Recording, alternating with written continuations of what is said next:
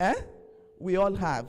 And that's what we're going to learn today. I'm just going to set the pace, and then the trainers, the facilitators, will dig in deep.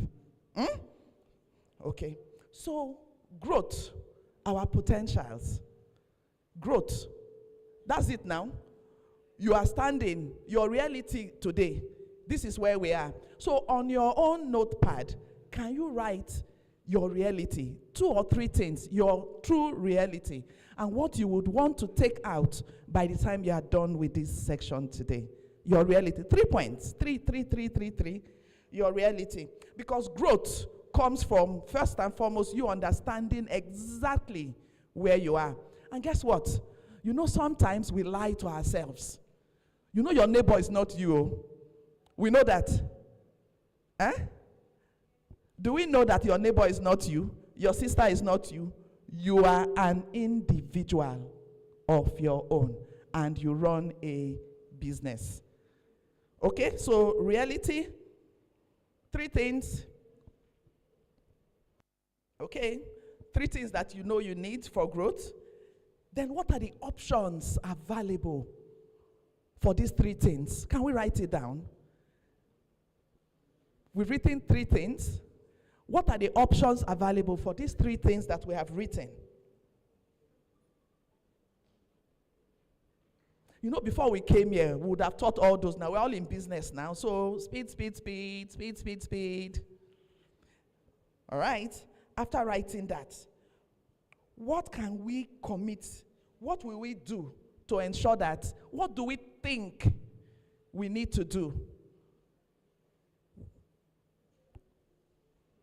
to get those 3 things that we have written? Those options. What is it that we need to do? What are you willing to do? Your will. What is that? To achieve at the end that goal that you have set. You see, this is going to be a circle. You keep asking yourself, you keep setting these 3, 4. You keep it short, simple, smart, so that it does not overwhelm you. 3 things at a time that you need to do. Then what are the options available for those 3 things in your business? What are you willing to do? Everybody came here. That's one will. You are willing to acquire skills, the knowledge, and experience that you require to achieve that your desired goal. Are we there? Are we there?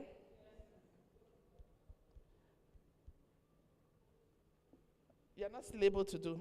And then, after writing this, we've written it. But guess what? Sometimes the potential to get there is determined by what?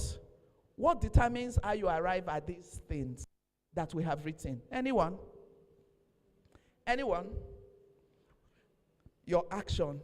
What determines that your action? Your motivation. Clap for yourself. Your motivation. What motivates you? Your belief. Your belief. Are you reading? You're reading my mind. Okay. So guess what? We have written all of these things. All of us, we have written it.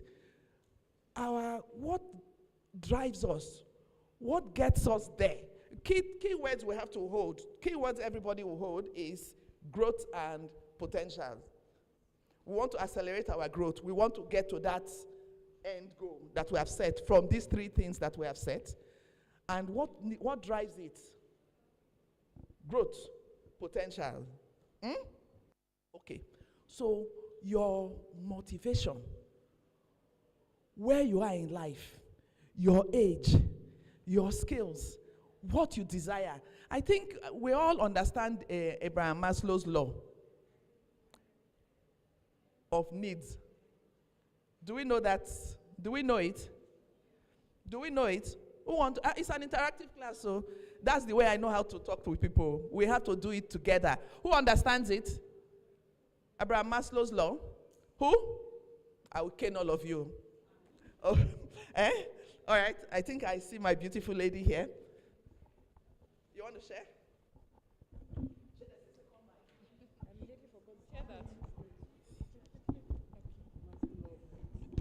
Tell us about it. Good morning, everybody. Okay, when the mic was coming, I actually forgot the second one. So they are basically categorized into two. The first part being the basic needs, which is basically shelter, food, and the likes.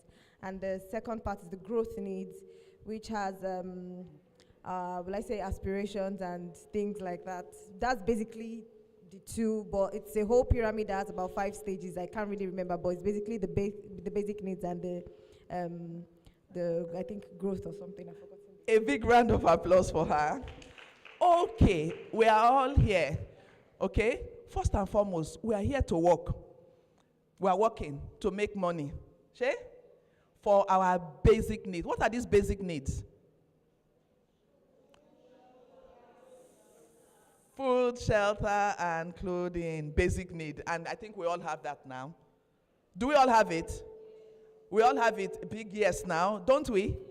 Okay. So what is the next one? Aspiration. And that is why we are here. We want to aspire to ensure that our businesses grow to where we want them to grow. Is it not? Media is not working. Almost. Okay. We want to aspire to get to that goal. Remember, we set 3 goals. When you get to your classes, your sessions, those 3 goals you would work with. Okay? So, your potentials, your goal. So, what do you think? Because for you to achieve those goals, it's what you think that really matters. We've all have written. Elon Musk once wrote that the goal of Tesla is to accelerate sustainable energy. So we are going to take a step back and think. So all of us, we will take a step back now and what? Think about what most likely we need to do to achieve these goals. Can we write? What do we think? Think. What do we think we need to do to achieve these goals? What do we know? What do we think? Because you have to think about it. If you don't think about it, what would happen? Would you achieve it? This class. And in thinking, what do you need to do? You have to reach your inner self. Because we're all individuals. You have to reach into your inner self. You have to reach into your inner self to bring out what you need to do. Remember I said that your reality check, your options, the will that you need to do to achieve your goals. Are we there? Have we written? Okay. So we're reaching into our inner self. And to reach into your inner self, success. What begets success? Hard work. Hard work. What begets success? Consistency. What begets hard work? Anyone else? Okay. Discipline, hard work, everything. Where does it start? So we have this. Thank you. It starts from you. So success first starts from you. It's psychological. Everybody sitting here now, first and foremost, you have to win it. You have to what? You have to do what? You have to win it. You have to first win it in your mind. So success first is 70% psychological. Did you hear that? Did you hear that? Success is 70% psychological. If you don't win it in your head, guess what? You can never win it. So 70%. Success is what? Psychological. The other 30% is what we are doing here. Strategy. skill acquisition, but you would have, I have taken us through understanding ourselves, what we want to do, and then we have to now win it in our head. Psychological, 70%. And when you win it, that's the only way you can start to see the vision. You can start to write it out. You can start to itemize. You can start to put step by step, what you need to do. Why? Because you have first won it in your head. So will anybody distract you from achieving that goal after you have won it in your head? Would there be any distraction? I call distraction noise. There's noise everywhere. Your neighbor, no, that thing is hard, oh, don't start that business, oh, if you do it now, that is how that person did it that time. Now so. That is what? Noise. 70% you have won it in your head. So therefore, when that noise comes, what do? You push it back, because you have set the standard, you have set the base of what you want to do, and you have won it. Every other thing is the 30% step by step, of what you need to do to ensure that that goal is won. So that psychological winning, what does it entail? It entails your background, your thought process, your attitude, discipline, everything that guides you. This section was meant to start at 9 o'clock. Some of us walked in at almost 10. Different timings. Why? Discipline. If you are not disciplined, you don't have that right attitude, what will happen to your business? I tell people, you end up cheating your... Do you know how to cheat yourself? Do you know you can cheat yourself? How can you cheat yourself? By giving excuses. By not doing it. You will forget that it is your own. That's business, what you learn. You will that is your own. That thing you would have done for somebody else, you will not do it to yourself. I will reach there that time. You will not open your shop at the right time. Let me just do 2 or 3. Because that's what you do for the person. Instead of stretching yourself for that capacity, you see that 70% is a lot of what is in you. Your discipline, your attitude, your background, your environment, all those things that have shaped you as a person. And then if that is it, and as I've said it, if who you are is a key factor for success, 70%, then who are you? Who are you? Do you understand who you are? Have you stepped back? You know, I said step back. Think about it. Step back and search inside. Who are you? And as I will say, accelerating growth and maximizing your potential starts with understanding who you are. So who are you? What shapes you? Do you understand? You want to say something? Do you understand your personality? You know, we're all different people. Born the same day, the same parents, the same everything, but we are all different people. Different. And sometimes we are different to different situations. We just have a dominant personality. For you to succeed in any business, for you to achieve, there's somebody behind. You want to say? Okay. Who understands what grit is? Go ahead.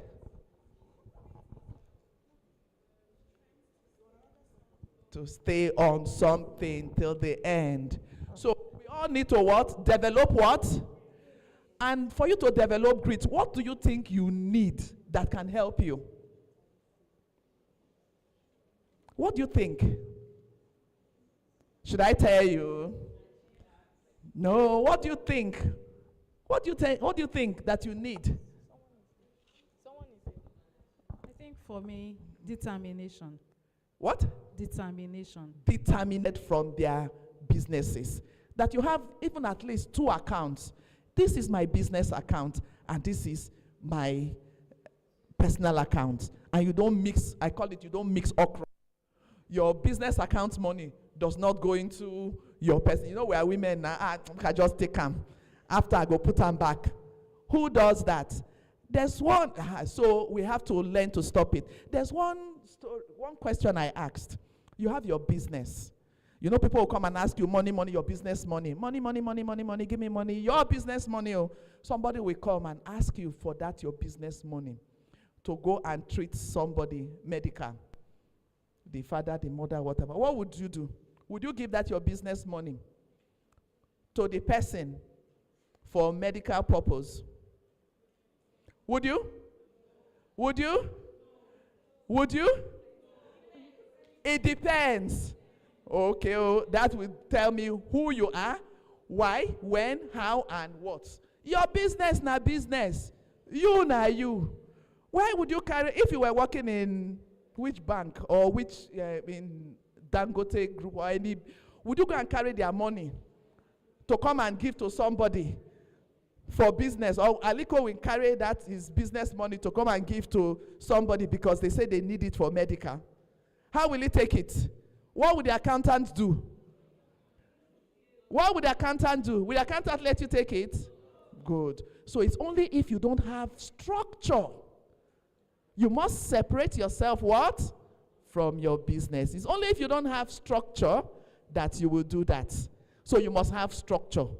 Must have structure. You give your personal money if you want to give, not your business money.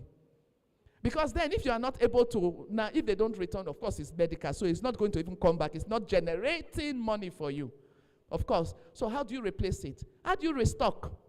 How do you expand your business once you have given it out for emotional purposes? Businesses don't have what? Businesses don't have emotions. Typically, you will die first before your business will.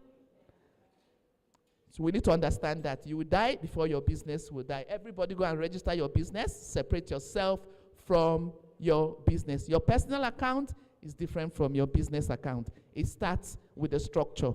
And your accountant, you don't have to go and employ an accountant. Amongst us here, if you are just a startup, to manage cost, because you must manage cost, so you can collaborate in those things. Every growth and progress starts from what? The mind. That's what I say. And that's what we have determined here. And who is in control of the mind? You are the control tower of what? You are the control tower of what? If you don't control your mind properly in your entrepreneurial journey, or even if you are working with somebody, what would happen to you?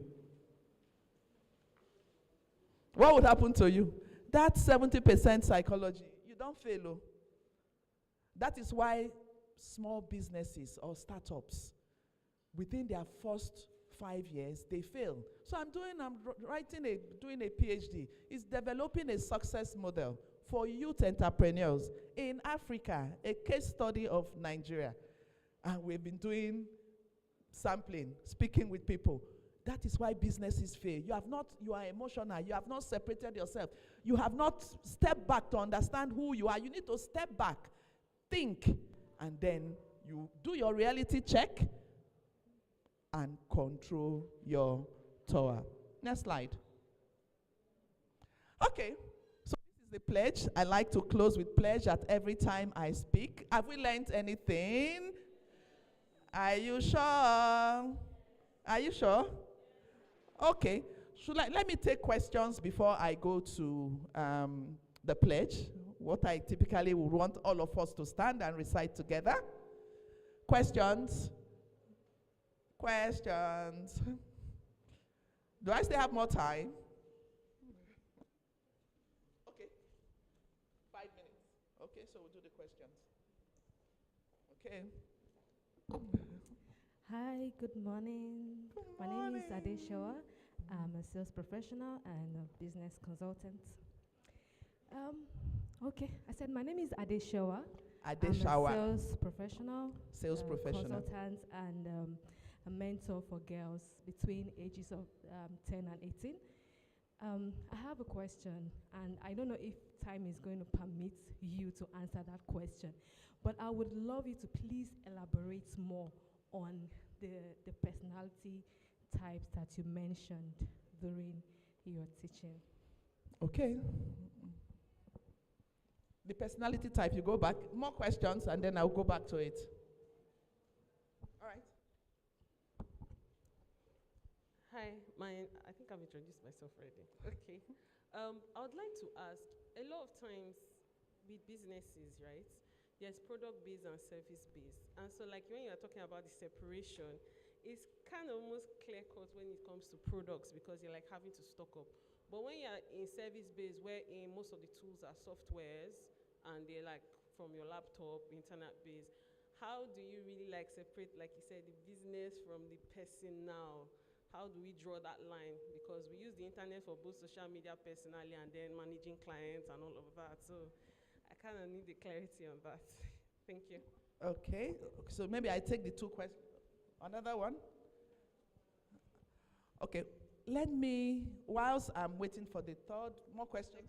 Okay. Yes, I also want to find out. It's also on this personality determinants. My name is Tola Kodaramola. Is it possible to grow? Because you were talking about being dominant in one personality, but can you change? Because I'm looking at myself. I know I was more of a broker. I enjoyed helping people until one day I decided that, okay, enough is enough of helping and let me help myself. Almost like you did. And so I'm wondering, because I also noticed that since I became an achiever or something, I'm trying to have my own, I'm getting tired. So I was also happy about the accountability partner you're talking about. I think I have one in my daughter. She has forced herself to be a partner, and she's the one pushing. But I'm growing to it. So I want to know, is it possible to leave, will I be able to leave that brokering part and just be an achiever? Or is this my personality come to bear again in the end? Okay. So I would go back in. Okay. One more. Speak out.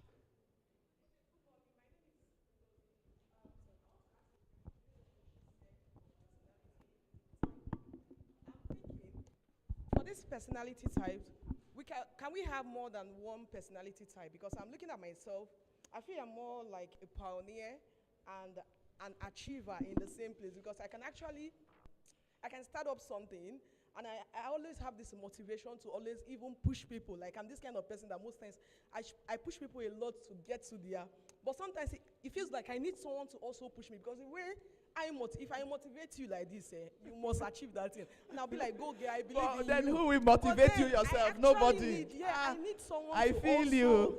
push me the way I push people. Like, I need someone to say, oh, I got you, you can do this, just go on. And along the line, my elder sister was one of the persons, like you said, accountability partner.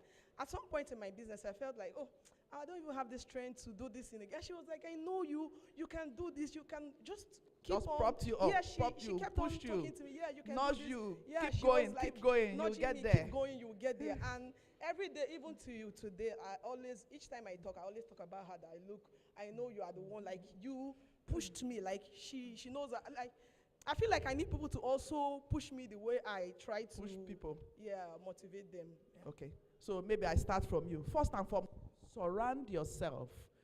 There's one more. You surround yourself with people who can help you and take out what? The noise makers. Personality types. It depends on your who, when, where, and why. You have a dominant personality type. As I'm aging, you see, at a certain time in my life, I would have been any one of these. Now, I will tell you now, I want to give back. It's for the long term. So I have moved. It doesn't mean that, okay, so maybe some of them you really cannot do. Some of them, an analyst and somebody who's analyzing and always thinking. You put your stuff together may be different from that person who is directing.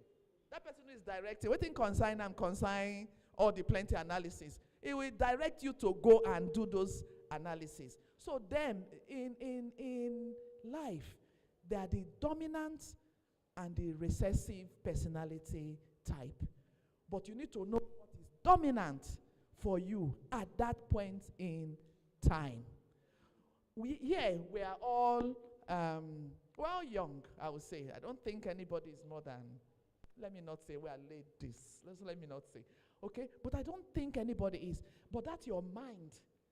That mind, childlike, creative. Everybody here at the moment will tell you, that's why I'm hearing I'm pioneer, because I'm starting my business, I'm creating my business, I want to do it, I want to do that. You want to do your business. Clap for yourself. What have you put in place? What structure? What structure? No, clap for yourself, but what structure for that business to succeed? What structure? What have you, do you understand yourself? What structure have you put in place to ensure that you arrive at it? For the personality type, I think, do you want me to still go on? Tell me, ask me, what is it that there's a problem? Because you say it's competing values. So it answers your question, because at certain time, they compete. Do you understand? You are dominant somewhere, but they compete. Which one is not? Who am I? Who am I? What kind of mindset do I have? Is it a growth or the fixed mindset? You know, this personality type, some have fixed mindsets. Some are growth mindset. All these pioneers, whatever, opportunities, they grow and they see, they want to create. Okay? Analyst, it's going to be like this, so now like this. Calculate 1 + 1 will give you 4. All those. So there are different kinds of personality type, and it applies to you at your stage in life or your stage in business, the who, the why, the when, and the how. And that goal that you have set for yourself, a dominating personality type would materialize. So first and foremost, fundamental in anything that you do, you must first understand yourself. And another thing I tell people, you must be financially what? Literate. Financial literacy is the foundation of success. In that your 30% that is remaining, financial literacy is key. Everybody that you touch money, you use money, how literate are you?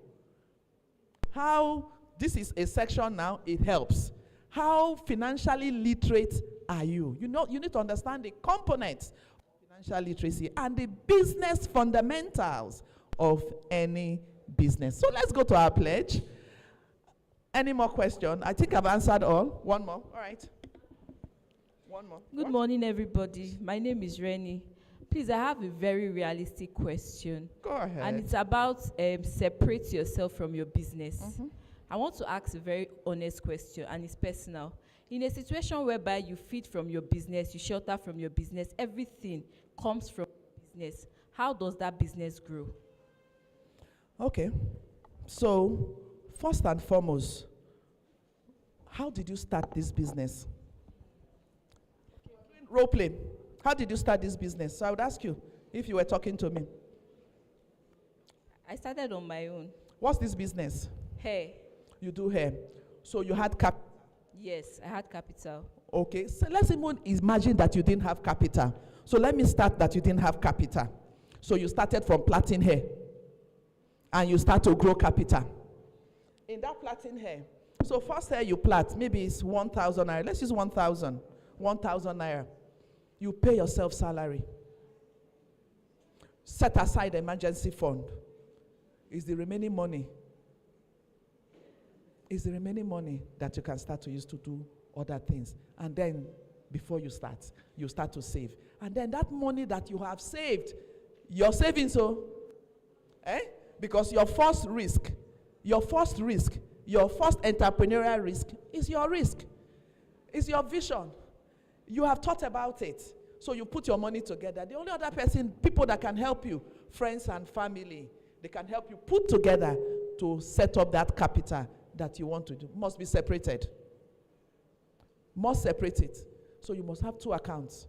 Even if you don't have your business account, 2 savings accounts. One for you. You know you pay yourself salary no matter what. You set aside, pay yourself small thing.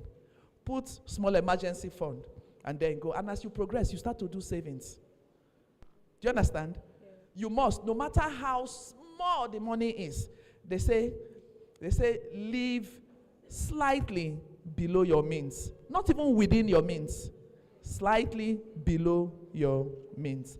So I've not answered your question. What's your question again? Sorry. Businesses, how do Okay. So how do you separate service-based businesses from product-based? What kind of business do you think I'm doing? Service. It's service businesses. And I separated myself. I use computer, I use everything. When you generate money, that is business money.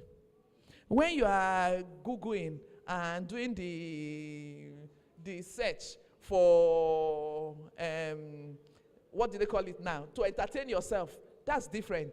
But guess what? You are using the same data, which is your business data.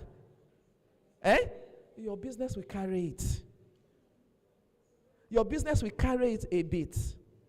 Your business will carry it a bit until you are able to pledge and you put your name where my name is, I, Kathleen, so it'll be I, your name. Okay, can we go on? I, Kathleen, is dedicated to becoming the best.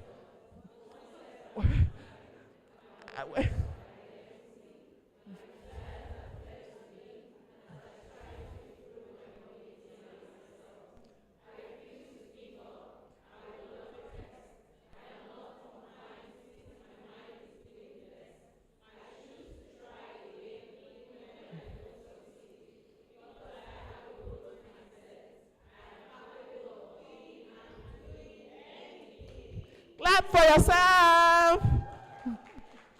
Thank you so much, Caitlin. And more importantly, please clap for her. Please put your hands together for her. Thank you so, so much. How did you guys like that session? How was it? Awesome. I'm happy to hear that feedback. All right, now we're moving to our first training session, for today, and it's like two packed in one. So you're going to join with me to welcome our expert professional, Lennox Emmanuel. Before he comes on board, sorry please, I just wanted to touch on the importance of this session, right? Caitlin has touched on the fact that financial management is very important. A lot of us don't know how to separate ourselves from the business money, right? You make Zobo, you sell Zobo, everything, every revenue from that, whether it is profit or the sales money, you're using it to fund the children's school fees. No, it ought not to be. All right, so through this session, we want to understand revenue management principles. We want to be able to develop a strategic pricing method, framework, and I'm very glad that we have an expert in the house in the form of Lennox who's going to take us in this session. So, Lennox, please, we are grateful for your time. I'm happy for the businesses, the women in businesses that we have here, because they're going to get so much from this session. So please join me as we welcome Emmanuel Lennox for his training session. Thank you. Hi, everybody. Good morning. Good morning. All right, so we're in class. All right? We're going to set some ground rules. Please put your phones on silent. Thank you. All right? Don't use your own to disturb another person. All right? We already have accountability partners. Is it not? Is it not? You don't? All right, so we have 3 persons here. So on each role, you have all yourself as what? Accountability partners. All right, so there's going to be a test after the session. All right, so get to know yourself, ask questions. All right, I want 2 or 3 persons to introduce themselves. Just tell us who you are, what you do, and all of that. Anybody, please give someone the mic.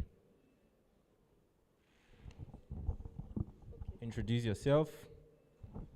Hi, my name is Maureen. Good morning, everyone. My name is Maureen from Fade. I am a fabric vendor. I sell fabrics like lace, brocade, and I am also into ready-to-wear. Speak up, please. We can't hear you. Good morning, everyone. My name is Maureen from Fade. I am a fabric vendor.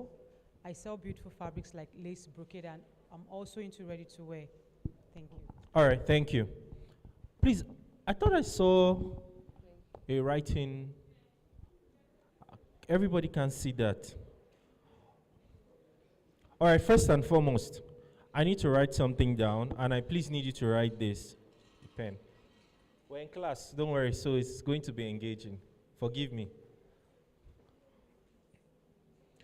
Okay, first and foremost, every business first is created to solve a problem and not for profit.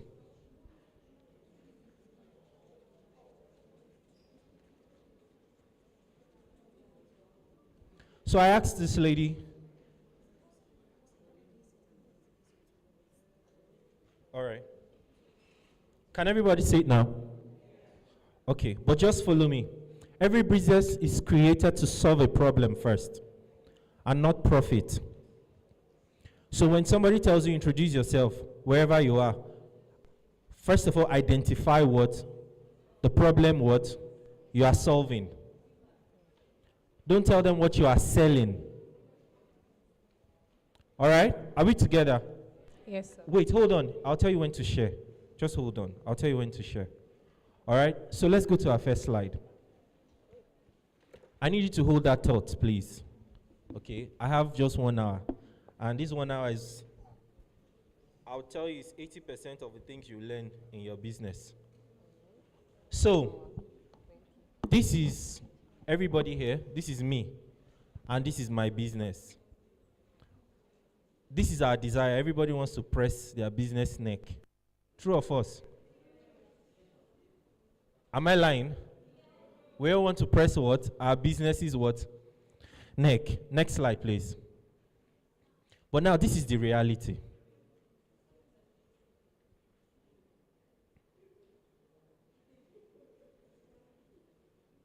How many of us are together?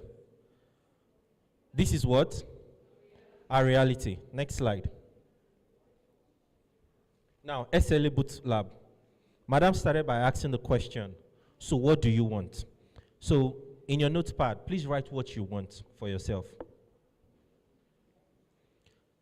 This is the reason why I've come to this class. This is what I look forward to taking from this class. This is what I want. In my business, this is what I want. And put a timeline to it. So don't make it vague.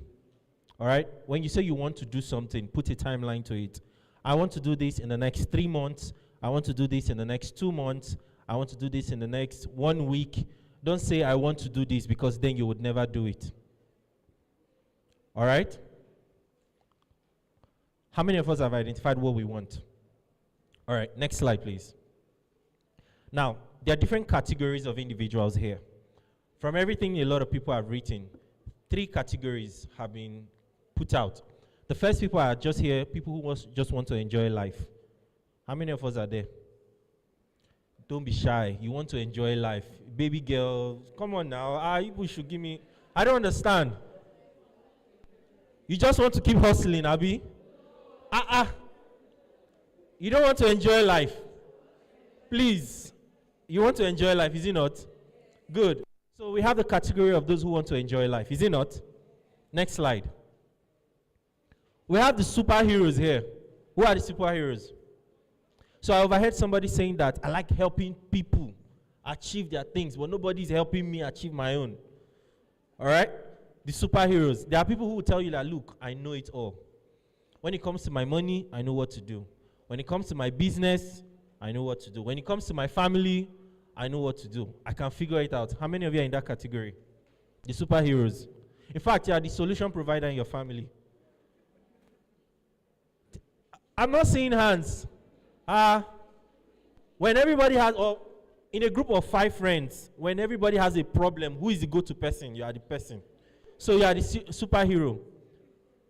How many of you are here? Next slide. There are the people who I don't know category. Just leave me where I am. I don't know. And guess what? This is where they belong. The I don't know what club that has just been opened. All right? You ask them a question. The feedback is what? I don't know. Don't disturb me. How many of you are in that category? Be honest. I don't know. Nobody's raising hands. Just 1 person, 2. All right, let's go. Next slide. So we've started training. I needed that to understand everybody here. Next slide. All right, so our learning objectives, we're going to be examining what financial literacy component. Madam already started that. We would appraise ourselves, businesses based on our shape. We would understand what our shape is.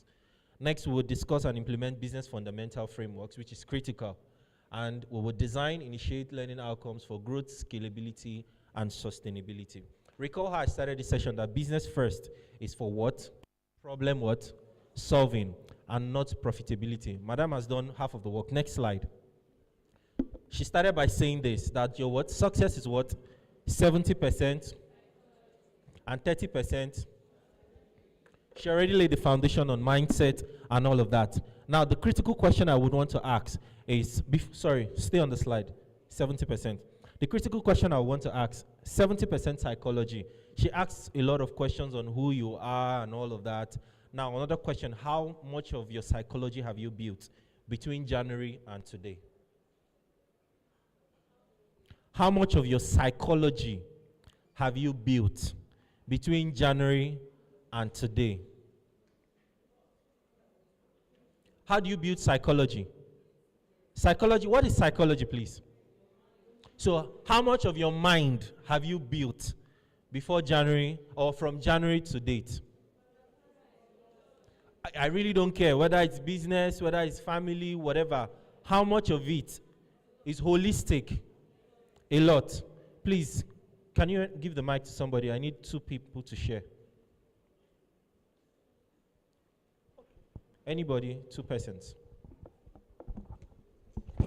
Well, so for me, from January to this, I've changed my thinking and my psychology a whole lot through learning.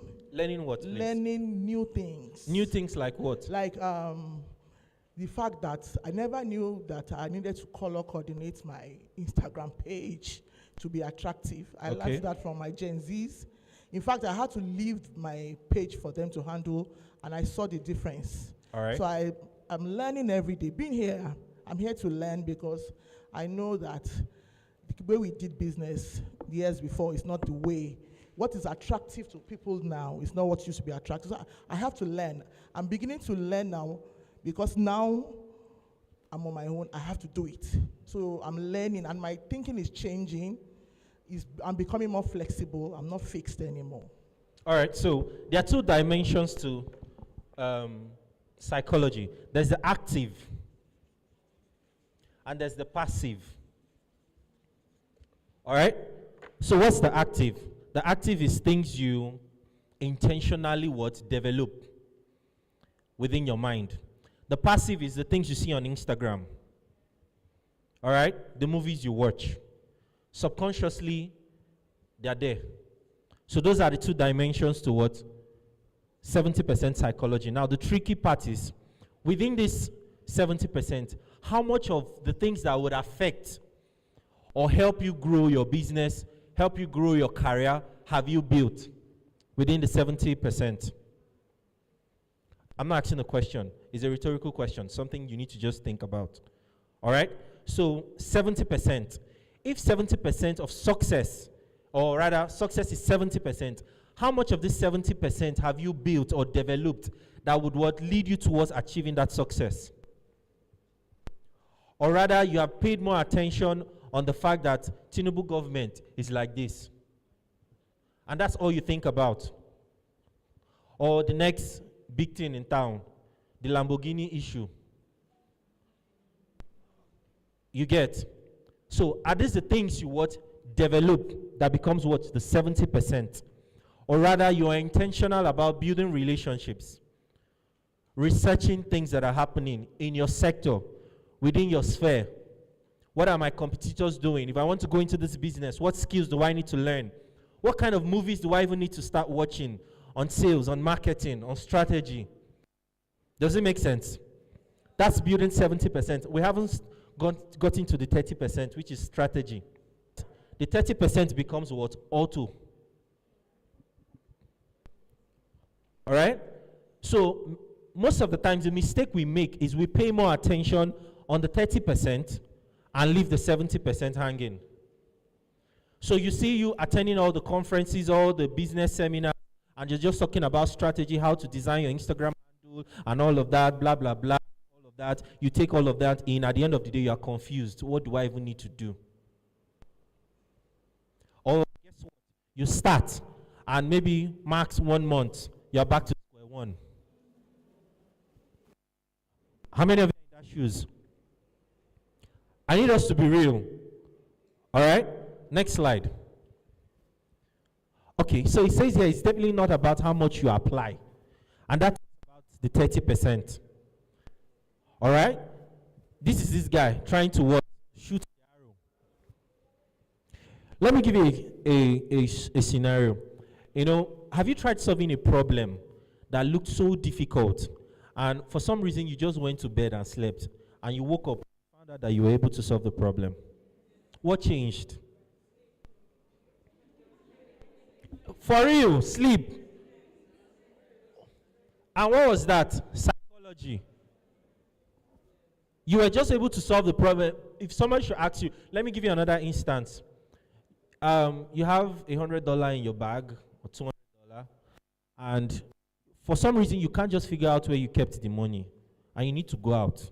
In fact, they're actually asking you, please send me the money. I'm like, but I was holding this money. Oh. I don't know where in fact, you start shouting at everybody, where's my money? All right? At the end of the day, for some reason, you are just calm, and you dip your hands in your back pocket, and you just bring out the money. What changed? Your mind. All right? So you see how powerful this is. Look at this guy or this lady. She's trying to close that deal. And she's already becoming frustrated, because guess what? In her mind, there's all the strategies being mapped out. They said, if I do X, Y, Z, I'll get 100 customers. I've done X, Y. Why am I not getting what? 100 customers. I don't know if you understand me. Follow me. We haven't started the class. Next slide. So, what is in my mindset? Madam already spoke about mindset. This is another question you need to ask yourself. So on a daily basis, when you wake up in the morning, after praying, studying your Bible, the first question you need to ask yourself is, what is in my mindset? Because interestingly, whatever that is in your mindset will determine how your day goes, or the things you achieve. So what is in your mindset is a phone call you got from maybe from home or something. You'll find out that you will transfer that spirit or whatever it is into whatever you are doing. So, critical question. For me to succeed, for me to accelerate growth, maximize my potential, what is in my mindset? Or what is my mindset? Madam already said that. It's either you have a growth mindset or you have a fixed mindset. Next slide, please. So, growth mindset, fixed mindset. Failure is an opportunity to what? Grow. We already have this understanding, is it not? Do I need to lay emphasis on it? No. Next slide. Thank you. All right. Personality. Your personality is a direct reflection of your business. Please write it down. You can argue with me. Your personality is a direct reflection of your business. Or most likely will be a direct reflection of your business. If you're somebody very prim and proper, you will find out that everything about your business is prim and proper. If you're somebody who is anyhow, my dear, forget it. Your business will be anyhow. Put me any day, anytime. All right? So, my personality. Madam said something about who you are. All right? So, who you are is a direct reflection of the kind of business you would produce. You can't give what you do not have. It's simple. It's garbage in. That's simple. So who you are is a reflection of what your business would represent. Let's use case studies. Can we look at anybody you know, any famous woman you know, their businesses? Or you have a real life story. Ibukun, please tell me, what do you think about her business, Madam Ibukun? Awoshikabi? All right. Who's giving out? Somebody said something. I thought somebody raised their hands. Somebody said Ibukun. All right. So we have Madam Ibukun Awoshika. You see that her personality is a reflection of what she represents. Is it not? Madam is a very jovial person.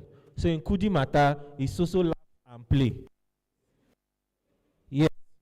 We play a lot, and that's how we teach. But it's time for be a direct reflection of who you are. If you're somebody who is not very outgoing, you'll find out that your business, you rather want to stay inside your house and do it online. True or false? But if you see somebody who is very outgoing, can talk, as the person walks into an environment, that's a personality. So you would see that people who are very jovial are easy marketers. They're already talking about their business. Wherever they go, they have a product somewhere inside their bag. While those who are very private, to tell you, I don't know, do you mind me giving you my flyer?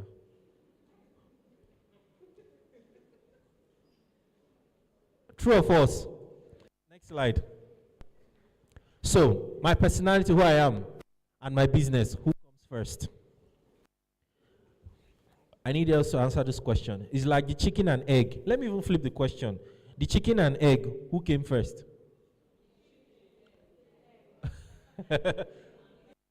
Please, somebody should take the mic and tell us. Chicken and egg, which came first?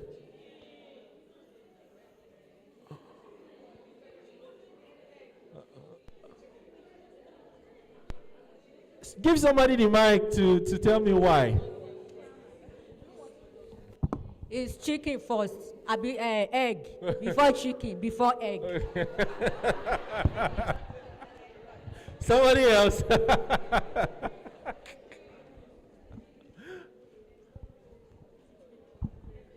For me, it's the chicken, because egg doesn't exist without the chicken pooping it out. How did the chicken come about? But how did the egg come about? From a chicken. It did not fall from the sky. All right. Here's the thing. I needed us to have this conversation. Most times, this is what happens between I and our businesses. All right? So we ask the question, my personality or my business, what should come first?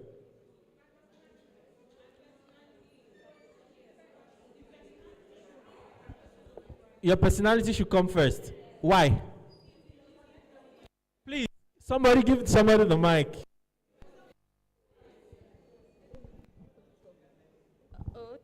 So I will choose me first because I need me to approach my business, to create my business. All right. And the kind of person I am greatly reflects on the kind of business I create. All right. Yeah. Person? Another opinion? Okay, I'll also choose me first because your personality is a reflection of, like, your business, who you are. It goes a major way to portray, like, it could make your business stand out, who you are. If you're a very cheerful person, like you said, it could. As an individual, my business automatically begins. As an individual, my business automatically begins to build capacity. Majority of us would build capacity in our business, but we are not building capacity. Your business will not increase your capacity. It will expose your capacity. So you need to understand the difference. Your business will not increase your capacity. It will expose your capacity.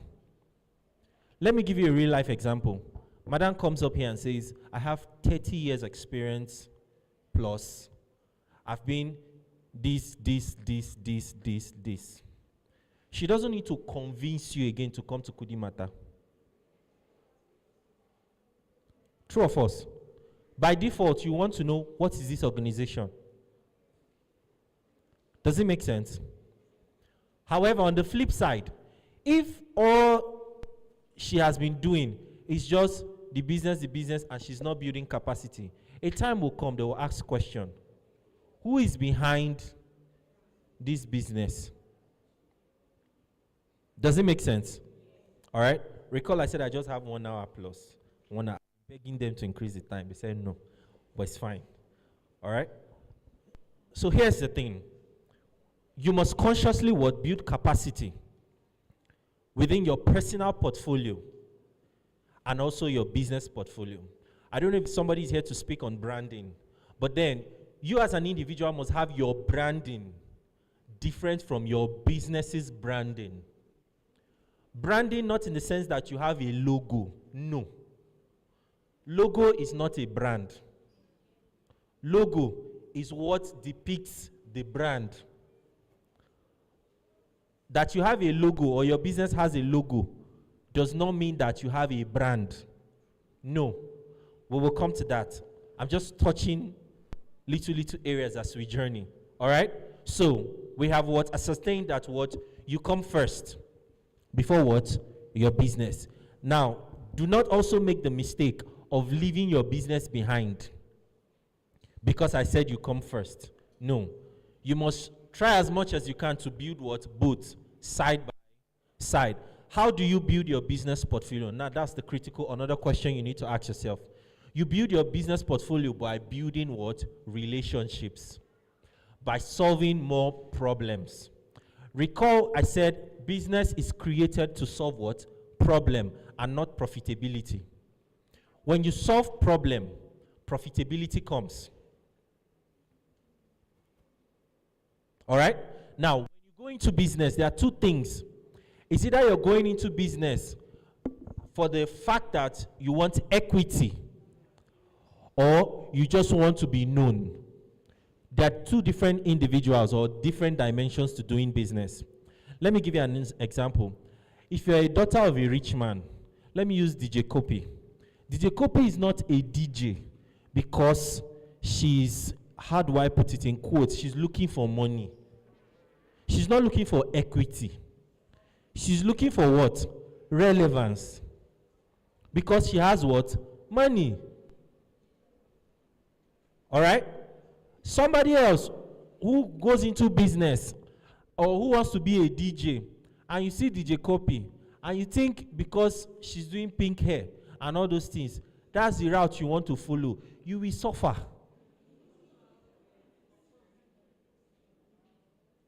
Because there are two different dimensions to it. And that is why I said personality. Madam spoke about something that says, know who you are. Know where you are coming from. And know where you are headed. All right? Next slide, please. I need you to follow me. Don't get confused or don't get lost. Now, there are different money personalities. All right? There are those here. Recall I'm talking about personality, so don't get it wrong. I'm also talking about finance. I'm trying to lay a foundation to, all right, the conversations we'll be having going further. Okay? So, there are the compulsive savers. The compulsive savers are those individuals who like to save money. And that is why you would see some businesses, you need money to grow the business, but because they are compulsive savers, they will not do adverts. That 10,000 naira to do sponsor, God, no. See, I will not spend that money. They are the compulsive savers.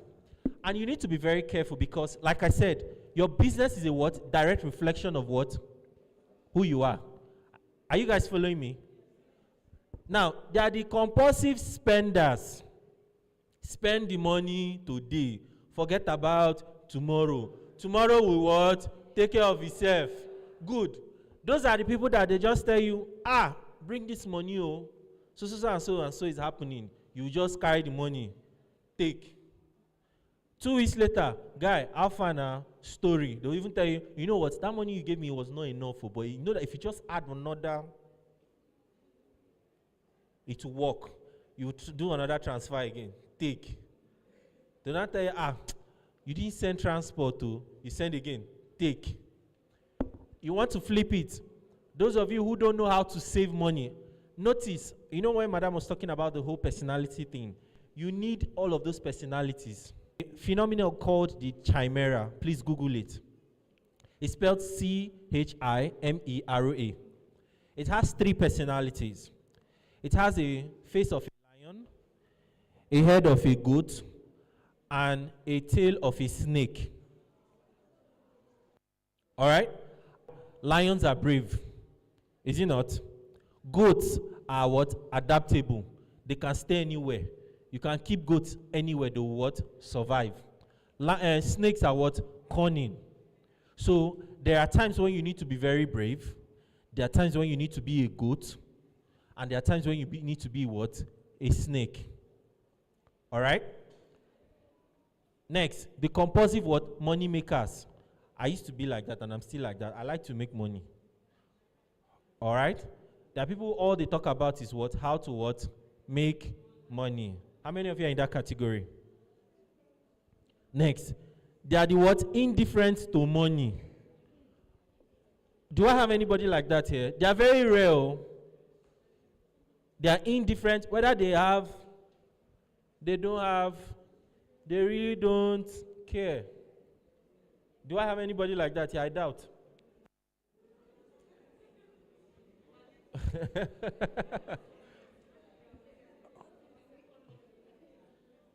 All right, so we have the saver splonger.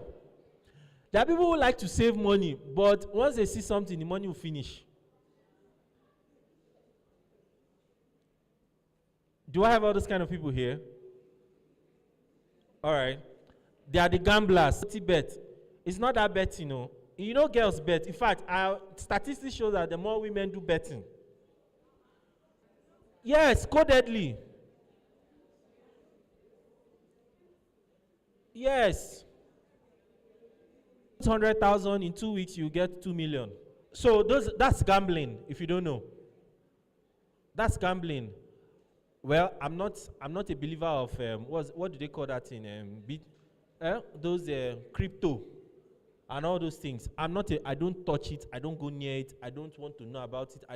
Because it can kill you. You just have heart attack and you just die. All right? So there are people who gamble. They'll tell you that the thing is rising. Once you put the money, you sell. That before you know, shout immediately. Abi? They are the warriors. How many of them are here? They're always worrying about, oh God, Lord. In fact, that's your best prayer point. All right? Next slide. So we have understood money personalities. Now, there are 5 components of financial literacy. And this is why Madam said that you need to be financially literate for your business to do well. We're meant to talk about basic business finance, all right? We can't go in depth because it's not like a class where there's table and you need to solve, you do your problem and all of that. I understand there's a worksheet that is meant to be shared on financing, okay? There's a worksheet that is meant to be shared. I believe you can have practical examples there. Now, the 5 components are earning. How do you earn? By building an intelligent mind. That's how you earn. You solve problems. Already made that, okay? There's spending, learning how to spend. There's protection, there's savings, there's borrowing. So these are the 5 components of financial literacy. We're not here to do that today, so I can't really go deep into what the 5 components of financial literacy. Next step. All right, so break. Now you have, please can you now share the worksheets? Open my own worksheet.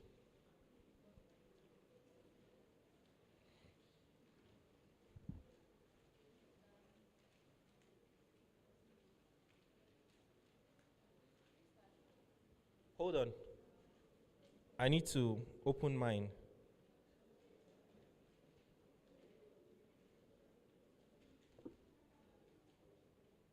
So I can see what I'm sharing with you guys. But whilst we're doing that, if there are any questions, okay, you have a copy. If you have any question, please feel free to ask me. So we'll be taking questions in between. All right, on the first page, what's your name? Please put down your name. Put down your name, everybody. Then your business name. I was going to talk about business name. The moment your business name becomes a sentence, it's no longer a business, it's a problem.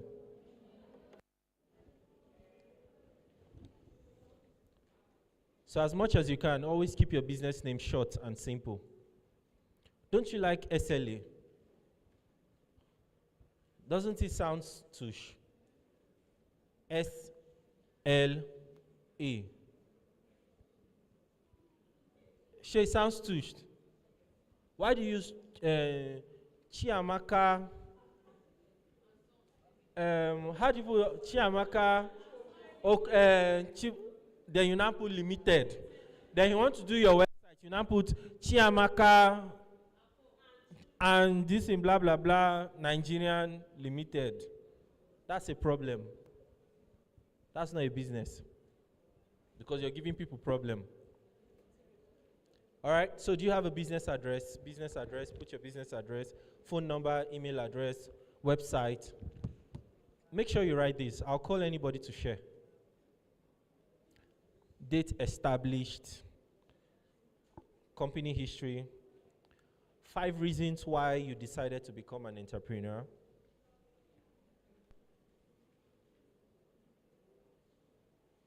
Five reasons why you decided to become an entrepreneur. Have you ever asked yourself that question? Why did I even choose to?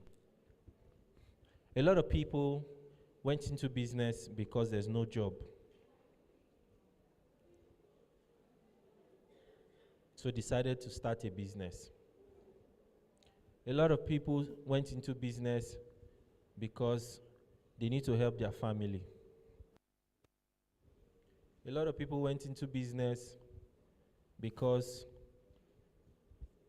there are different reasons, Abi. A lot of people will tell you, I was born to do business. So which one are you? What are the 5 reasons? What are the products and services?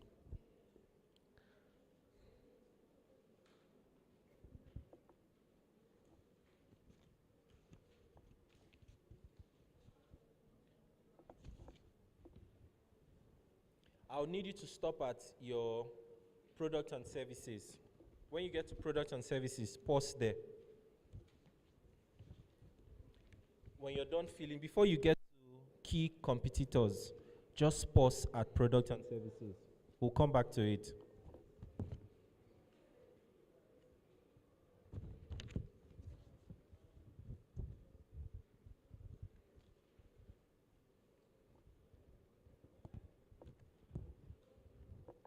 Let me ask you a funny question. When was the last time you felt something like this about your business?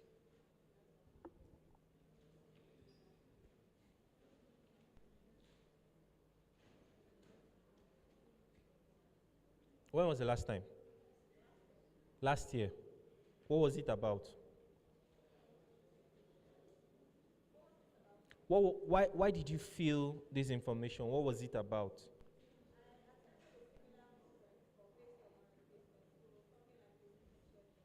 All right. So, how many of you know Mr. Kunle? Sorry, I'm trying to remember his name. I'll get the full name. So there was something he said. He said, your business every 90 days, something should be new about it. Every 90 days. Every 90 days, something should be new about your business. Every 90 days.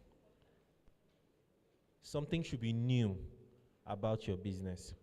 It's either your Instagram, something new, your website, something new, your life, something new, because you're a direct reflection, something about you, whatever it is, something new.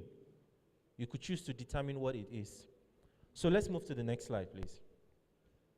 Now, follow me, business fundamentals. Next slide. Why are you in business? Anybody would like to answer? We're getting to the more interesting part. We'll finish laying the foundation. So why are you in business? Mike, please.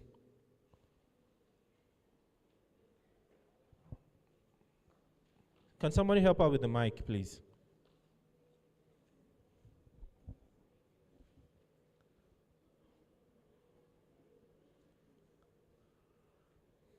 So why are you in business? Think about it. Let's be very practical. Why am I in business? Why am I even doing this business? I want to ask a funny question. The business you're currently doing, if somebody gives you a job opening and says, I'll pay you 10 million naira monthly, would you still do your business?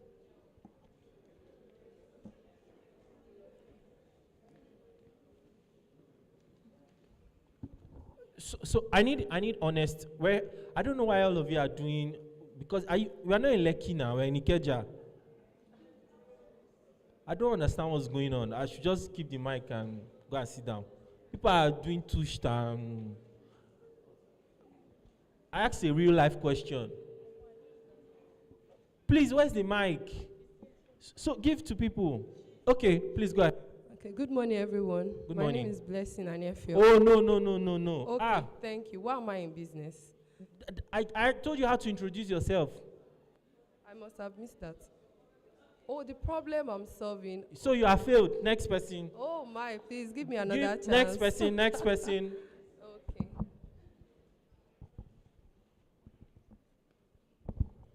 Well, my name is Zolako Daramola, and the problem I'm solving is to reduce the time we spend in the kitchen. Thank you.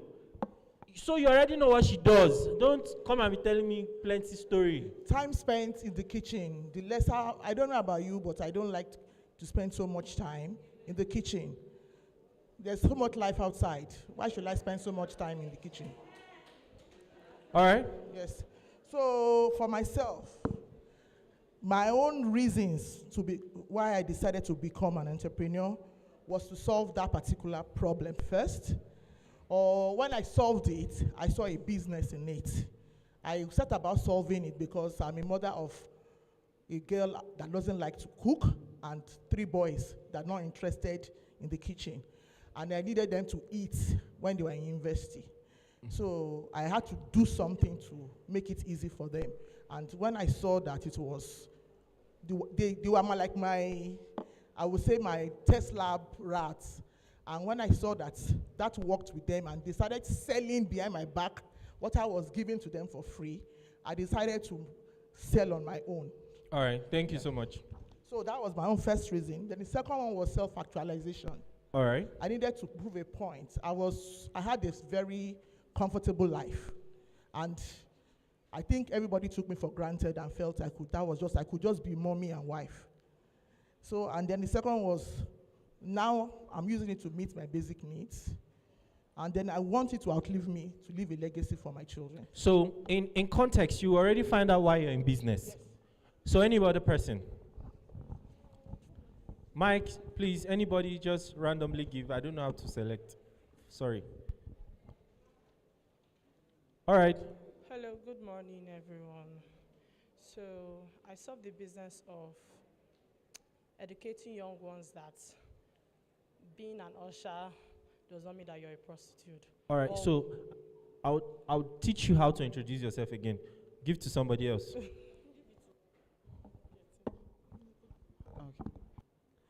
Good morning, everyone. Yeah.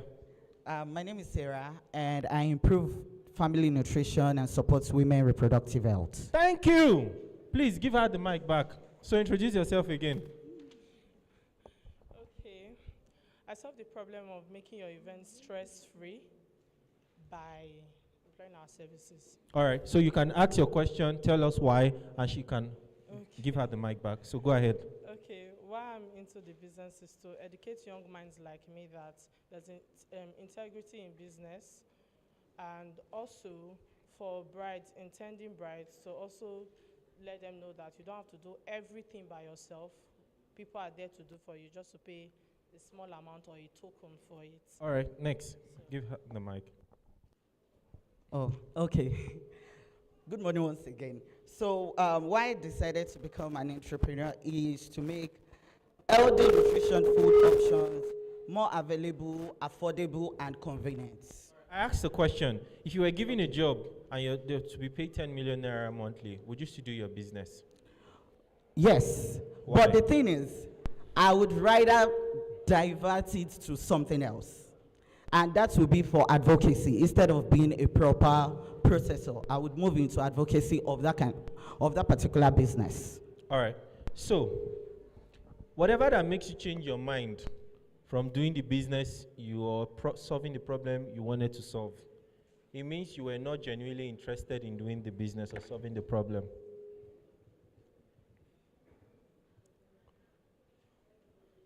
Quote me anywhere. All right? Don't worry. I have just 1 hour, please. Forgive me. I would like to answer all the questions, but just let's go on. So, why are you in business? Next slide. Before we come to all of this, which is very important, we're going to touch every one of them. Now, based on why you're in business, tell me what your SWOT analysis are on your worksheet.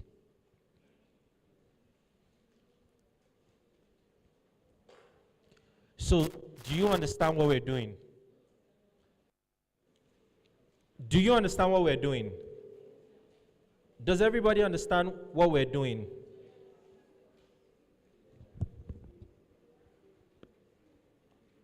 You have an understanding of what we're trying to do.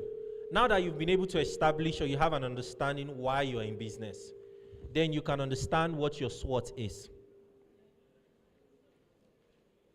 And I'll tell you why. And that's why a lot of people go into business. I don't know if most of you understand what they call the red ocean strategy and the blue ocean strategy. How many of you have ever heard of it? Oh, wow. We have to do plenty business talk. I said, I don't know if anybody has heard about the red ocean strategy and the blue ocean strategy. You've heard about it? All right. Now, a lot of people choose to use the red ocean strategy because they don't understand why they want to go into business. Most of people I've seen is the now.com kind of mentality. They get rich. You know, you go into business 1 year and you're already thinking of making 100 million naira profit. Which is not bad. It's good to think big. All right? Don't get me wrong. However, there's always a context to it. Okay? We're going to have those discussions. So now that you understand your why, you've been able to identify what your SWOT is. Forget about your competitors for now. I don't think we have so much time for that. All right? So let's go to executive summary. Remain on the page. Say you want to have your business plan. Now, the assumption is everybody here, I don't know the levels to which you are in business. There are different categories of individuals here. True or false? There are people who have just started their business. There are people who have been in business for 5 years. There are people who have been in business for 2 years. Madam says she has been in business for 2 years. There are different individuals. True or false? So I can't categorize or just, I need to put context to it so that everybody's carried along. All right? So your executive summary. What is an executive summary? Tell me. Who knows? So you want to write a business plan. What's your executive? Give somebody the mic. Anybody? Just try. It's like your 60 seconds elevator pitch about your business. All right. So recall when I started having the conversation, I said something about introducing yourself. The introduction you just did, or the people who spoke, that's what your executive summary. I have just taught you how to do your executive summary. All right? Do you understand or you don't understand? Do you understand? Are we together? You don't understand? All right. An executive summary, I want to write a business plan, or I want to introduce my business, whatever it is. That's 60 seconds, 30 seconds opportunity. Let me flip it. So I asked somebody a question someday. I said, if you met Dangote in an elevator, all right, what would you tell Dangote?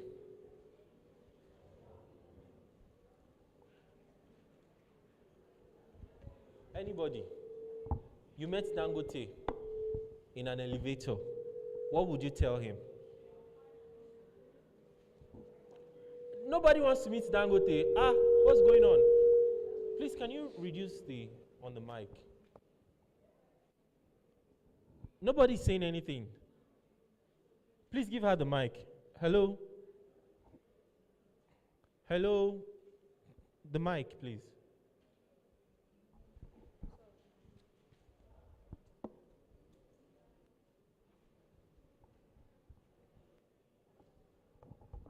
Okay, if I meet Dangote in an elevator, for me, I'm going to introduce myself, my business, my brand. Oh God.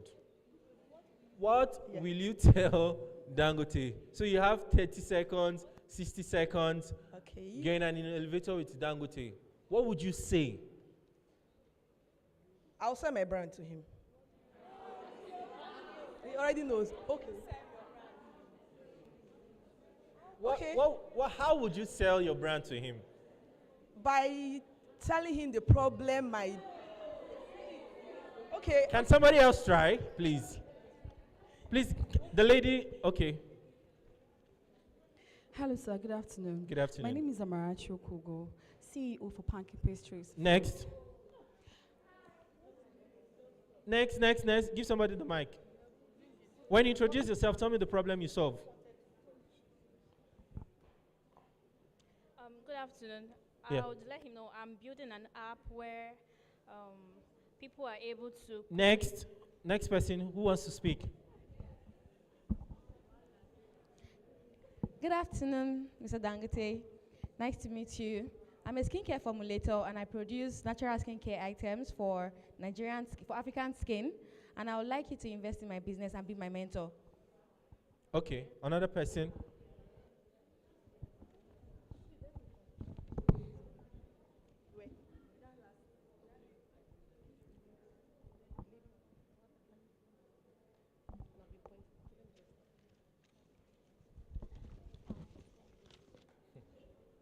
Good afternoon, Dangote. Okay, so go ahead. Okay. Good afternoon, Dangote. I see the great work you have done. My name is Mojisola. I help Afrocentric lovers to express their African heritage through our ready-to-wear Ankara, Ashoki, and Adive. All right, so hold on. Next slide, please. We're going to come back to this slide, but I need to explain something. No, I'll come back to this slide. Next slide. Next slide, let's see. Next slide. Next slide. Next slide. Next slide. Oh, go back. So I need to explain something. Please go back to the previous slide. So, Madam spoke about your who, when, where, what, and why, and all of that. True or false? Yeah. All right. Now, within there's a pyramid like this. All right? She spoke about Maslow's needs. True or false? There are people who are at the bottom of the pyramid. All right? There are people who are the middle class or lower middle class. All right? They are the middle class. They are the HNIs. And they are the ultra HNI. Yeah? Ultra HNI. This triangle gives you an understanding of who your target markets are. True or false when you're doing your business strategy, structure, and all of that. All right? Now, this helps you understand what the interest would be. Is it not? So you meet a Dangote. What makes you think Dangote is interested in anything that is happening within this cadre?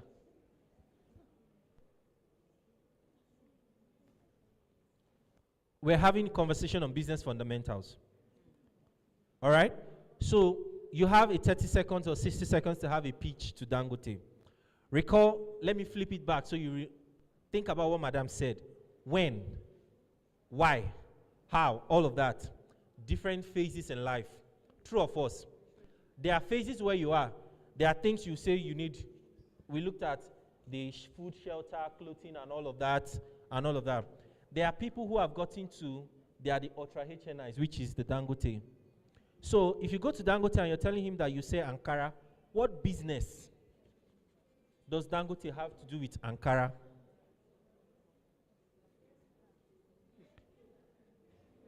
He wears Ankara. How many times you see him wear Ankara?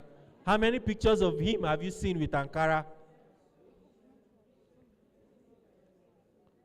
I don't know if I'm making sense. All right? We are meant to look at, sorry. Let me dwell here a bit. Talking about executive summary. The executive summary covers dimensions to who your target market and all of that is. Is it not? Who you are targeting. I'm looking for this category of people. I'm looking for this category of people. Please, one house.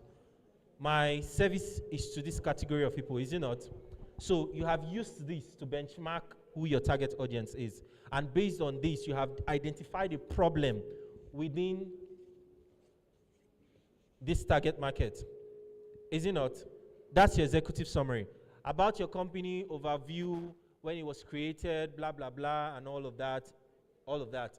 Management description, I don't know if most of you here are sole entrepreneurs or sole proprietors. You don't have, I don't know if anybody has a limited liability here, and you have people, you have structure, you have all of that. You just register limited liability and all. It's fine. That works. All right? So this comes in within your market research and all of that. Who is my target audience and all of that? We'll have those conversations. Okay? I'm just trying to put context to it. Your competitor analysis also comes to the question I asked in this short, understanding your SWOT analysis. All right? Where you get to find out who your competitor analysis, based on your SWOT, you get to know people within the same sector or space. All right? What are they doing? How am I making it better? I spoke about the red ocean and all of that. We'll have conversations. Now, the business strategy. Recall we said success is what? 70% what? Psychology. All right? And 30% what? Business finance. Let's go to the next slide. I just needed to run this through. So, taking it back to the conversation we're having, what is the real intention? Why have you chosen to go into business? All right? Based on your intention, next slide. We would understand now we're focusing on the 30%. We've done 70%. Did you understand how the conversation have been going? So now we're in the 30%. We're going to look at what strategic diagnosis, the strategic choices, and what strategic what deployment. All right? Within this, we'll look at environment, capacity, intention, and culture. Now, for environment, where is my business located? Recall the when, where, why, and how, and all of that. Okay? Where is what my business what located? If your business is located in Lekki, yes, in the context of, so we don't limit ourselves. I understand there's digital technology, you can reach everybody and all of that. But in reaching everybody, first of all, you need to have what? An understanding of where your business is located. Okay? My business is located here. What is happening within my environment first? Or what have I noticed? It's as good as people telling you that they are already seeing a problem that is happening in the US and their business is in Nigeria. They want to start solving people's problem in the US. But you've never maybe traveled to the US. You've not lived among people who are from America. So how are you solving their problem? By what you read online. Is it not? I understand all of that. Now, capacity. I spoke about building what? Capacity. Side by side. Because your business what is a direct what? Reflection of what? Who you are. Capacity. The intention. We've spoken about intention. Why am I into what? Business. Now, culture. What is the culture of the people I intend to serve? What do they like? I don't know if you understand. You know, there are dimensions to selling. Have you even captured the emotions of these people? Recall, when people see that you're solving their problem, paying you doesn't become a problem. How many of you know that? Once they know that what you are solving their problem, paying you what doesn't become what? A problem. All right? Next, the strategic choices. What are the competitions? What orientations have you given or what do they have about a particular thing?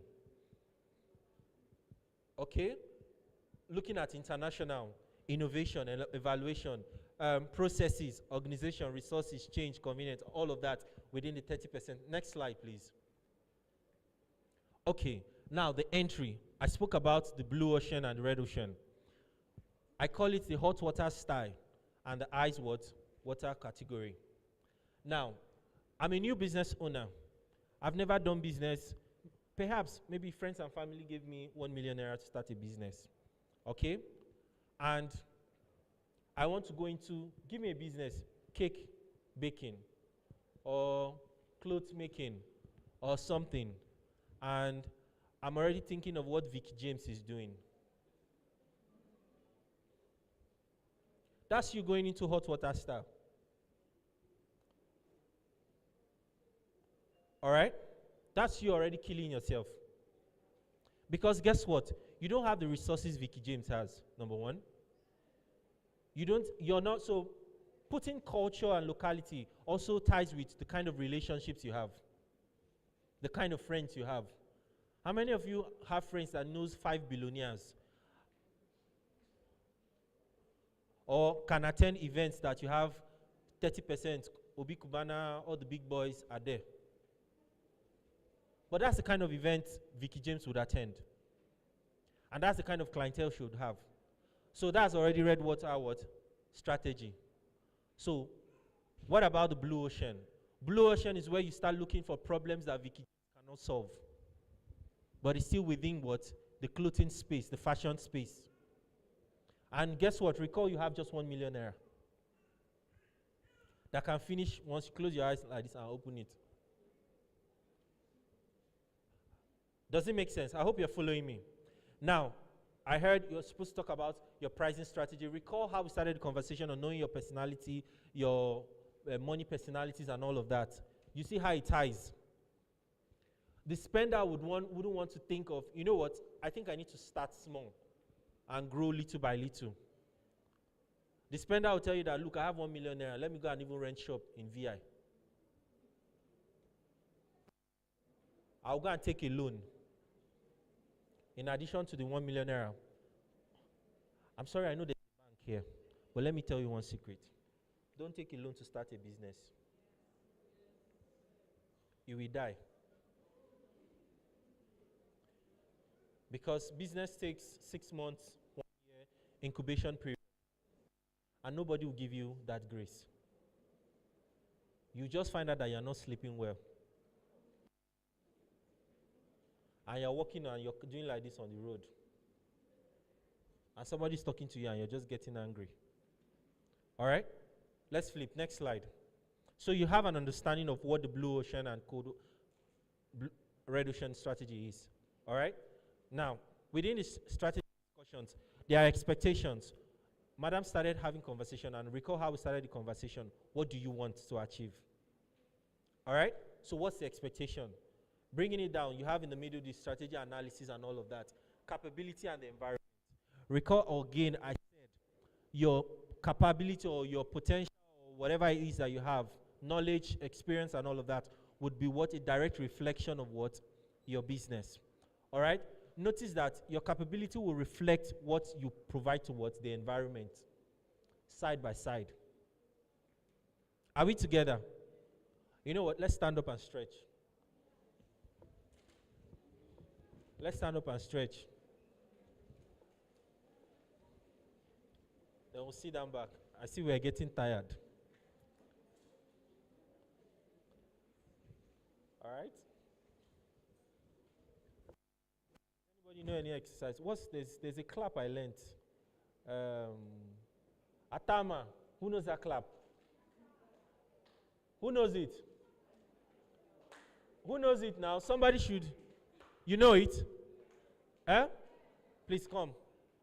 Let's do it. Everybody. So you teach us the clap. If you know it, please come out.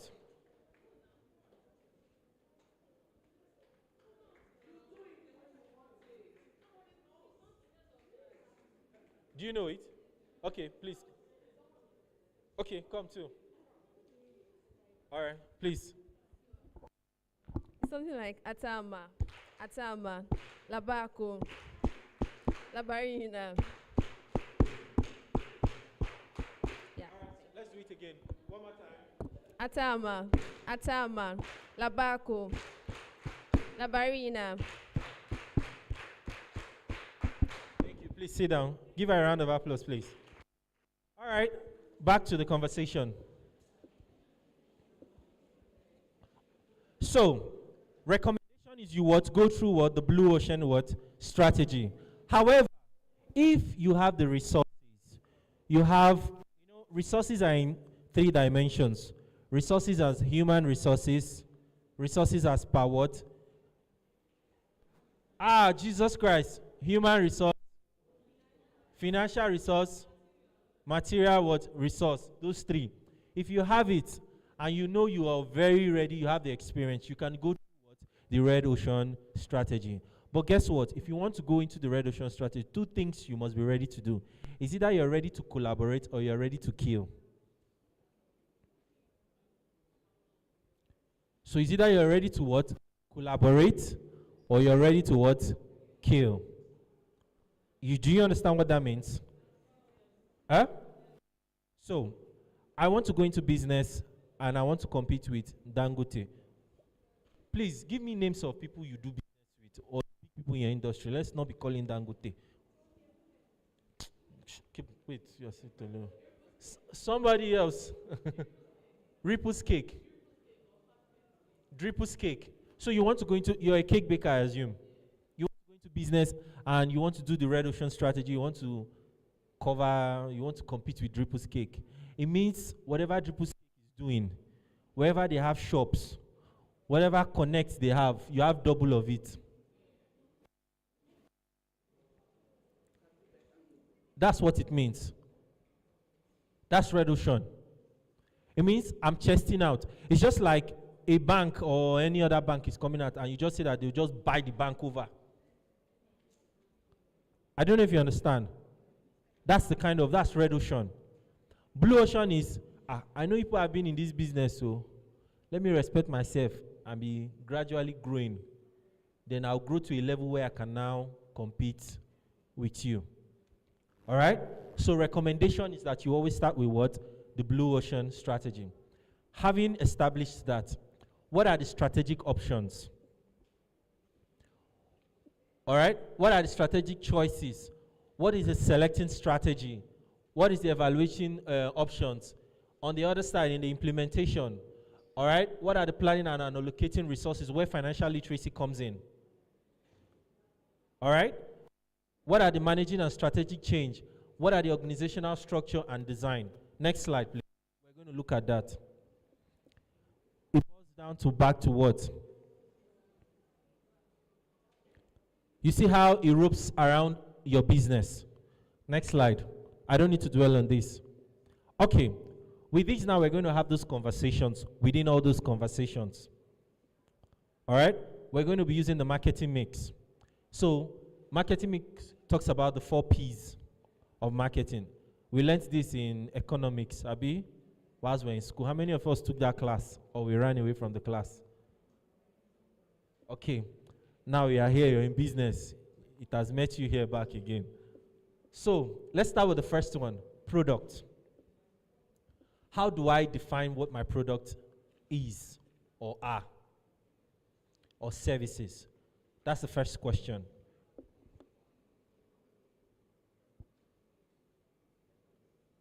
Because until you understand what your product is, recall how I started the conversation that business is meant to solve a problem. Is it not? So, what product am I using to solve this problem?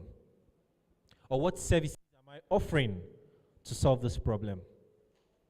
And based on the product, all right, what is the quality? I spoke about branding. This is not a branding class, but your logo, like I did mention, is not your brand.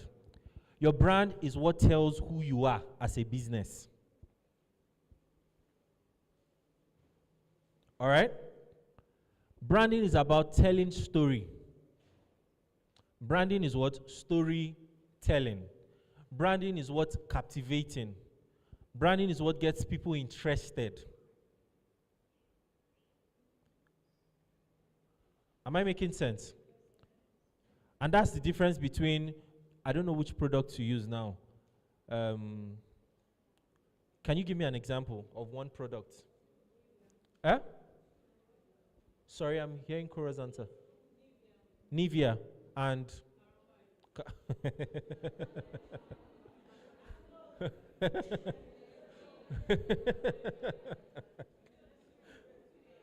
all right. So your branding tells what a story. Now, Your branding is what graduating to what? Packaging. Okay? And what? Labeling. So this is the dimension. So you understand what the product is, okay? What the product quality is, what problem are you solving? And see, it's okay to be honest about your product. All right? It's okay to be what? Honest about what? Your product. It's very okay. Now, next is what? The price. Your price is determined, again, like I did mention, using this triangle. We already have spoken about location and all of that. If I'm making clothes or I'm making cakes for people who stay in Ikorodu and people who stay in Ikeja, what would be my pricing strategy?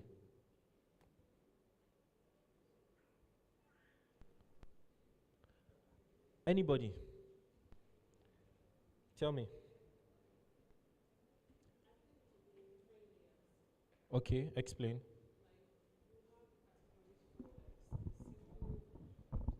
You have it in layers or tiers, which would be like basic, then standard, and then premium.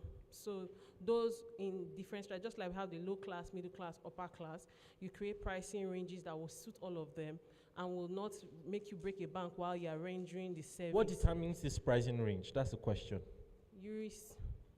The pricing levels, what determines it? The demography and what appeals to them in that demography. So you know that, let's say in Ireland now, Ikoyi, they are very particular about maybe for baking. They'll use oatmeal flour. They are specific on the kind of oil. Then for Ikorodu. Sorry, I'm not cutting you. Do you know there are still broke people in Ikeja? That is why I did not put a location. I put your financial layer. So anywhere you are, there are broke people in Naija, there are broke people in Banana Island, and there are wealthy people in Ikorodu. There are. Why are you saying? Yeah, there are broke people in Banana Island. There are. Yes, now. So they are broke. Yes. Not shock me. No. So yeah. So being broke is in different context too. So go ahead, please. Yeah, so based on the financial capacity of the client and also their taste. For example, the person whose pocket is not large will not be asking you to make sure your oil is from Himalaya. Forget it. It's a lie. How do you mean? I disagree with that. How do you mean? I disagree with that. Do you know there are people who are broke but they still have high taste? You bring them to their taste of their pockets. That's the reality. I will not kill myself for you. Calm down. We're here to learn. Yes, just relax. I'm not fighting with you. I'm not fighting with you. Go ahead. Okay, I was saying that in the category. I would say a personal experience why I said that. Okay, I had a client who came from the UK, right? And she blew 20 million on nothing, but wanted to promote herself and become a very known figure online. And she blew 20 million trying to rent private jets, didn't do anything, actually didn't achieve anything. And what was the key thing she needed was to have a presence so she could get funding from the UK, which was websites and everything. And then I dropped the plan for her, and we dropped a budget with different layers and ranges. Now, because of how much she has blown and wasted, and she still wanted to be a soft baby girl lifestyle, she wanted everything I was giving, but at her pockets. And I had to be realistic. As much as I cut, I tried doing the consideration of giving a discount, and I fell into issues with my suppliers based on the web servers I was working with. And at the point I had to draw the line, and she backed off. But she would rather go back abroad, which she has done, to still go and spend it again. Spend the money on nothing. All right, so let me give you a context. Price level is mostly determined by value. So the client doesn't value their business. So please, mic to somebody here.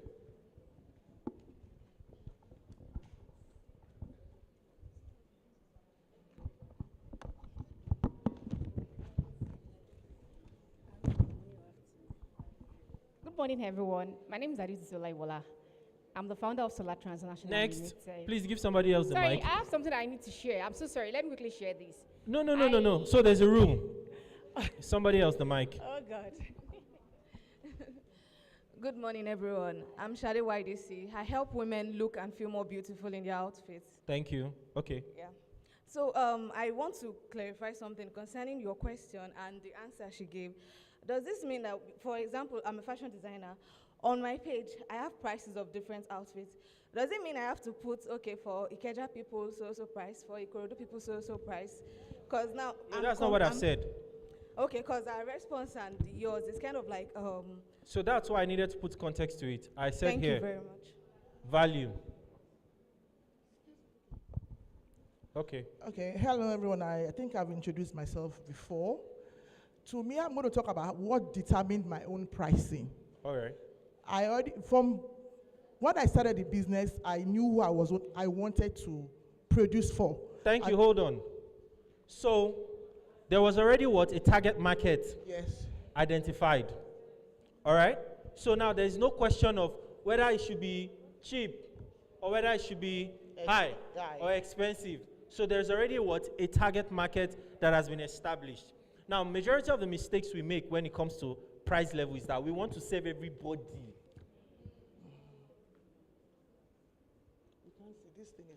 Do you understand where I was driving at?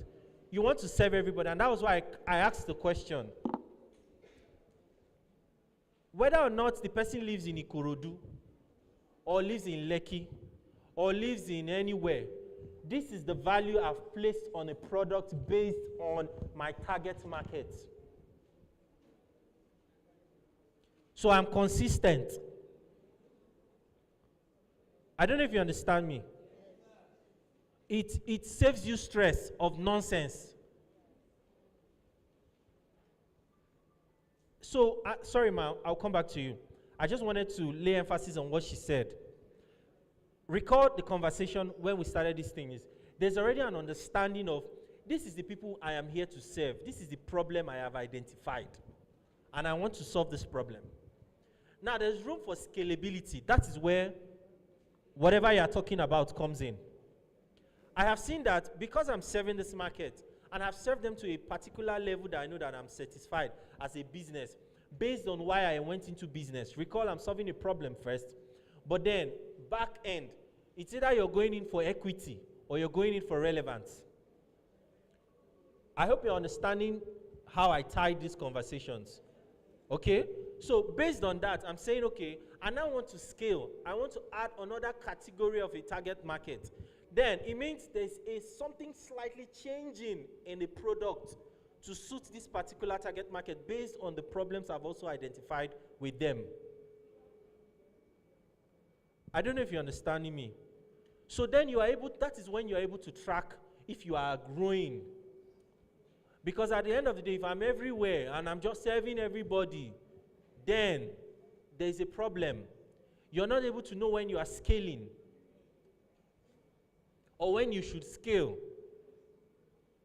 Am I making sense? Please go on, madam. Yes, I made up my mind who I wanted to produce for, and that determined everything from the raw materials to my location to the packaging. Hold everything. on. And this is the trick. This is why there's always problem with product quality.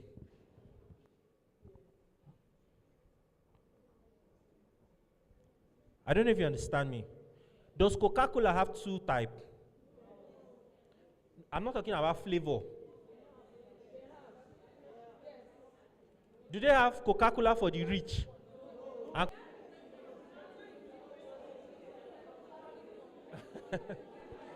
they don't have, wait, hold on. Let's all be on the same page. Guys, one house, please. There's no Coca-Cola for the rich, and there's no Coca-Cola for the poor. They have Coca-Cola. But what has happened is, based on target market, you have PET bottle. True of us, is it not? But did it stop them from being DSTV? They are still DSTV now. That's what I'm trying to establish. So there's a target market. All right? And that is what determines, because of the value. People who watch DSTV, there's value. Supposedly, although we don't really enjoy the value and so, but sorry to say. However, there's GoTV. Different values. I don't know if you're understanding where I'm driving at. Sorry, ma. Please continue. So that determined my quality, the kind of raw materials, where I was going to locate myself, and I was able to, the community of people I will be talking to, my target market, and then I produced, and that's what determined my pricing. I decided not to go, I didn't really care whether, I knew I would get who we buy. The only thing I did for affordability was have 2 sizes. So if you think the 1 liter is too, you can't afford that, you could take the 500 ml, but you know you are getting premium, and there's no apologies about that. Thank you. So we have an understanding on how price levels come about. Are we together? Now we're moving towards strategies and what policies. Now, where does strategy and policies come in? What are even policies? In context, what are policies? Guidelines, things that manage your businesses and all of that. Now, for those of you who like to do, on your Instagram page, you just put it in capital letters, no refund.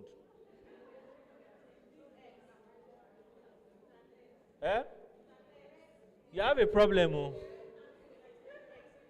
You actually have a problem, oh. You have a problem. So, that's already a brand crisis. If you don't know, we're going to have a conversation. Place mix, channels of distribution. I spoke about personality, building relationships and all of that. Capacity, which also in turn increases your channels of distribution. Now there's social media, there's all of those things and all of that. You get what I mean? But guess what? The easiest way to building channel distribution is working with communities. It's working with communities. I'll tell you for free.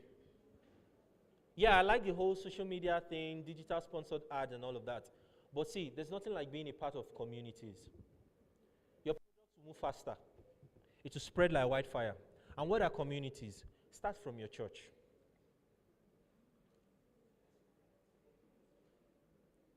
So let me take it back again to how we started this conversation on personality. All right? Why do you think people are doing?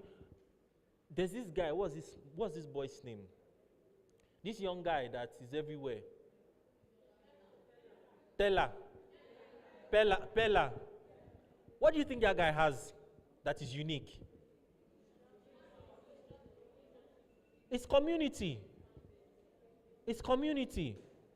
That's all he has. Community. Whether you like it, whether he speaks good English or he doesn't speak good English, there's community. And that's why somebody will quickly say, this, they'll just quickly shout, Bella. It's community. How many people in your church know what you do? I don't know if you understand me. How many communities do you belong to? And recall how I started the conversation by saying, starting a business is about solving problems. How many problems have you solved? Or how many problems are you solving? How many educative materials are you putting out there for people to know that, okay, beyond me just coming to sell, me telling you that I have this product, come and buy. All I'm talking about is come and buy. But then I'm not giving you value. I'm not telling you that, look, you need to eat right. And this is the reason why you need to eat right. I'm not telling you need to dress well. And this is the reason why you need to dress well. All right? I'm not telling you tips to keep your hair clean. For those of you who are dentists, basic information that would make the lives of people much better. The moment you become that go-to person when it comes to different issues that people supposedly have, guess what happens? Then business comes in. I don't know if that makes sense. How many of you have thought about, look, I need to even organize a small gathering of people to talk about why you need to dress properly. I want to talk about girl-child hygiene. I want to talk about those of you who do products for guys. I want to talk about something that has to do with guys or something, an Instagram, maybe get together, whatever it is, that you may not necessarily put a price to it, but you have what? Created value. And in turn, somebody will come and chat you and say, you know what?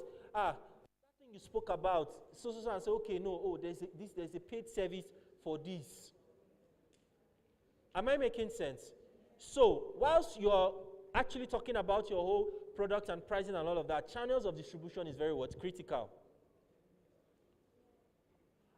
And let's not limit ourselves to the whole, I understand the whole thing about innovation, social media, sponsored ad, but look, I've seen a lot of people that have spent millions of naira on social media and they haven't gotten one lead.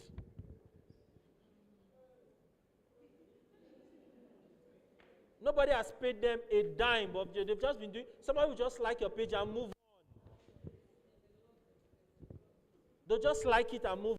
If you like dance, shake, twist, backflip, do all the things. It's entertainment. You haven't created what? Value.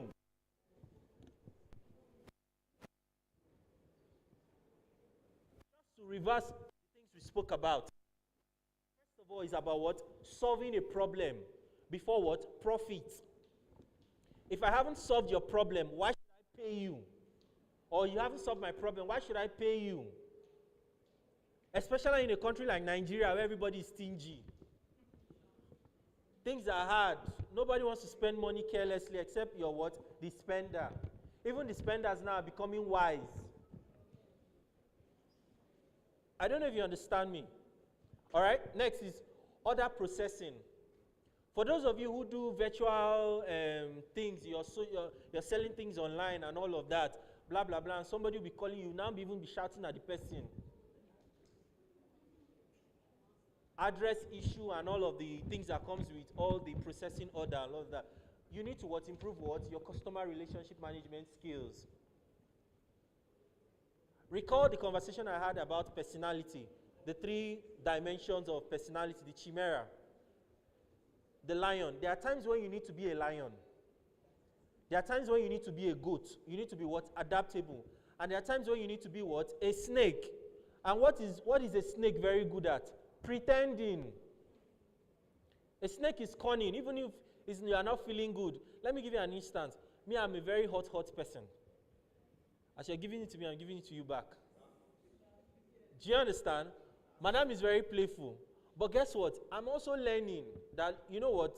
There are clients that you just need to keep petting them because that's how you can survive. That's how you can what? So you just need to pet them. Pet them, rub their back. I'm so sorry. They are owing you money for 6 months. But you know what? Look, I really care about this business. Look, don't worry, it's okay, it's okay. I know you're owing me, but I can still do the job for you.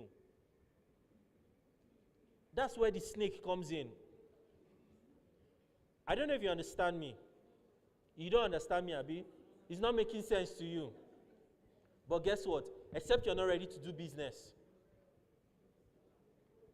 If you actually want to do business, then look, you must wear the what? The shirt. Recall that circle Madam showed that they are the pioneers, they are the breakers, they are the analysts, they are the all those things. At every point in time, you must what? Take the personality of that circle, each one of them. I don't know if I'm making sense. All right? Control what? Inventory control. This is very critical.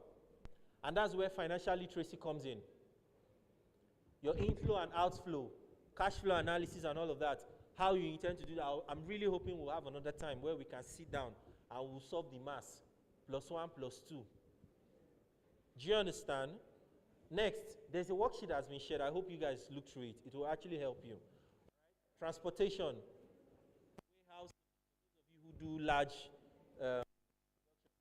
promotion mix, advertising. First and foremost, let me lay this emphasis. You are the first person your business should be advertising. You are the first people see. Before they see your business, you're the first advert. What I do, people will check you out first.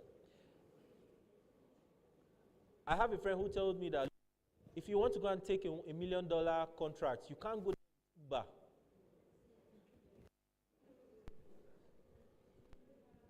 You want to do $1 million contract or something, You can't go there what with? You can't be leaving the client's place and you say, I'm waiting for Uber.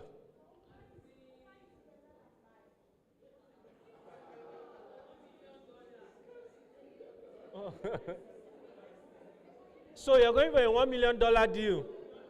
And when you're done, you now tell the client that I'm waiting for my Uber. Or you now come out of the road and stand. And the people that you came to see now drive and pass you. That day, that's the last time you hear from them, I swear down. They will not call you again.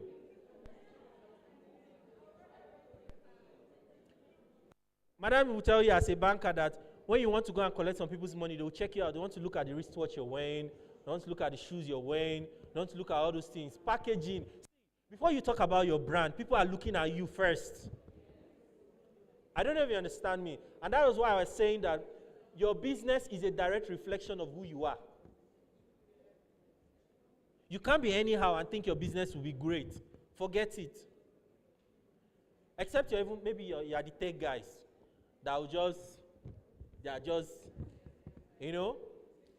But even at that, even the tech guys now are no more looking that tattered anymore.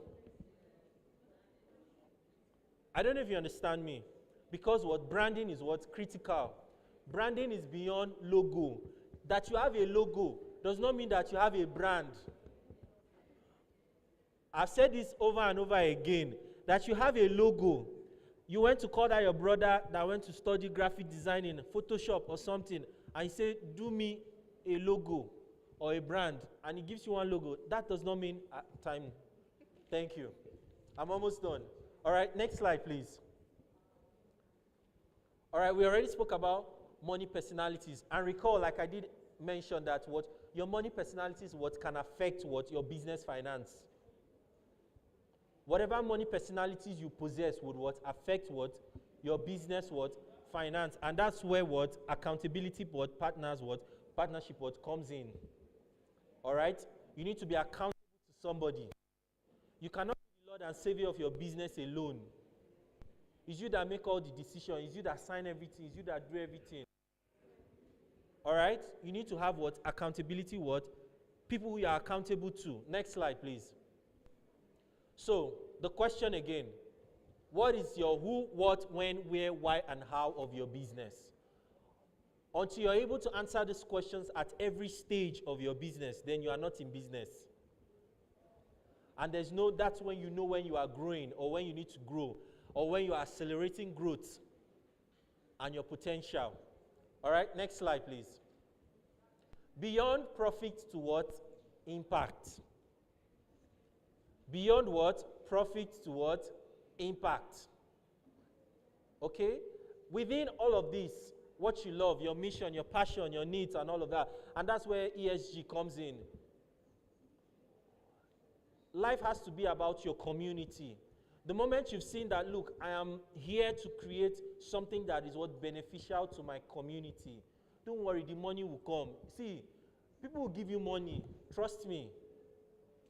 The moment they see value in what you're doing in the community, money will what? Come. And that's one of the tricks in getting investors. I think there's somebody going to be talking about investing and all of that, proposal writing and all of that. People want to see what you are doing in your community. All right, next slide, please.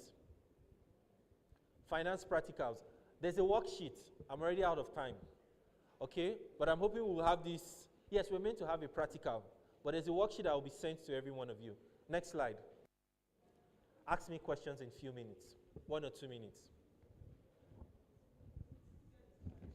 Yes, the management team will share with you. Yes, please. Sorry, microphone, question.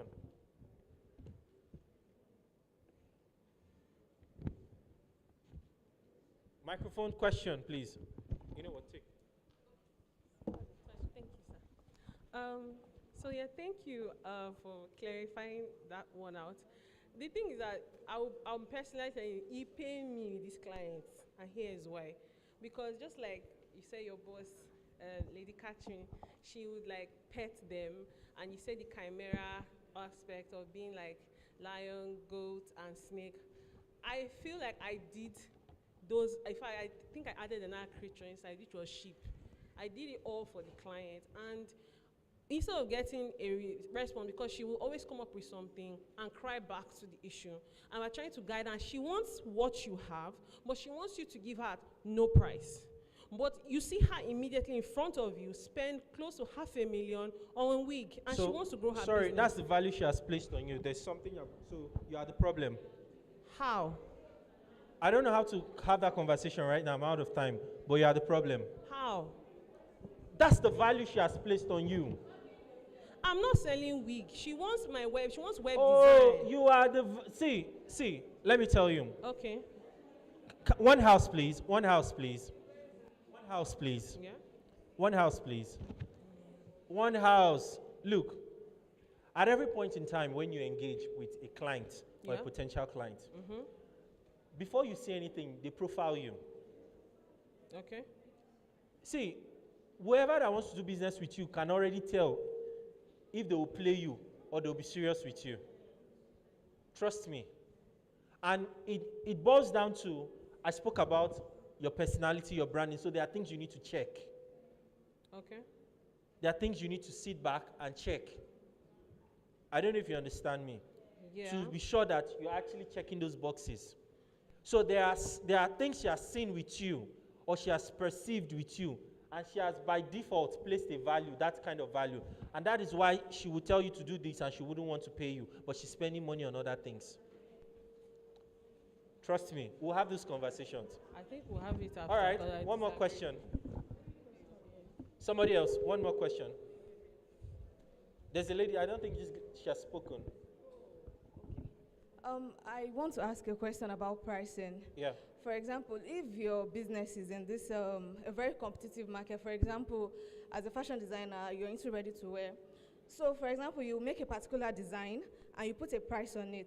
Then you have your competitors who put maybe a smaller price on it. How do you thrive above that? Given that you, as a business owner, you have a shop, you pay rent, you pay taxes and all. Probably your competitor works from home.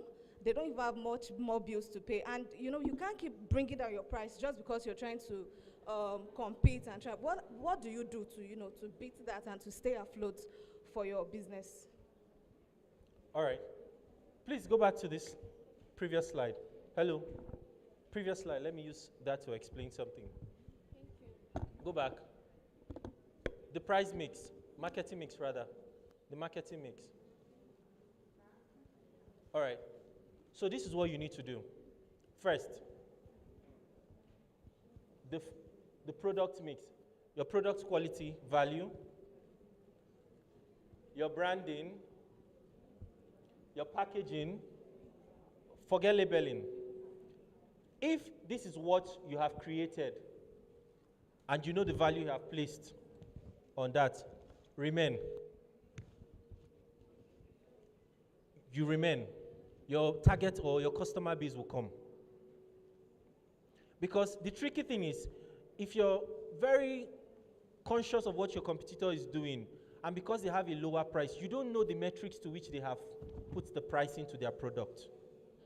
The moment you reduce your price, something else is happening to you. It's either you're taking out value for your product, you're reducing quality, there's something, profitability, there's something. And if you continue like that, guess what? More people will come into business that will reduce their price. And over time, you run out of business. All right? I don't think I have enough time. Thank you so much.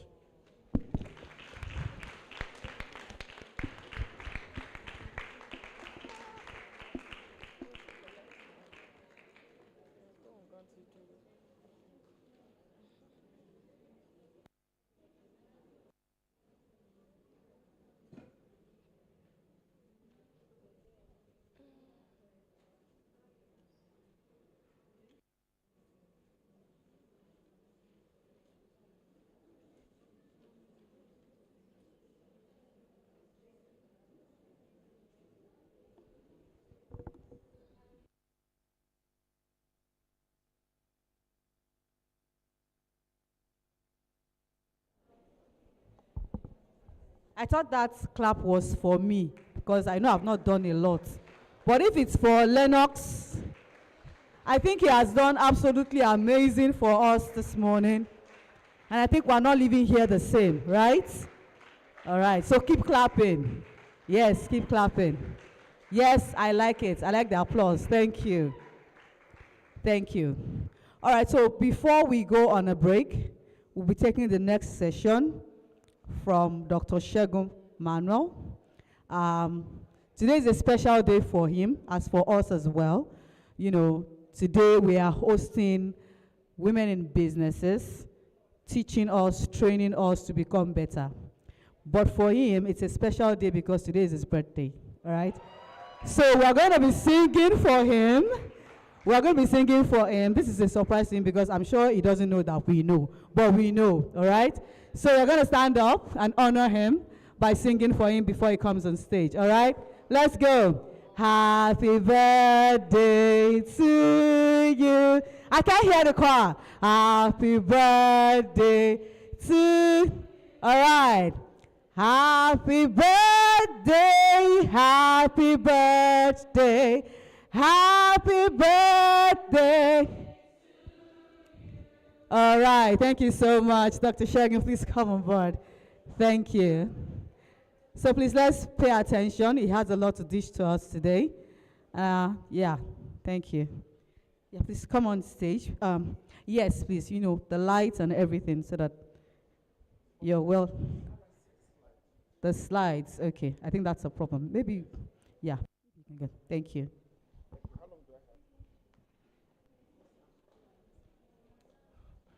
All right, good afternoon, everybody. Good afternoon over there. Can you hear me? All right, let's put our hands together for the speakers that spoke before me as they are leaving. Did they enjoy their session? The little one I met, I practically enjoyed everything they said. And thank you to you all for wishing me a happy birthday. Thank you. Somebody was asking how old I am. You want to hear? You want to hear? Anybody wants to take a guess? How old? 43? 35? Yes? Yes? 40? Yes? I had 36, 38. So I'm actually trying. I'm looking younger than I am actually. I'm 45 years old today. And I look, people think I look 36. That's good. That means I'm doing something right, right? Fantastic. Fantastic. All right. I know you have been sitting since morning, so I want you to wake up a little. So I want you to walk up to 3 persons in the hall and then tell them your name and the name of your business and what you do. I'm going to ask you at the end of the day. So these guys in this row, make sure you get to people in that last row, ask them their name and then what they do, and then get their details. All right, let's go. In the next 3 minutes, everybody, let's go, let's go, let's go. Move. Move, move, move, move, move. Don't sit down, I'm looking at you. Move, move, move. Everybody, we have been sitting since morning, move. If you don't move, I'm coming to meet you. And you will tell us on the microphone what you do. You have not moved. You have not moved. You are not moving. Move. Don't worry, lunch is coming after my session. Move, move, move. If you have your card, share it. If you have your card, share. Move. Move. This is a networking event. As much as you are learning, you're also networking. So network. Share phone numbers, share details, Instagram handles. I would ask you at least 3 persons.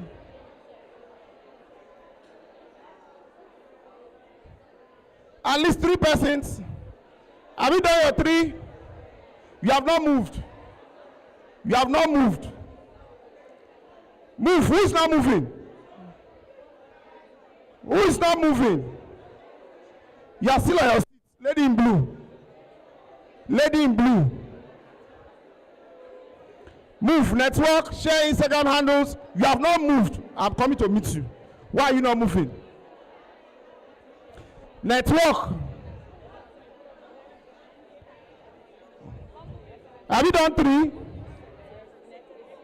I'm not feeling well. How are you? You have not moved. I know you have not moved. 3 persons at the list. 3, 3, 3. All right. All right, we can now go back and sit down.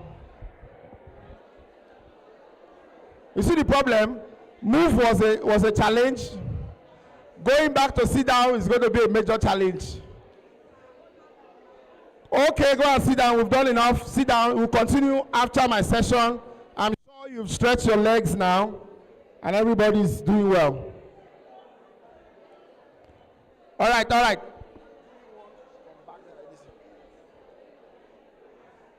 Let's come back, let's come back. Everybody, let's go back. Back, back, back, back. Are you sure they're hearing me at all? Nobody's moving. Go and sit down. How many persons did you meet? How many persons did you meet? 3. And you can tell me their names. You can tell me the name of their business. Right? You can tell me the name of the person, their business. You can tell me 3. So I have a prize for someone who can tell me the names of 3 people, name and surname, their business name, where they are located, and what they do. I have a prize. Back, back, back. Go and sit down, sit down, sit down. Sit down. Sit down. Sit down, sit down. They didn't tell you their names. All right, so I'm teaching. My slide, please. Whether you sit down or don't sit down, I'm going. I have 50 minutes of my session, and I want to guarantee you that the 50 minutes we are going to spend together are going to be very exciting 50 minutes. I want to encourage everybody to listen up. You will not be bored with my session. You will definitely learn one thing when I'm done speaking today. And I want you to learn that one thing and take, very importantly, we'll take that home, okay? Are we good? You are the only ones not sitting now. Sit down. Okay. All right, so like they introduced, my name is Dr. Shegun Manuel, and I am a customer service trainer. Today, I've come to teach us on customer retention strategies that we can use in improving our business. How many of us have started a business here already? Let me see your hand. Let me see your hand. Started a business in the last 2 years. Let me see. I want to know who's here. I'm here to start a business. Let me see. I'm here to start a business. All right, so everybody here has started a business already, right? Fine, good. So we're talking about winning customers for life, and we'll look at some strategies for customer retention and satisfaction, and how we can measure that. You know, there are ways we can measure those to tell. I'm a teacher, so in my class, you cannot be lost. If you are lost, we will find you. Okay? If you are lost, we will find you. Because I'm a teacher, I know we're about 300 here. I will get to the last man. So I want to encourage everybody to listen up. Listen up, okay? If you are not listening, I will know that you are not listening, and I will come to you. All right, so let's go. So that's me. To tell you that I know what I'm talking in customer service, I'm a fellow of the Institute of Management Consultants, World Bank trained certified face-to-face facilitator, a learning and development professional, and in 2022, I was named the top trainer in West Africa for the, look at it there, West African Association of Customer Service Professional Trainers Network.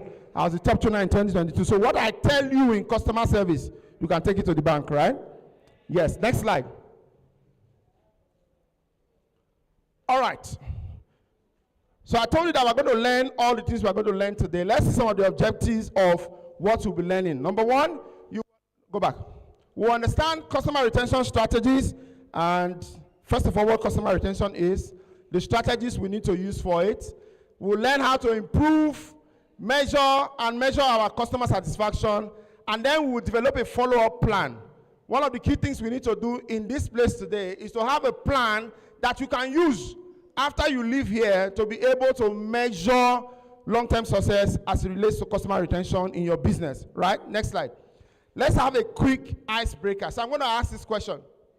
What is one thing a business has done that made you keep going back to them? I rephrase the question. Why do you keep buying from that particular business that you buy from? Anybody? Yes, somebody from that row? Yes, I saw your hand first. Yes. Can someone help me with the microphone? Or I need to use this one. Yes, stand.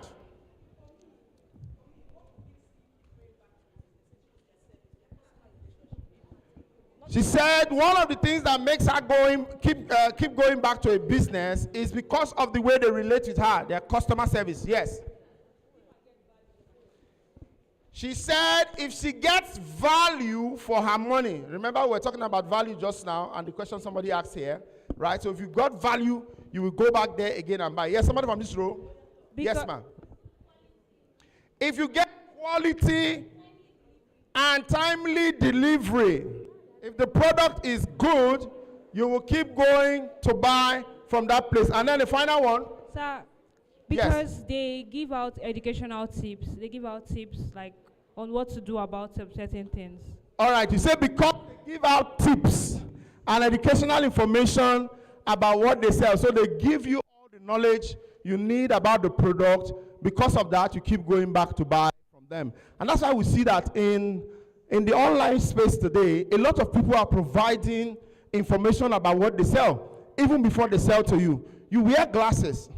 And so there's this particular company that does replacement of glasses, replacement of the lenses on your glasses. And every day they keep saying, you need to replace your lenses after 12 months. After 12 months, the lens loses its value. They keep saying, if you wait after 12 months, anytime you do that, you will start feeling headache on one eye. They come again and tell you that your glasses needs to be put in a proper container. It needs to be cool to a certain extent. You don't need to keep it in a hot environment. They keep telling you things about the glasses that you bought from somebody else, but they are giving you value. The day you want to change that glasses, who would you go to? Yes, who would you go to? The people giving you useful tips are the persons you will go to just because they give you that value. I like what everybody mentioned. Somebody mentioned that the reason why they buy is because of the quality of what they're buying. Somebody said the timely delivery. Someone said the value. And then finally somebody said that it is the level of delivery and how they make you feel. Do you know that you buy based on emotions and you justify your purchase with logic? Do you agree? If you are buying anything, it's based on how you feel. When you finish buying it, you will now start going to tell yourself, why did I even buy this thing, self? I don't know why I buy them. But you have bought it already. You justify it with logic and say, I actually need 2 glasses because, this one I'm wearing now will soon fade, so I need that extra one. So it means that many times when the customer buys from you, they buy based on how they feel. As much as quality is a factor, as much as value is a factor, as much as price is a factor, as much as location is a factor, as much as timely delivery is a factor, one major factor that surrounds all of these ones is the quality of delivery, the service, the way you make the people feel.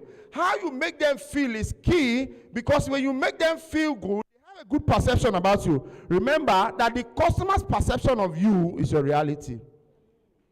I'd like you to turn to somebody and say, customer perception of me.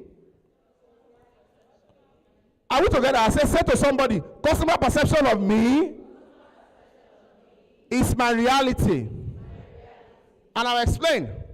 Somebody asked a question just now that said, the customer keeps going to buy 300,000 hair, right? from somewhere else. But when he gets to me, she has formed the perception that maybe this girl doesn't need the money. Maybe she has something better she's doing. Maybe she has done free stuff for her, and she has made up her mind and said, okay, she's already doing free stuff now, so no need. That perception is what has become a reality that I don't need to pay her. Let me go and pay this person that needs 300,000 for her. Because of the way the person has positioned themselves, that could be one of it. There could be many more, right? That's just one. Okay? So we're going to be talking about that. And having looked at this, how do you currently measure customer retention and satisfaction in your business? By the way, next slide. I want us to understand what customer retention is. And I'm sure that we know that customer attraction is everything we do to bring a customer into our business. Agreed? Customer attraction is everything we do. Customer attraction is everything we do. So if customer attraction is everything we do to bring customer in, what is customer retention?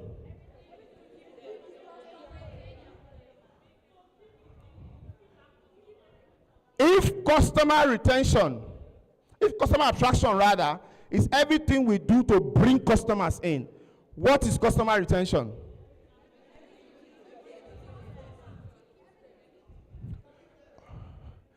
If customer attraction is everything we do to bring customers into our business, what is customer retention?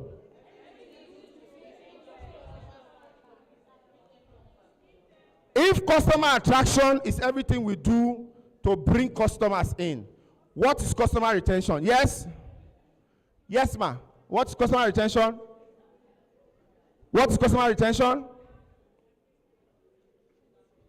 Yes. If everything we do to bring customer in is customer attraction, listen, what is customer retention? Everything we do to keep the customer, right? So as much as we do customer attraction, which is what we do as business people, advertising, making noise about our business, going online, doing social media ads, talking to people mouth to mouth, doing freebies, coming for trainings like this, networking, all those is customer attraction. Once you attract them, if you don't keep them, you will continue doing customer attraction. And when you continue doing customer attraction, you will spend so much time in attracting customers. See, if your customer retention is not good, it is like having the back door of your house open. When you come in through the front, the money goes out through the back. But customer retention, where it's good, is that once you can retain customers, customer retention on its own is another form of customer attraction. Do you agree? You didn't get that. Customer retention on its own is another form of, and as a matter of fact, it is a cheaper form of customer attraction. Why? Why is customer retention, I'm going to ask you this question at the end. Why is customer retention a cheaper form of customer attraction? Why? Yeah. They will keep marketing you. Okay, like she said, referrals. You get referrals? Cheap referrals. I'm looking for something. Loyalty.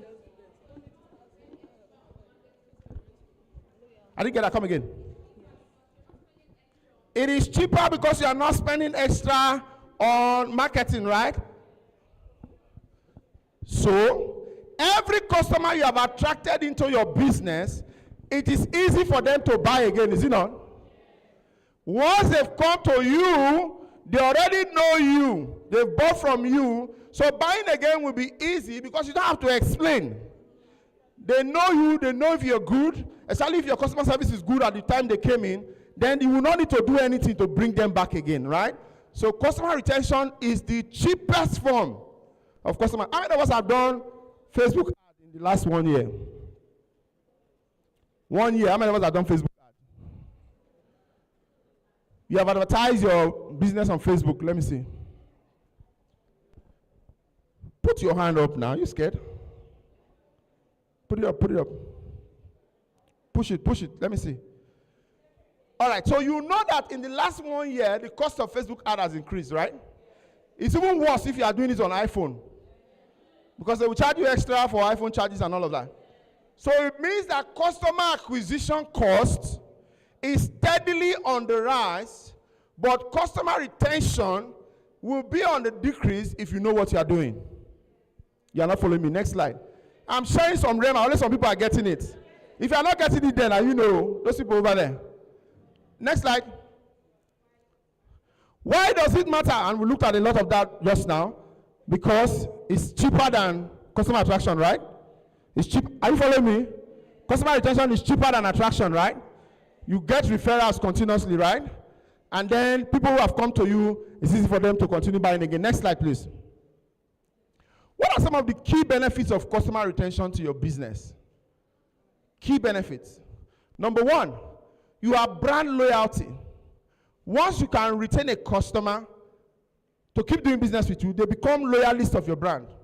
And when customers become loyalists of your brand, they become ambassadors of your brand. Is that right? They are the ones who are selling you. The sweetest way to do business is to have people who are unpaid advertisers of your business. Sweetest way. You are not there, they are selling for you.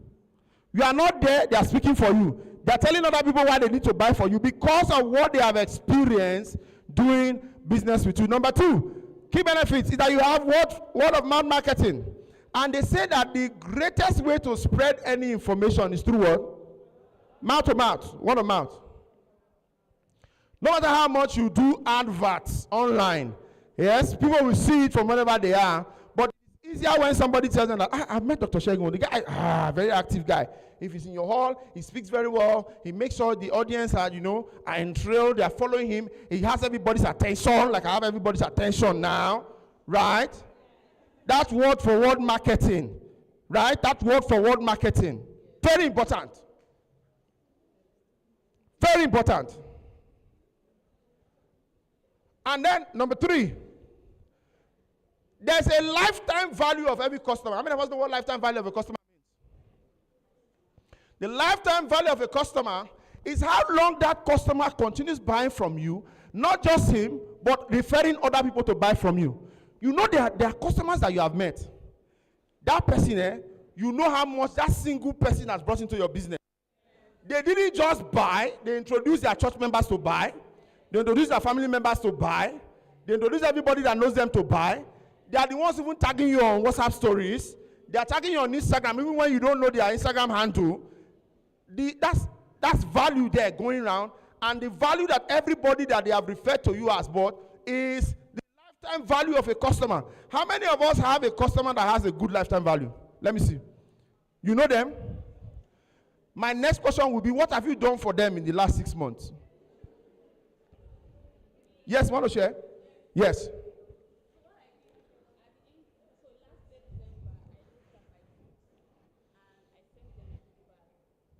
Fantastic. So she said in the last 6 months, she looked at her books. She saw some high-value customers that have high lifetime value, and then she rewarded them by giving them a goodie bag. Who else did something for high-value customers? Yes?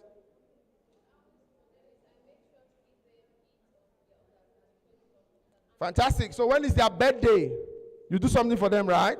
Why do you think banks have your phone number, email address?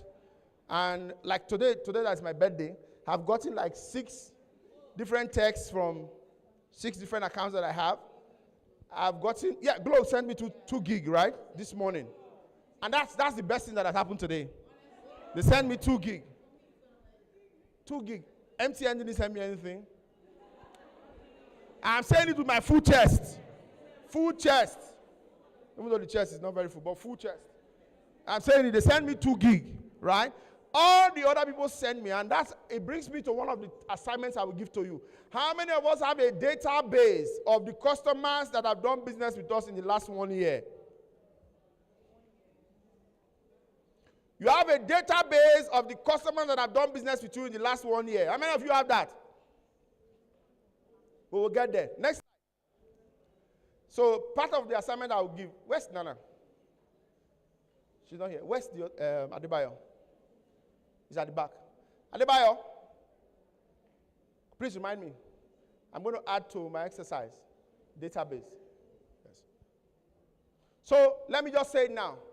As you leave this training today, Go and look for a way to get the numbers, the names, email address if you have, of the customers that have patronized you in the last 6 months at the least.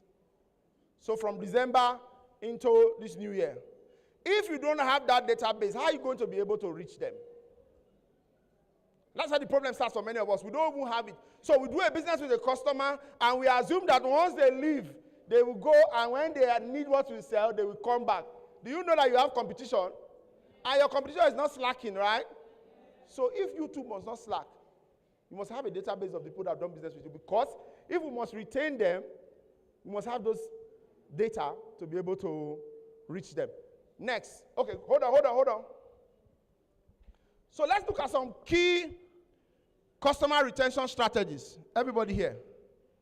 Number one is that you must offer exceptional service. And that lady that spoke earlier on when I asked that question said very well, because how you deliver service to me will determine whether I will come and do business with you again, right? Will determine whether I will keep doing business with you. How you did it first. Do you know that every customer that comes into your shop, whether through the door or through the window, maybe online or offline, you have the first 6 seconds to make a good first impression. They say first impression does what? Lasts longest. So if you have a wrong first impression when they come in, you will lose them at that first point. Because you don't want to lose them, you want to make sure that as they step in, whether they are coming through the door or through the window, through the door meaning that they are walking into your shop, they are talking to you one-on-one, through the window meaning they are coming online, into your DM, you must make sure that you deliver exceptional customer service. Exceptional. Let me ask, what is exceptional customer service? Not our topic today, but let me just ask. Let's see if we understand what it means. Yes? Hold on. Yes?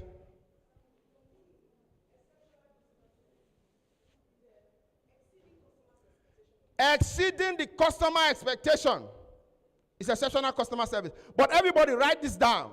Write this down. Everybody write down. Write it down. If you're typing on your phone, type it down. Exceptional customer service is the value and attention given to every customer before, during, and after patronizing our business. I go again. Exceptional customer service is the valued attention and care given to every customer before, during, and after patronizing our business. Have you seen that down? Fantastic. Everybody taking that down? Who missed? Nobody missed. So we know now that every customer that comes into our business deserves quality attention, number one, and care before they buy from us, when they are finally buying from us, and after buying from us. If you have bought anything online from any of these foreign shops, you know that you will not have peace again. Do you know that? So they follow the principle. They follow the principle. They advertise, they do everything, and once you come in and buy, you are bought market. Once you buy, and maybe you buy a white shirt, and you go home, they have a rule that once you get home, they will not wait for 24 hours to thank you for what you bought, right? They will tell you, thank you for buying this white shirt. I hope it fits. If you think it doesn't fit, please call this number, and we will gladly do what? We'll gladly do what? We'll gladly exchange it for you. Let's compare and contrast to our own here. Everybody on their Instagram bio has a big red sign. No refund policy. So we want you to buy, go away, don't come and do business with us again. Is that customer retention? No. So what they do is, because when you bought, they got your details. Remember the database I spoke about? They get your details. They make sure that as you are leaving, they convince you when you reach, because there's something that is called buyer's remorse. Write it down. Buyer's remorse. Buyer's remorse. Write it down. I'll ask you to explain. Buyer's remorse. There's something that is called buyer's remorse. Buyer's remorse is that thing you feel when you go home, that this blue shirt I bought, did I even really need the blue shirt? I have 2 blue shirts. Why did I buy it? Everybody feels that. No matter what you bought. When you get home, there's always that buyer's remorse. that I shouldn't have bought this thing. But when they call you, they tell you that, hope it fits. If it doesn't fit, you have the opportunity to change it. And that way, that remorse that you have, like, okay, no wahala. If I wear it and it doesn't fit, I will change it. But do you really go and change it at the end of the day? The percentage of people that would use that caveat that they have, very few. The problem is that you are too afraid to give that caveat because you are a Nigerian. And you are thinking like a Nigerian, right? We are building global brands here. So when they do that with you and you finally go and check and you stop that buyer's remorse, because they've attended to you like that, they have the leverage. 3 days after, they will tell you, I hope your white shirt is going well. We have blue pants that can match that white shirt. And we have it in size small, large, medium, and extra large. If you don't buy that day, next tomorrow they will tell you, Michael Jackson wore that white shirt you bought. And when he wore it, he actually used this blue pants that we have, and we have all the sizes available. On Monday, they will tell you that we have a 20% discount on the blue pants that goes with the white shirt that you bought. What are they doing? They are trying to be on top of your mind to remember that whatever you bought from us, you can keep coming to buy it again and again. But you see, I like what she said. She said, I will block you. But you will only block me if I didn't attend to you well at the first point where we did business. Is it not? If I treated you shabbily on that first day, if I'm coming to talk to you again, you can block me. But the good thing is, like we said, they have exceptional customer service. So it follows. Listen. They have exceptional customer service. So when they are coming to talk to you again, because of how they treated you that first time, it's easy for you to listen to them. Are we together on exceptional customer service? Let me also say that we have a problem with listening. Remember I said it's the attention, careful attention, right? What was the definition I gave? Remind me. Valued attention. Let's do an exercise. Everybody listen up. Look up. Everybody look up. Look up. Everybody. Don't write. Look up. Look up. Are we together? All right. Repeat after me. 1, 2, 3, 4, 5, 6. What's the number after 6? Fantastic. 7, Abi? Oh, they are getting it now. That's because we are not listening. Many of us, many times when we are talking to the customer, we listen with assumptions in our mind. We listen with the perception of where we are coming from. So when the customer is saying something, rather than you hearing what she's saying, you are hearing based on what you feel. What is the number after 6? Said 7. And everybody here heard me when I said it. Most of them here said 7. But the instruction I gave was repeat after me, and you were repeating it initially. But when you thought of what you thought based on where you were, you assumed that's what I was saying. Which is how you deal with the customer. The reason why the customer complains most time is because there's a lack of clarity. Who's not listening? Who's not listening? The reason why the customer complains is because there's a lack of clarity. And that lack of clarity happens because there's a misunderstanding. She says something else, you are understanding something else. She says, give me the blue one. You are hearing, give me the light blue one. Because it's light blue one that you have. And you want to sell the light blue one. But she actually asked for blue. You have not, taught it well to ask what color, what shade of blue do you want? So, if you must deliver exceptional customer service, you must be a good what? A good what? And then you must learn to personalize your services. The way you treat different levels of customers are different. Do you agree? The way you treat someone who has a high lifetime value is different from the way you treat somebody who is just a first timer. Do you agree? Do we agree? There's some people who just came to check you out. The Pareto principle says that 20% of your customers delivers 80% of what you need. Do you agree? Are you following me, guys? Pareto principle, look it up. Says that 20% of your customers deliver 80% of what you need. So it means that those 20%, you should pay 80% of your attention to them. All right? So your services must be personalized. You don't do everything the same way for everybody. You must have loyalty program. Everybody who bought from us last month and keep buying every month, there must be some value. Goodie bags. Somebody said goodie bags, right? Goodie bags. Somebody at the end, you can give them discounts. If you buy every month, we know that you are a steady customer, so there must be some loyalty programs for you. You can craft something that is peculiar to your business, right? I don't advise us giving something extra. Are you following me? Are you following me? Are you following me? Are you following me? Yellow lady there. Are you following? She's not following. Yes. Don't add something extra. Use what you are selling. So if you are selling data, for example, don't go and buy something and say, oh, because you are a loyal customer, I'm going to buy. No, let her keep paying the 10,000 she's paying for data. Instead of giving her the 10 gig that you're supposed to give her 12 gig. Same thing you are selling, right? But the customer is happy when they get anything, no matter how small it is. So far it's free and it's from you. They're happy about it. So make sure you have, like we said, loyalty program. And then there must be proactive engagement. See how I'm engaging this class now. Nobody can press their phone. If they press, they know I'm coming. Yes? I'm seeing everybody from the beginning. She didn't know I was looking at her. But I'm seeing everyone engaging. You should engage your customers like that. You know why? If you don't engage them, very soon, your competitors will engage them.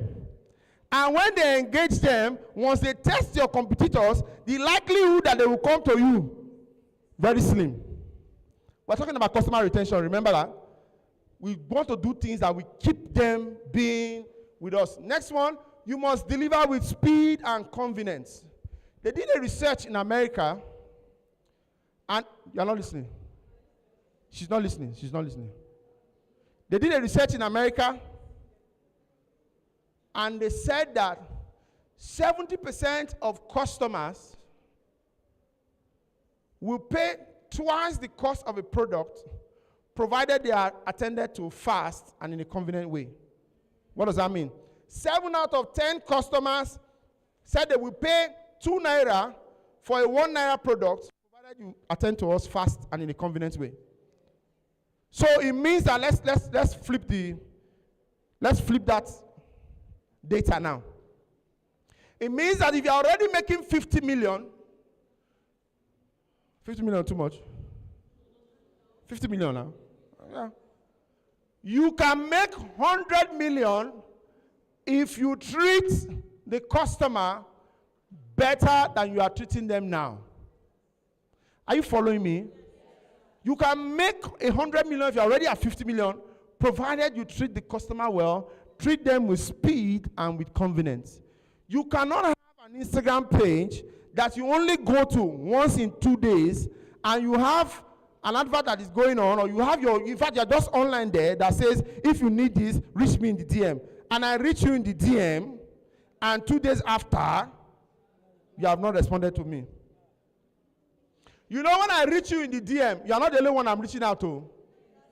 Do we agree? When I reach you in DM, I'm reaching out to 5 other people. I'm waiting for who's going to respond first, right? And when you respond first, that's a technique on its own. If I know that you regularly will not respond to me, very soon I'll walk away from you and go to people who respond to me. Next slide, please. Are we getting anything? Are we getting anything? Next slide. Next slide. Key retention strategies. Anybody remember any? Key retention strategies. Key retention strategies, number 1. Yes, number 2. Number 3.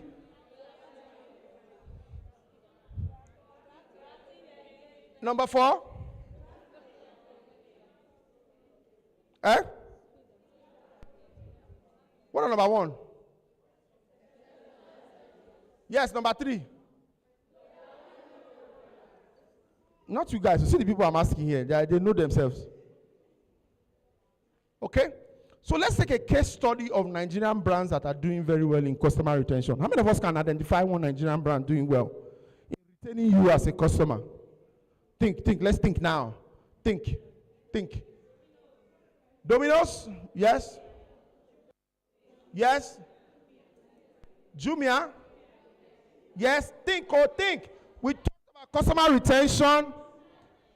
Which Nigerian brands are doing something like we have said now that retains you personally? Fastest Cakes, Chowdeck,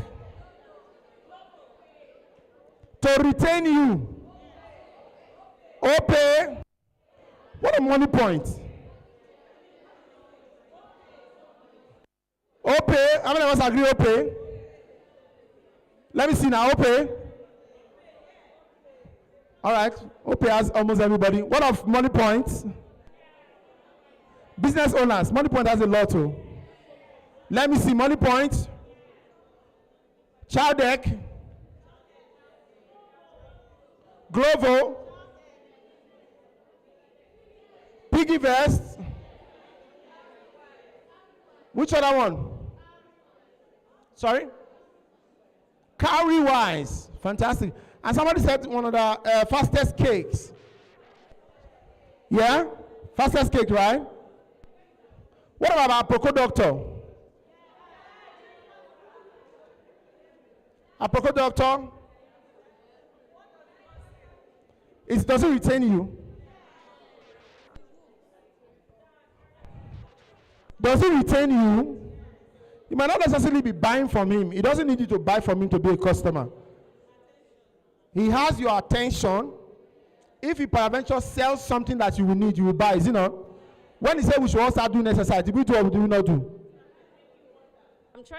I create a brand or a particular product, that I make use of top quality material. Yes. And then the acceptability in the market compared to my competitor is kind of low. Oh, it's lower when you create. Low, yeah. So, your acceptability is lower. Yes. Okay. Because, of course, what I produce is not for everybody. Okay. Let me say it's not for everybody. I know my target audience. And now, I also want to make it accessible to other people. I don't know if that makes sense. Okay, so what she's saying is that she has a specific product, but then the pricing now is chasing the needed customers that you want. Yes. So the thing is this, you must know your customer share. Everybody, you must know the people that buy from you. Not because Linda Keji is selling something for 500,000, you say you want to do blogging too, and you want to do for 500,000. It's not possible. Know your audience, know their range. That's why you must have the data. You must have the data. Somebody that continuously buys 200 naira product from you when you have 1,000 own, you want to introduce 2,000, you are introducing it to that person. Is he going to buy? Are you following me? Some people over there are not following me. See them pressing their phone. When you have a 200 naira product that somebody continuously buy from you, 200 naira product. Now you want to introduce a 1,000 naira product into the market. Is it the person that is buying 200 that you introduce to? Why?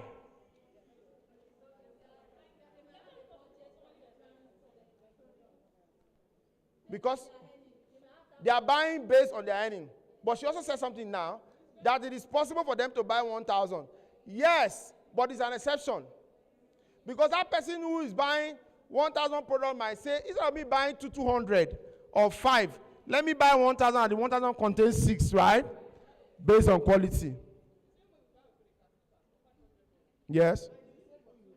Yeah. You have not finished using it. The person that bought a cricket for 500 cannot gather the 10,000 to buy the original one. Yeah. The person that bought a cricket for 500 cannot gather 15,000 to go and buy original once. And she knows it. That if I buy this for 500 every 2 weeks, by the time I will not have finished the 15,000 that the person who bought 15,000 will use. So the whole idea of this is that you must know the people you are selling to. Know them. Know them. Know them. What they like, what they can afford, what they can do, what they cannot do, what is not valuable to them. You must know that, so that when you are crafting your product, you do not craft something that is above their head. How long do I have? All right, so you must have customized solution, and we've talked about ways to measure satisfaction, right? They are not following these front row people. We have talked about ways to measure satisfaction. Why do we need to measure satisfaction? And we've looked at a lot of them, right? We've looked at a lot of them, right? So if I say give me 4 reasons why you need to measure satisfaction, you can give me, right? One from here. To measure growth and impact, yes. Yes. Acceptability of your product. Yes, yes. This row. To understand the customer needs. Next row. Lady in green, green, green. All the green people, green. Why do you measure customer satisfaction? Green, yes, or they are green. Next green. Why do you measure customer satisfaction? See all the green people. Blue, try. Sorry? For product and service improvement. Fantastic. Yes, why do you measure? To be sure that the customer is getting value. Yes, lady in yellow by white. See her now. Yeah, yeah, you. Yes. Why? See the question I'm asking. Yes, tell me. You can tell that she's lost in the class. She's standing. Everybody was not standing before. Yeah, sit down. Why do you need to measure customer satisfaction? Yes. That's what you said. Fantastic. Okay. Well done. Yes, next. Why do you measure?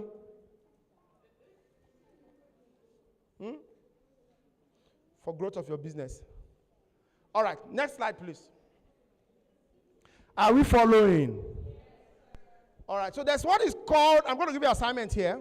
Look up all of these measurement for customer metrics for measuring customer satisfaction. These are different metrics that you can use.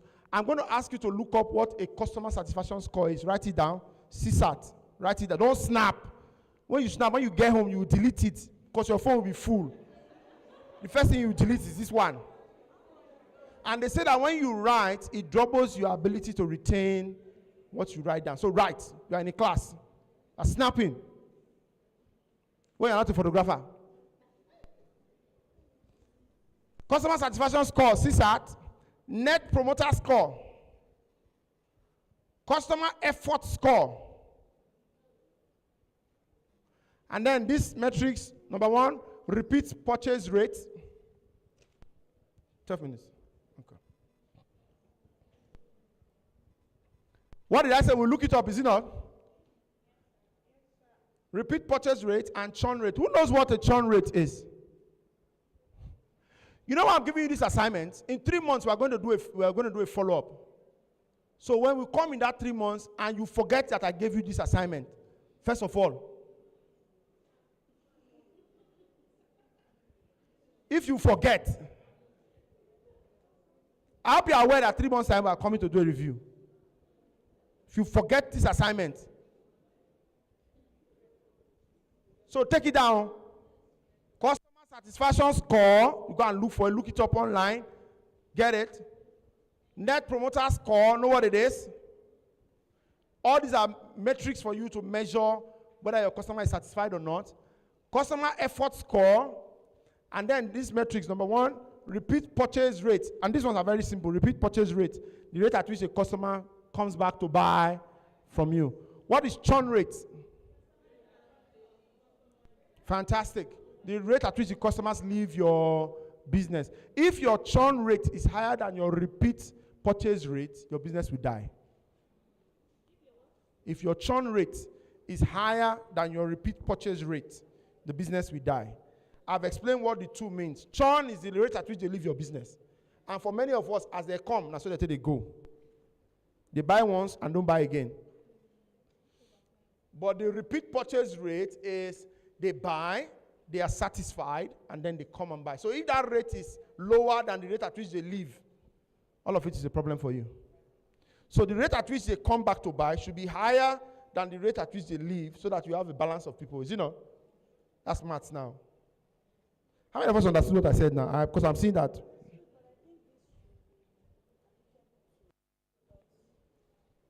Even services. Even services.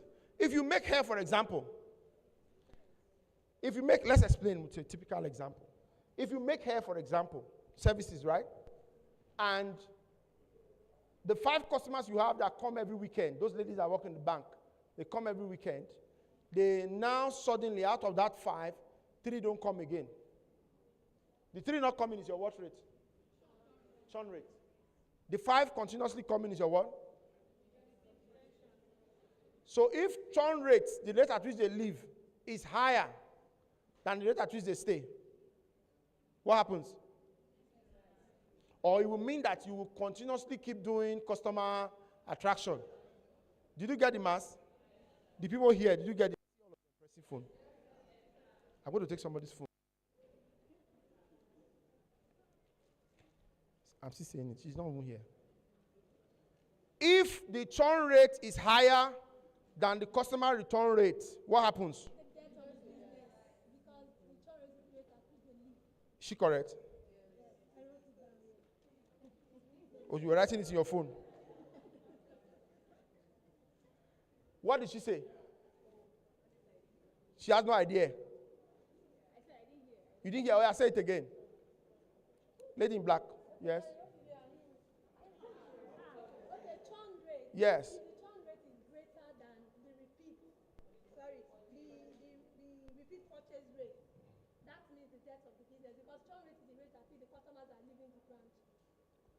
Did you get it now? So I also said that if that is the case, it will mean that you will continuously do what? Customer attraction for the business to survive. Every day you're advertising. Every day you're advertising. And when you continuously focus on customer attraction, you will not have time for product improvement. When you continuously market your business every day you are marketing, you are looking for new people to buy, there will be no time for you to look at the product and say, let's improve it. And one of the keys of customer retention is product improvement. They didn't get it. They didn't get it. One of the keys for you to keep people in your business is product improvement every day. But if you continuously do customer attraction, you will not have time for product improvement because you are busy marketing, and then you are leaving the product. When they come, is it this thing you are told that you are saying you are selling? People are selling things better than this one now. But you are busy because you want to keep selling, marketing the business, and you don't have time for product improvement. Next slide. So this is assignment. 3 months' time, I'm coming to you. I'm going to give you another assignment again before my time is over. Next. Next. All right. So when you look at the customer satisfaction scores and the purchase scores, you will see that you will need to do a survey to get the figures that you need. Let me explain.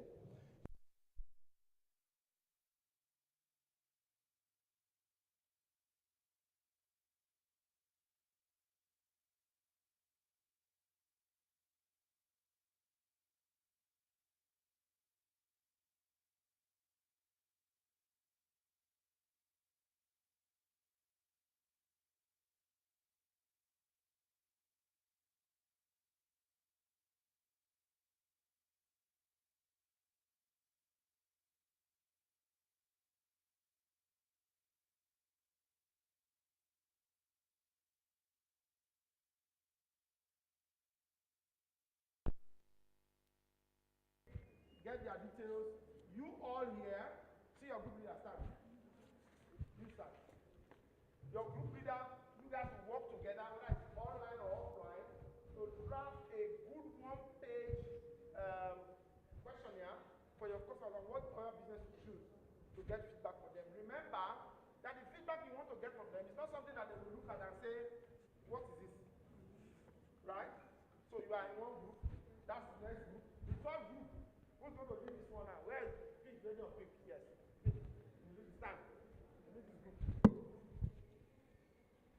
So you get the names of everybody on this row, and you guys will work together, whether online or offline, and you draft a one-page questionnaire. Okay? She's your group leader. If you do not do this assignment, that means you didn't go through this program. Michael. Yes. And on this row, lady in black, yes. Stand. Group leader for this group. Look at your group leader. Look at your group leader. She's going to get, and everybody here will decide and draw up a one-page questionnaire. What's next on my slide? Is that okay? So what are examples of things that should be in the questionnaire, for example? Let me hear. I'm coming. Name, because many people will not like to give their details and personalize it. Email address, gender, phone number, location, religion, yes, some products will not go for some side. How they heard about the business, age range. These people are not here. They are not following me. Yes? What are things that should be in the questionnaire? Expensive or cheap? What's your favorite product? Fantastic. If you have multiple products. Sorry? That's very fine. Did you hear what she said? He said, would you refer the business as a question in the questionnaire to ask the customer, would you refer this business? And then the next one can be, if no, why?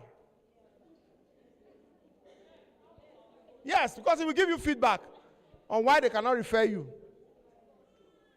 But note that in all of these questions you have given them, if it's too long, they will get tired, just like you. You get tired. And then you don't ask the question in a way, don't ask it open-ended. You know what open-ended questions are? Where they have to explain and talk and talk and talk. Make your questions close-ended. Yes and no. Very easy. I'm giving you the expo now. By the time we are marking it, group members and group leader. Where's our group leader? Where's the group leader? Okay, assistant. Okay, fantastic. Group leader. I've just given you details on, and then please don't choose the same business. If you are doing fashion, they should do hair, they should do makeup, they should do childcare. All right? Something that we all do. So we are going to create that survey, okay? Next. So I've looked at some of all those things. I've told you what you need to do in collecting the analysis. When you are done, you must categorize. When you collect your feedback, follow me. Some people are not listening. Those people there. Yellow. They are not listening. Who's talking? Are we together? Are we together? Okay. So when you are done collecting your data, you must categorize whether the data is on on the service, or on the product, or the experience that they got. Number two, you must also prioritize the critical data and the critical concerns from the minor concerns. Because in that data that they will give you, some things are not important there. Are we together? Are we together over there? Some things are not important, so you must learn how to weed this out. And then, when you collect customer feedback, one of the major things is that you should take action. Because if I give you feedback today and you do not take action, tomorrow when you come to ask me for feedback again, what will happen? I told you yesterday now. I said this thing last year. They didn't do anything. And you're coming to ask me again. I beg, carry your something from here. Let's move on. Coachy. I didn't say that, you said. And then number 4 is when you are done following these processes, you must learn to close up the loop. Closing up the loop is reaching out back to the customer and making sure that they know that you have done something about what they complained about. Closing the loop is reaching out to the customer and letting them know that you have done something about what they complain about. When they complain and you do something, it gives them the mind that, oh, these people are listening. Remember that the definition we gave of customer service is what now? I have to see who first remember. Attention. Attention. Attention. Very important. They want to know that you gave them attention. So you must close the loop to, you must follow up to close the loop with the customer. Right. Okay. This was supposed to be a group discussion, but because we don't have time anymore, I'll ask each row. Look at the question. Everybody, let's read it together.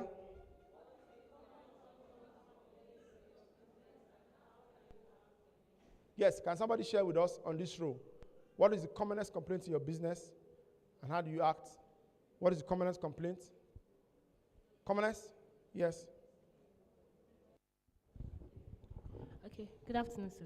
Good afternoon. My name is Olade. I think one of the major complaints for my business is... Listen. Yes. Is delivery. Delivery. Yes. How do you act? Okay, so I actually had to contact a delivery company that, okay, if I'm doing bulk orders, because I deliver banana bread on Fridays. Okay. So sometimes I get customers, when I run adverts, I get customers on the highland, on the mainland, they're like, by the time I check using boats, it might be 4,500 and it's too high. So I had to contact a delivery company. So if you're doing mainland, if I have over 10 orders, what's the discount I'm getting? So I got, whole mainland 2,000, highland 4,000, 3,000. So that's how I was able to. Fantastic. Any ideas on how she can make it better from this row? She said her greatest complaint is that the delivery cost is too high, right? You buy something and you're on the mainland, the person producing is on the island, they have to bring it across 4,000, 5,000. And when I hear something I'm buying for 4,000, they are doing delivery for 4,000. What's the need? Any day I get to island, I will go and buy it. And so, any other suggestion on how she can? She said she groups her deliveries, and then that way she reduces the cost. What other way do you think we can do it better? Yeah? Pet delivery, that's what she said now. She groups it together. Okay. Yes. Yes. Okay. Yeah. Like somebody going from Lekki to... somebody going to Ikorodu. Maybe people going to Ikorodu together. Yeah. Their prices can be the same. Yeah. People going to Yaba can pay. All right, I think it's a good idea. Group deliveries, pet deliveries can work, yes.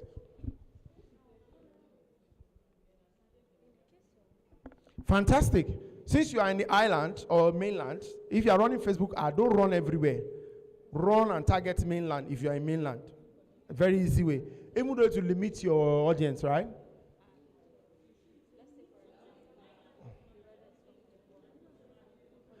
So if island, so it comes back to the statistics with the database we talked about earlier on. She says island customers pay more and they know the value of what she's selling. What is she not doing in mainland? What's your business in mainland? Your market is in island, is it not? Are we following group leader? Her market is in mainland, in island, but she's in mainland. Doing what in mainland? Go and meet your market. Your office should be there. Then when you close, you can come back to mainland if you must stay in mainland. But that you are delivering there, it doesn't make business sense, right? Yes, good. Yes. So what's your major challenge in business and what did you do to solve? Okay, blue lights, go ahead. Blue coats. I'm coming. On that question. No, you have your own. I have a solution for her. So what she can do is she can have a pickup point on the island for some of our island clients. Instead of telling them to pay for delivery, they can just go there and pick up. Island clients naturally don't like pickup. They want you to come and deliver to them. That's why they won't buy online. How they have to pay online and then come and still pick up. That's for them. We're your own. What challenge are you having in business and how do you want to solve? A small group discussion for every group. Are you ready? Anybody with a challenge? And how are you resolving it? Group leader. Oh, her. No, give to her. Give to her. Group leader is group leader. Give to her. What challenge are you having? What complaints are customers making? And how are you acting on it? I hope you guys are listening. I'm coming to you. Last two rows. Yes, go ahead. Mine is the delivery time. Like the time. Yeah, the time of delivery. Customers are always complaining that they come to deliver late, even after dispatching all their items in the morning. So I have to start calling delivery offices. How can she solve that? Uber ride is expensive. Yes, how can she solve that? You have an idea? See, she has an idea. Yeah, I like it. Discussion. That's what we have. Small group discussion. Last 2 rows, start discussing your own. So when I come, you already have it. Yeah? Yes, yes. What can she do? Delivery timeline, right? Listen. One solution that I can recommend is this. It's very important. Listen. It's very important for your customers to be Group aware. leader. Group leader.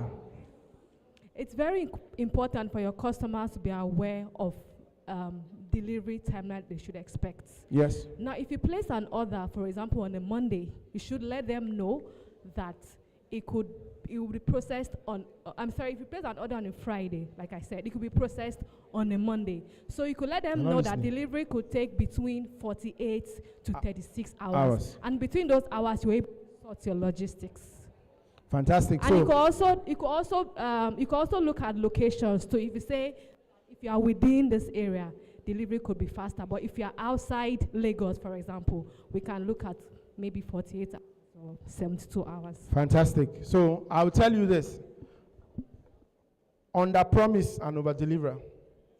So when you are speaking with your customer, under promise on the time, we're going to get it to you in 72 hours. I say, that's late. Say, sir, I don't want to disappoint you. That's why we are going to get in 72 hours. And then deliver in 48 hours. Calculate all your missed time and everything into it. When you deliver in 48 hours, everybody's excited. That, oh, she even beat her time. Right?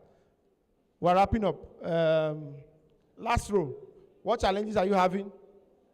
What common complaints are you having from your customers? And how can you manage that? Yes.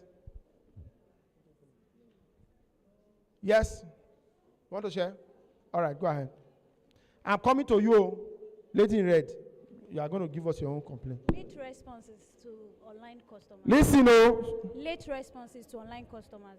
Late responses to online customers. Yes. Late responses. Yes. Are we listening? Okay, how can she solve that? Yes, group members. How can she solve that? Yes. It's possible for her to automate her responses. Automate your responses? And so if probably she's too busy or she has other side hustles, she can hire someone to... Get a virtual assistant. Yes. Yeah. Or a social media manager. Something else? She said it already. Something else? All right, try. Lady in red, I hope you are doing your analysis. Yes.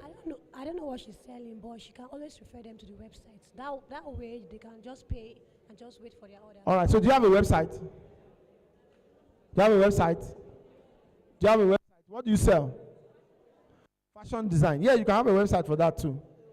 So if you are selling a product and people are complaining of late response, we just suggested now that you can have a website so that when they go there, everything is stated as it should be. Delivery time, 72 hours from when you make the request, when you pay. Once you have we've confirmed your money, 72 hours, and we'll make sure that before that 72 hours, I have responded, right? So it solves the problem of late response. Yes, lady in red, what's your major complaints customers are giving to you, and how do we solve that? The major complaint from my customers is that my services are too expensive. Service of what? Makeup. Are quite what? Quite expensive. Yes. So those people talking there. She said one of the complaints she gets is that her products are her services are very expensive, and she does makeup. How can she solve the problem?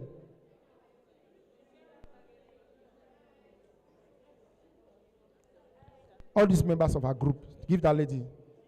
No, the one behind. Yes. How can she solve the problem? You are not aware of the problem. Give those two ladies behind. How can she solve the problem?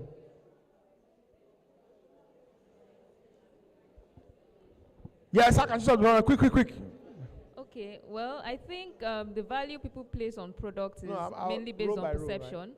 So you can try to explain the value of the product. If they don't see why it's necessary for them to spend. She said we should explain the value of the product and tell them why it's expensive. Would the customer stay that way? Yes. That they use, right? So I think that, like someone said, explain that, oh, I'm going to use this quality for you, and if you cannot afford to do this, oh, I'm sorry, you can have like variety of products. I know that there are affordable makeup products that will still get the job done, right? So you cannot be using MAC products for someone that wants to do a makeup of 10,000 naira. So you might maybe just have two variety of products. Okay, you can only pay 20K. You might not have to tell them, so long you know that it's also get the job done, right? Just have variety of products. Okay, so that's small group discussion. No, I'm saying those products to get the job done. It's not like they are bad products. All right, thank you. Thank you. Oh, yes, you can also tell them. Yeah. You see that we cannot finish the discussion.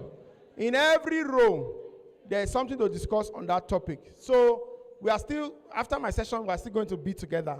So take group leaders. Where's our group leader here? Group leader. Where's the one on that row? Always talking, group leader. Group leader. This conversation should go on in our different groups after now. All right? On what we need to do. But let's go ahead. Everybody listen. No, no question now. We'll go to the end. Some practical implementation that you should do in your business. Listen, no. Group 3, listen. Some practical implementation that you must do. Set retention and satisfaction KPIs. What are KPIs? Key performance indicators. Set what you will need to look at to show that your customers are satisfied or not. Don't snap picture. Write is double. Snapping picture after here you will delete because your memory will be full. If you are using an iPhone, first thing to go is what you snapped. Okay? So set, and this can be different for different businesses, right? What is a KPI for you is not KPI for the next person. Those of you that are tired will soon go. Assign a feedback collection champion in your business. Make sure there's a way you collect feedback. What is the most common way of feedback from customers in our businesses today in Nigeria? Unsolicited feedback. What? Online. Comments. Comments about your brand online is one of the most easiest way to get feedback about your brand. There's something about customer complaints and customer criticism. I'll tell you the difference. When a customer complains, it's expecting you to address the issue. But when you don't address it over time, that complaint changes to criticism. How many of us remember Jenny's Glow? Jenny's Glow? There was complaint, no answer. It now became criticism. Criticism you cannot stop. It's like wildfire. And then anybody can jump in. I didn't say it, would not step in and take it up from there. You don't want to be in that kind of position where your company is being dragged, right? Okay, so let there be somebody who is collecting feedbacks, whether online, offline, physical, and then use automated tools. For example, you should have Google Forms. If your business is registered on Google, there's a way we can go online and just fill anything about you, right? This hall now, when we finish using it, you can go online and fill whatever information. You can also feel about me when you go, and I expect you to feel the feedback when you go on. Yeah? Check me out online. Shegun Manuel. Go and write something. If you enjoy this class or not, write it there on Google. Out here. It will help me do what? What would it help me do? Improve on my delivery, right? All right. You can do that too for your business. How many of us our business are registered on Google? Google My Business. If you don't have, ask your neighbor. And it's very easy to do. I think it's free. Yeah, so do that. That's another way for you to get feedback. When you get feedback, if you have staff, always have regular reviews where you look at what people are talking about. And then remember, you must follow the loop. Do something about what they talk about. Next slide. Many people are tired. So I have a gift for somebody, and I'm going to give it at the end. How much is that gift? They didn't tell me the exact. But we have a gift for somebody in this group, and I'm going to give it to one person. So just put in mind, if you have the names of 5 people who you met in this hall, and you know what these 5 persons do, I've increased it to 5 now. I know that you have copied 3 in your head. Copy extra 2. Tell me their names and surnames, what they do. And you must tell me whether their business is in the island or mainland. So in 3 months' time, when we come for that review, every one of us must submit what strategies you have used. Yes, so You must tell me what strategies that we have talked about, customer retention strategies that you in your business have used. These people on this line, are they hearing? This line. Are you hearing? In 3 months, you must tell me that lady is not hearing. That one on what? Yes, you. You must tell me what strategies you have implemented, and then what changes that has resulted in your customer retention rate. Right? Whether they are retaining or they are churning out. Yeah? And then number 3, what are the results you got from your satisfaction measurement tool? That's your questionnaire and all of that. Okay? So when you do that group 1, everybody should draw a questionnaire for their businesses as it is today. Why are you not buying from me? Am I too expensive? Yeah? Start with your family members. Because if they don't buy from you, outsiders will not buy. Why are you not buying my product yet? Is it because you know me? You don't see me finish? That position in a way that you will not see me finish? Right? So share that questionnaire and know. When we come in 3 months, you will tell me all of this. Next slide. I think I'm done there. What is the one thing you implement immediately? For all the things we have learned since morning, what's that one thing you implement? Yes, ma'am. What's the one thing you implement? Yes. Yes. I'm going to ask you. Actually, in fact, I started implementing it immediately. You started implementing it. Fantastic. Yes, and that is adding other benefits of my products to not just advertising myself, but other things. Sharing the benefits of. So immediately I started giving instructions. So somebody's already implementing immediately. Please put your hands together for her. She's already implementing. What are you implementing immediately? Come and ask this lady in yellow. Yes. What are you implementing immediately? Yes. Say it. Who are you shy of, me or them? Give her the microphone. What are you implementing immediately? One thing you can implement immediately is overcome shyness. Is it not? Yes. Speak now or forever hold your peace. Take the microphone. Tell me what you're implementing immediately. Who wants to tell me what they're implementing? Why you are going on? Go ahead. You want to tell me? Yes. Who else wants to tell me what they're implementing immediately? Yes. 3 of you. Yes. And what if you are delaying us? Say something. What are you implementing immediately? Customer follow-up. Conquer fear. Yes. Customer follow-up. Customer follow-up. Fantastic. Give the lady there. Where is that lady that raised her hand up? Yes. What are you implementing immediately? I'm going to shock somebody now. Okay. So I'm going to be implementing automated responses immediately. Automated responses immediately? Yes. What are you implementing immediately? I lost the customer data. What are you Can I implementing go ahead? immediately? I'm actually trying to pull up customer data. So she's implementing customer data. Where's the person that raised her hand here? Yes, please give to her. What are you implementing immediately? These people here, these people in this front row. Give this lady.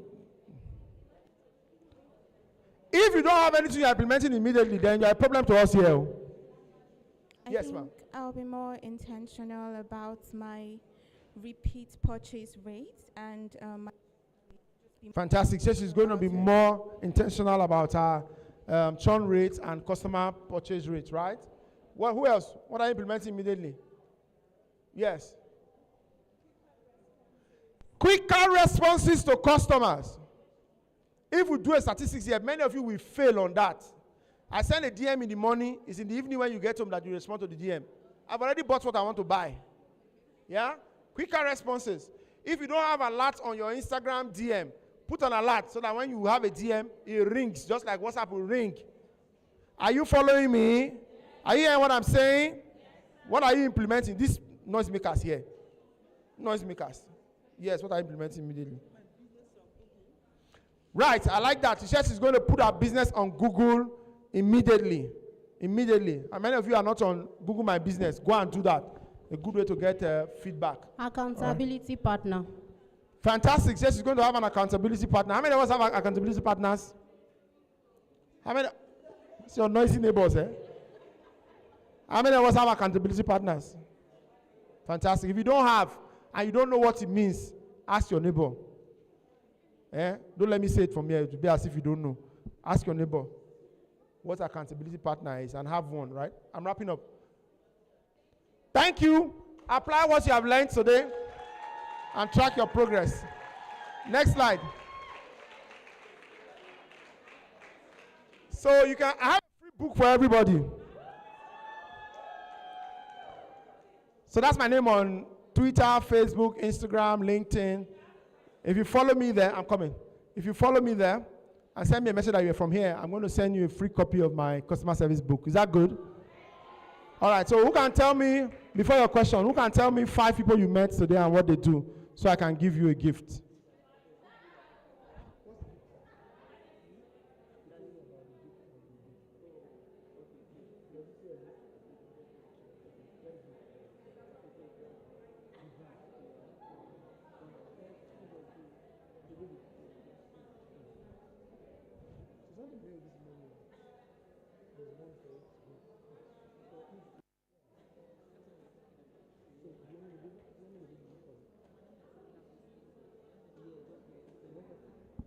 So who can give me 5? 5? Their names, surnames, their business name, what they do, and then the one I want, you must tell me whether they're in island or mainland. Yes, who's ready? We are bold enough. 5. I see your boldness. Come. So we're going to give something to this person. Some of you are taking it, these noise people here, they are taking it for granted. When you hear the gift, that time you wish that you listen to what I was saying. Come. It must be 5. Oh, please count with me. She must tell me their name. Listen, oh. Son, their business name, what they do. Leave the light. Good afternoon, everybody. Good afternoon. I met Mixie Fabrics Place. She sells brocade. I met Florence. She does handbags. Where's Mixie Fabrics Place? Hold on. Mixie. 1. Florence. 2. Yeah. I met Oyewusi. She's into small chops. Oyewusi. Okay. I met Sandra. She does auntie, what's that thing? No, yes. Okay, 5. I've remembered. She does clothes. She's a fashion designer. Fashion destroyer, right? Fashion designer. So that's 5. Did you mention 5? What's 4 now? Remember 1. You want to try 5? I don't want. No, how can you miss me? Everybody has met me. 5, and you know what they do? Hey, Flora, and she the does 5 are not food. these people here. Oh. Not these people here. Oh, yeah, come. So I've gotten 5. But you didn't get it immediately now. I know you got 5. Hold on. Oh, yeah, try. So I met Kofo. She's in fashion. Kofo? Okay. I met Naomi. Met who? I met Naomi. She's in kiddies. Who is that? Naomi, okay. I met Kemi. She's in jewelry. Do next, go right in my front. Yes, we'll do meet again. I met Kemi. She's in jewelry. Kenny? Kenny. Kenny? Kenny. Is that your name? What's your name? Kenny, okay. How many now? I met Dupe. She's in footwear. Where is Dupe? No, Dupe cannot be your name. No, there's people there. I met Ebun. Ebun? Who's that? She's a social media manager. Ebun, are you here? Nobody like Ebun here. She has failed. Yes, who's trying again? She's still our winner, except there's somebody who's going to. Don't tell people around where you are sitting. Ebun, do you remember her name? Yes, I want people from this side. Pink, come. Oh, yeah, you want to talk now? Oh, now that it's time to win money. You have lost your chance. Oh, yeah, come. Come. So, come and stay. We'll ask who the winner is. Bring our microphone now.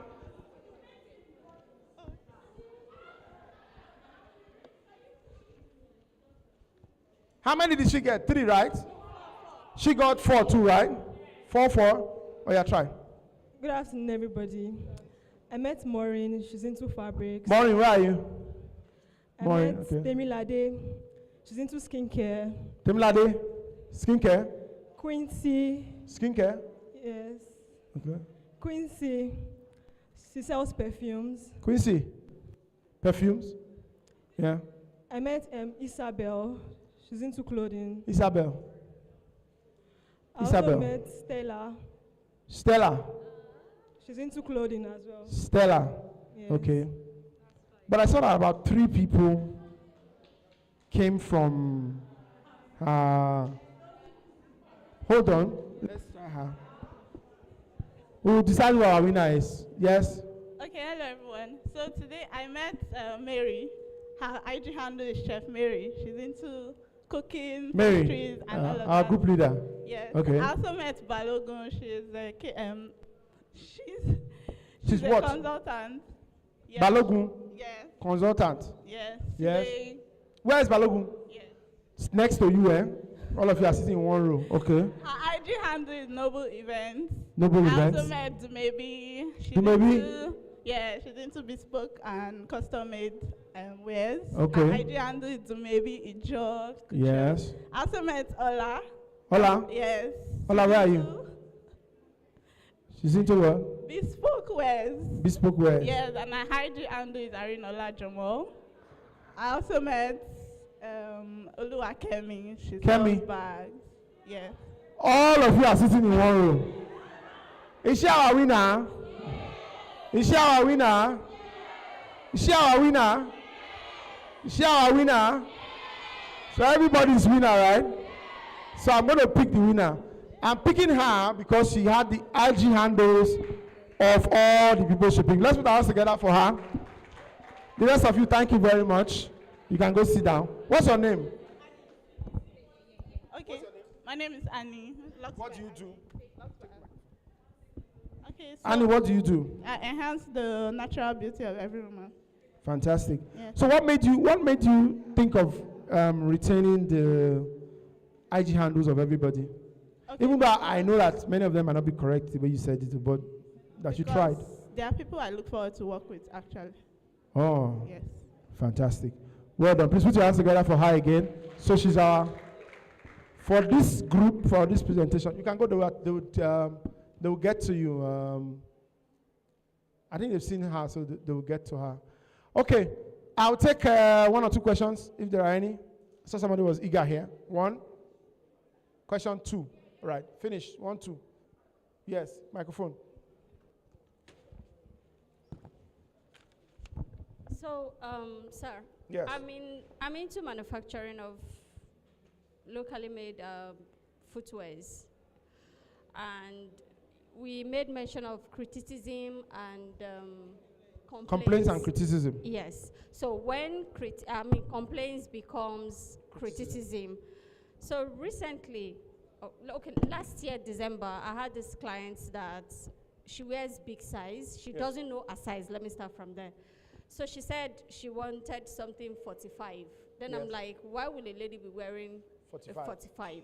That I would like to see her leg picture. So she sent me a picture. She has this massive upper leg. Yeah.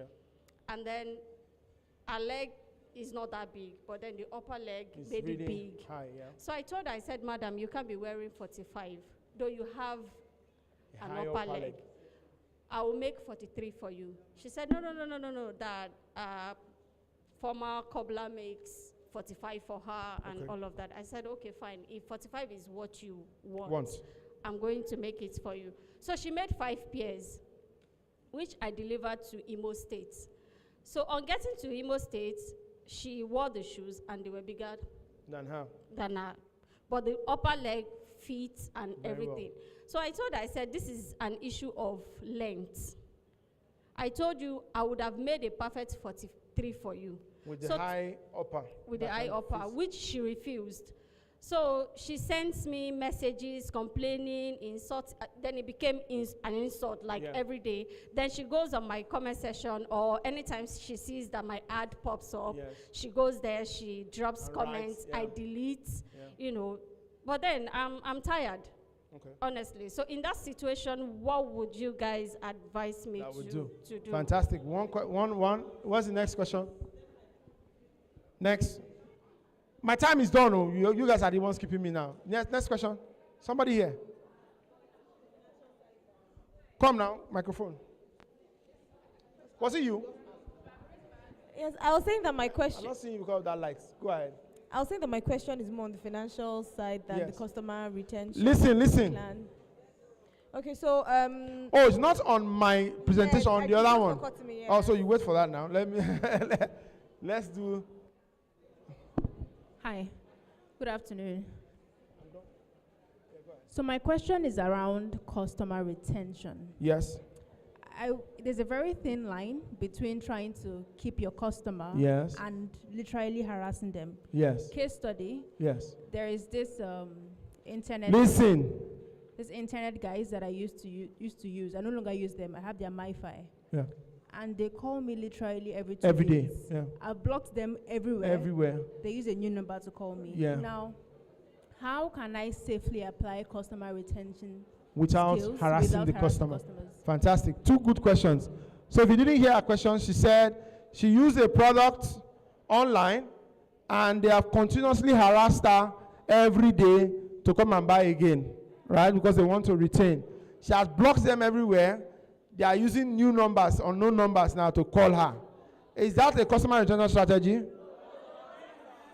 It's abuse. It's abuse. It's abuse. If you have somebody's data, you need permission to continuously, reach out to them even though you have their data, right? So what is not right to do, don't do it. I didn't say because you have the data of people every Monday morning, you tell them happy Monday. No. Bank doesn't do that to you.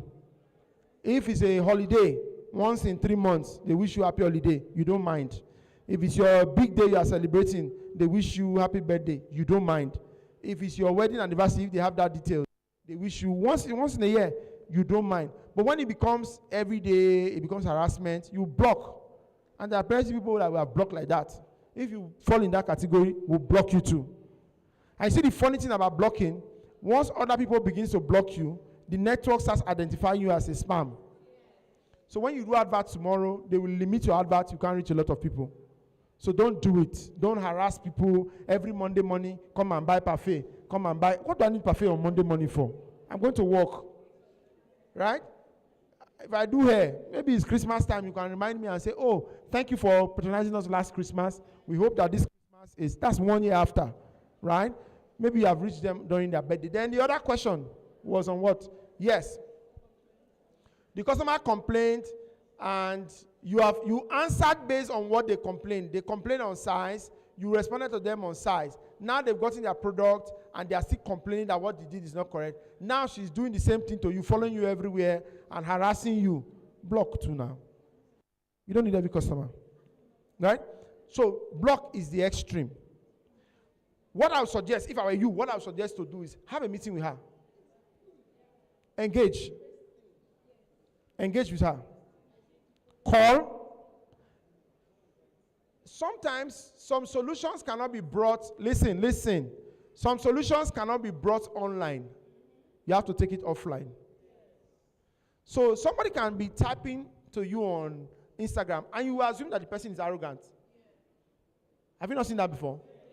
The way you are typing and responding, the person, see the way she's just typing very fast and responding to me, but you are trying to be responsive. But that your fast typing is already being construed as being rude. She's responding to me very quickly as if she doesn't want me to talk to her. Right? So when you see that kind of cases, you take the conversation from online, offline. And, hello ma, please, is this a good time to call you? Is there a place we can meet? Can I meet you? And explain. She will hear from your voice if you're actually remorse. Many times when you complain online, all these banks and big organizations, they want to take the conversation from black and white to voice. On voice, they can feel your pulse. On text, they cannot feel it. And then their response on text can be used as an evidence against them. So they don't want that feedback. They will quickly call you and say, hello sir, can we, or they will send their number. They will say, this is the number, can you call me here now, or text me or WhatsApp me, I'll call you back. That's because they want to take the conversation from text to voice. And on voice, you will hear what's actually wrong. This person that is complaining now might not be as upset as she's sounding when she's writing. She might not be as upset as she's sounding when she's writing. So if you actually engage voice, sometimes when they hear your voice, they'll be like, I've stressed this person a lot. Don't worry. And the matter ends there. So do this. If this doesn't work, and the person see after you have engaged, she still continues sending you messages. My dear, you have done your bits, right? Yes. Yeah. Yeah.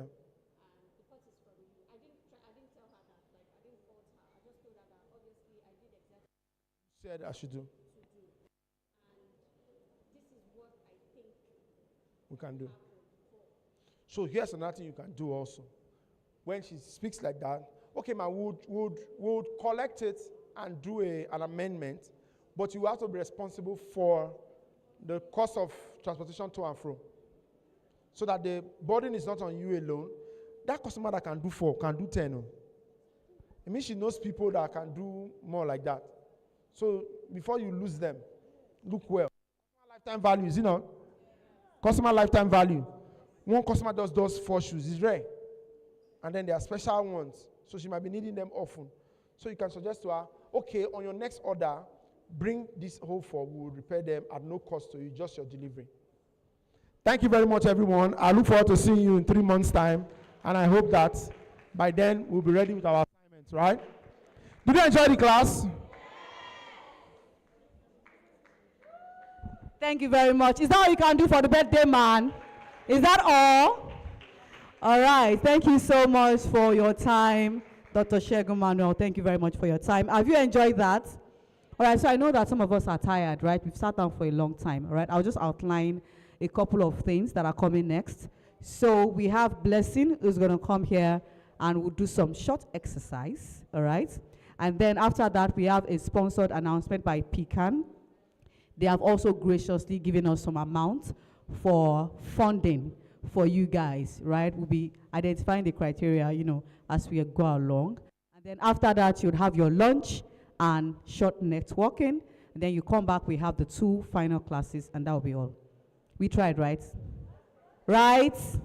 Are you enjoying the sessions? Lunch first. Okay, let's do some exercise first, and then lunch will come after. Does that work? All right, Blessing Pokwala, please come on board. Let's have some exercise. Then we'll go through lunch. Then Pecan comes on board. We also have Fidelity in the building. They've also given us some funding for you guys. So please, it will be in your best interest to pay attention to everything so that you also benefit out of this. All right, Blessing, please come forward. Thank you. Please clap for her. It's not easy. If you will not even clap for me, please clap for yourselves. Clap for yourselves. You can make it louder. Okay, I want to thank Shilitz for this opportunity. Can we all be on our feet? You've been standing for a long time. Oh, why are you grumbling? Grumbling. It's part of exercise, actually. So in exercise, what we are doing is that we are trying to help our mind, our soul, and our body. Lady on lemon, can you please be on your feet? Thank you. So we're going to be doing simple exercises, and what they are going to help us to do is to help us relax our mind, and then we can able to concentrate, or as we move on, we feel a bit more relaxed. So the first exercise we want to do is chewing yam. Chewing yam. Yes, what it does is that it helps the muscles of your mouth to be relaxed. You've been seated for a long time and you've not really been doing much of the talking. So I'm going to show you and then you're going to do it for me. Are we good to go? Now this is it. You know how you want to steal yam and hot yam? No, don't maintain any composure here. You're actually working on the muscles of your nerves. Let's go.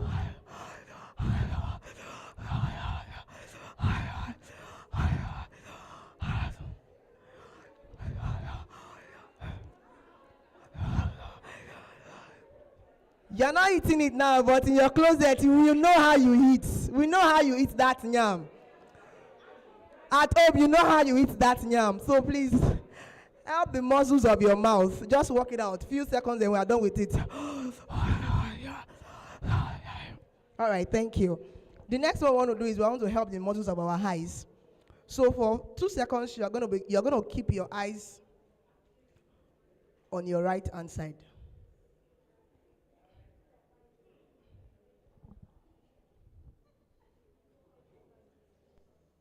Okay, to the left.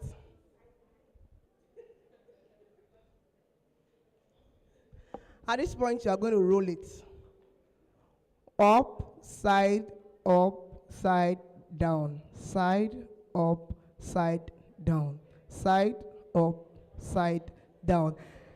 This is a therapy that helps the nerves of the eyes.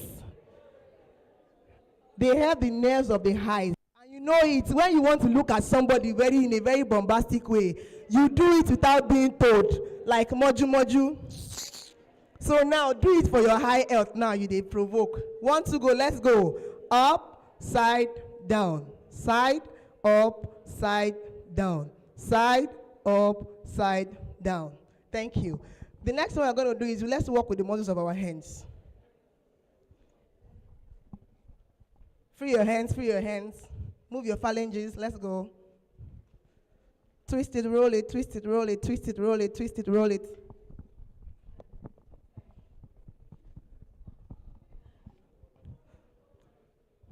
Now you're going to keep it in one posture and you're going to do yaba bear. Stretch it out to the limit. Stretch it to the limit. Stretch it to the limit. It's a therapy. Stretch it to the limit. Open it wild. Open it wild. The next one, if you are doing the 2, open it wild. You will feel it stretching. Yes, open it wild. To the limit. Open it wild to the limit.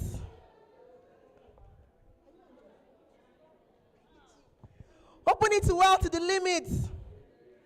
Are you done? Now hop. Up, up, up.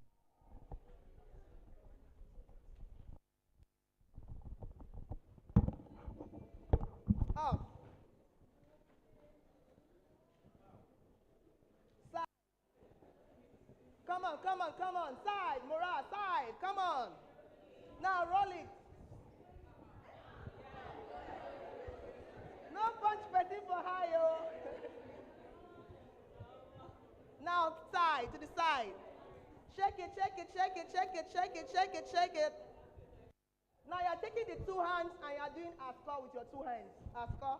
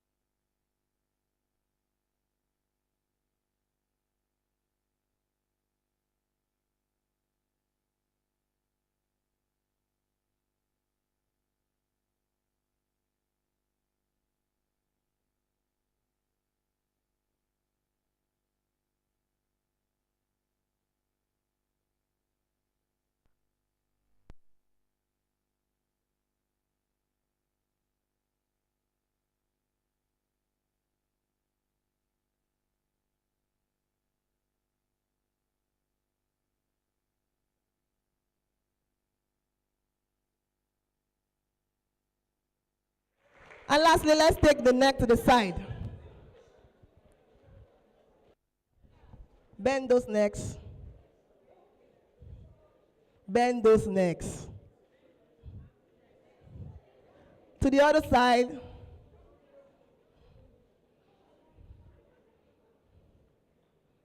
To the front.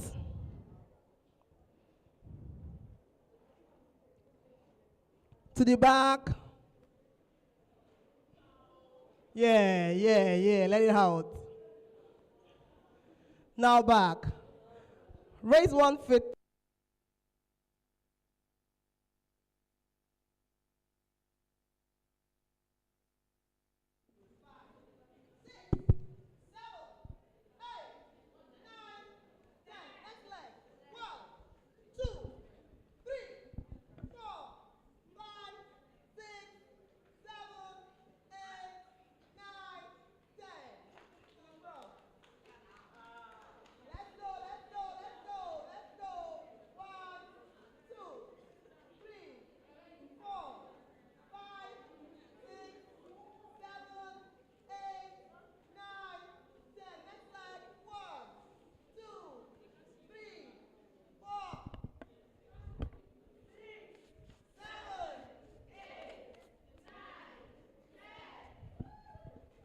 Clap for yourselves.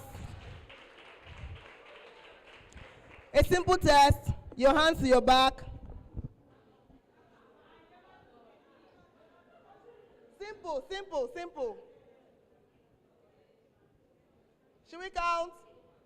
1, 2, 3, go. 1, 2, 3, 4, 5, 6, 7, 8, 9, 10.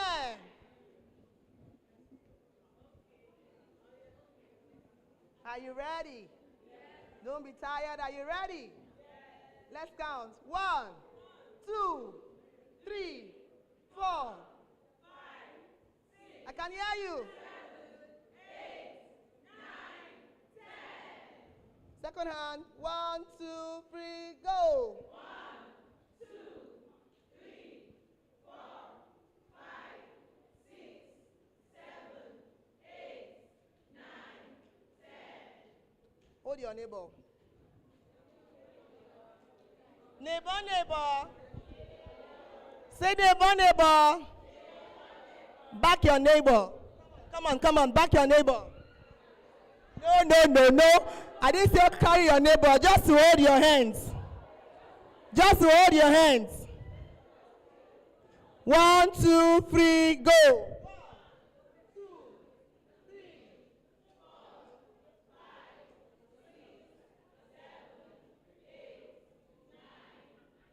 Face your front.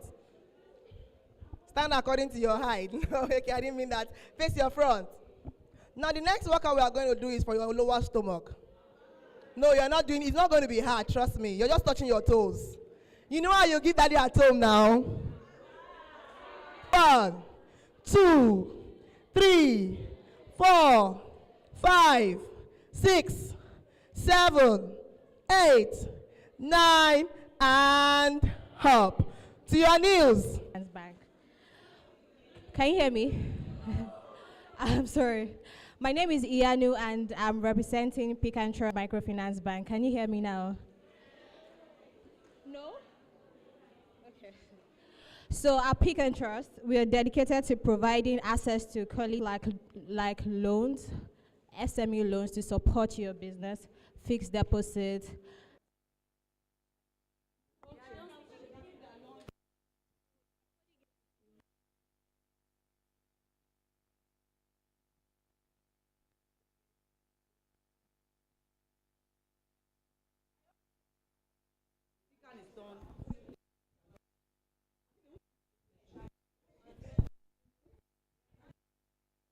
All right.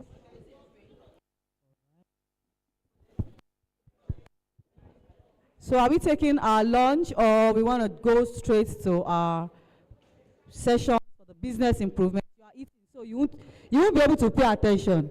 So I should give you time, right? Okay, how many minutes?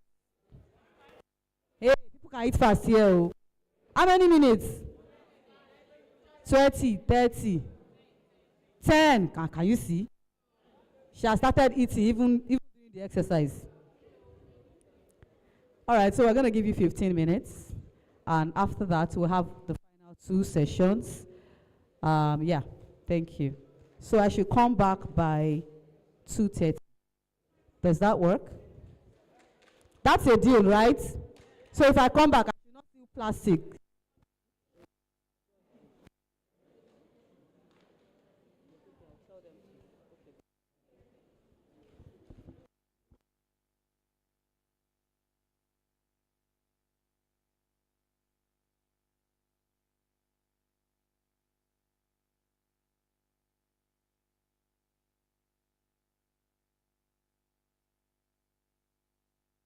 All right, we have some opportunities. So if you'd like to pitch your business in 1 minute to investors, to institutions that we have partners with, there is a setup by the left. You can just go there and pitch your business in 1 minute. If you are not too busy eating, right, you can just do that within the next 1 minute. But I'm coming back here by 2:30 for the home. Thank you.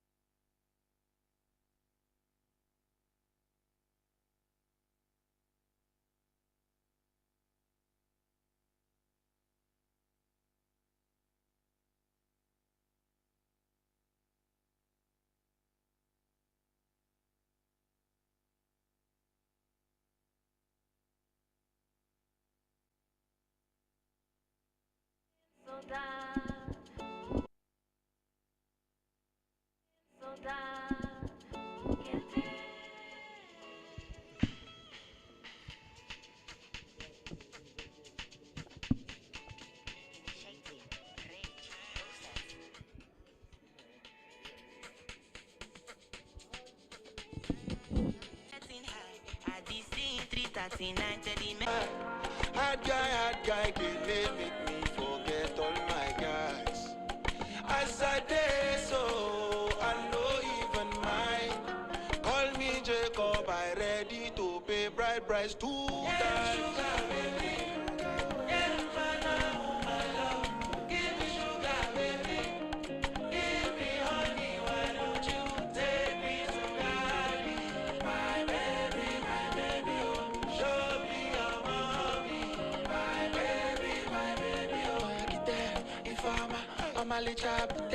Kamlacha, tomato josi, chachalacha. If I take Quasilia, so chele cambia.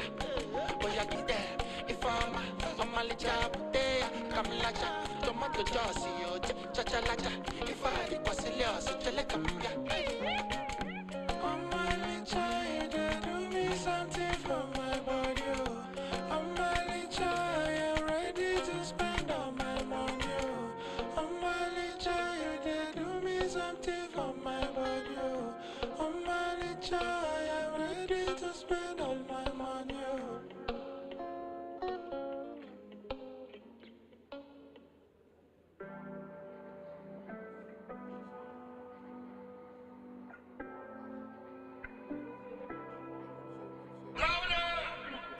Oh, baby, oh. God did this thing when he made you. Woman, you're one in a billion. She a queen, she a vision. Pretty woman, beautiful woman. So fine, she causing confusion. Keep your head up, no look down. You say to yourself, all right. You say, look at me now, you see me a bad bitch. First class, baby, you know me status. Super icon. Are we done eating? Are we done eating? No. Okay. But we had a deal. We had a 2:30 deal. Okay, so I would like us to look towards the back. Can we look towards the back? We have our 2 funding partners at the back. We have Pecan and we have Fidelity. So you're going to stand up now and check out their stands.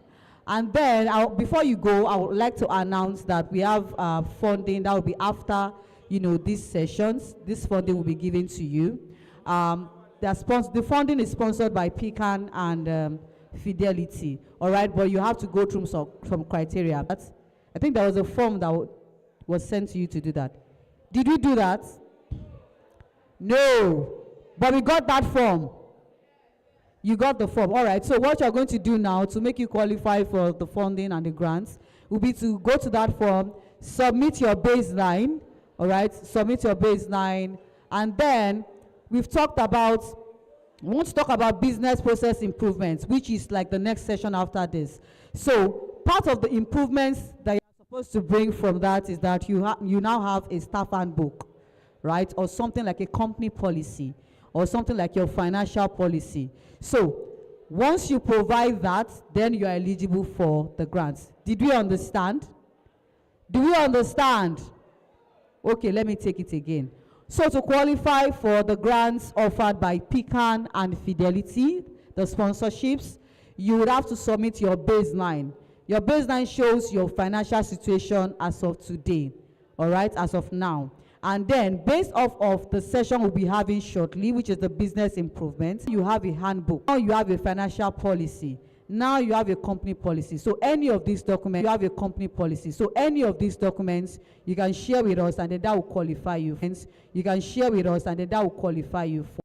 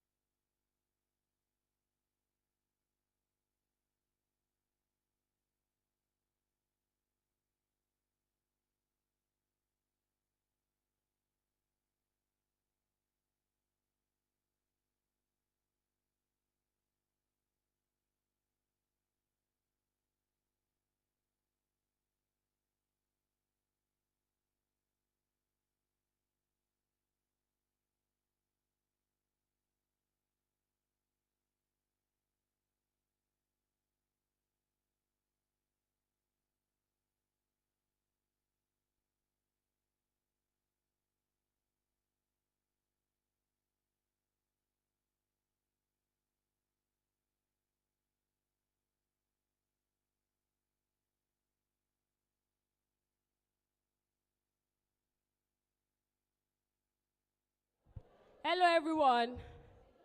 Please, can we come back to our seat? We're about to start the breakout session. Hello, please, let's come back to our seats. We're about to start the breakout session. Hello, please kindly come back to your seats. We're about to start the breakout session. Pekan and Felice.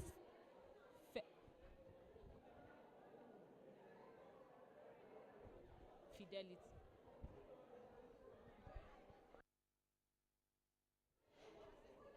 Hello.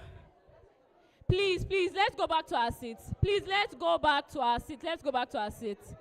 We can continue this after the breakout session.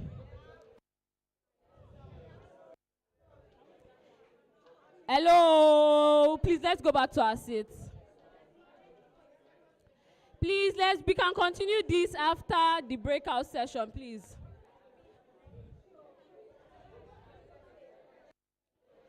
Please, I'm waiting for us. Nurses, please, let's end the session until after the breakout session.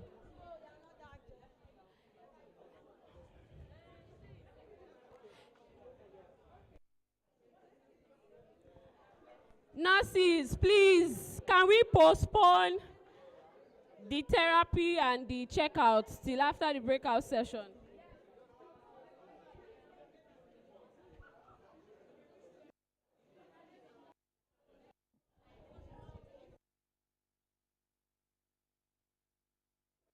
Ladies, please, let's settle down. Please, let's settle down. Nurses, please, let's postpone this till after the breakout session.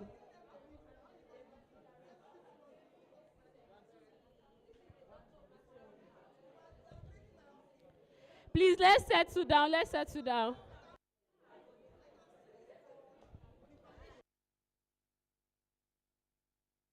Doctors, sorry. Apologies.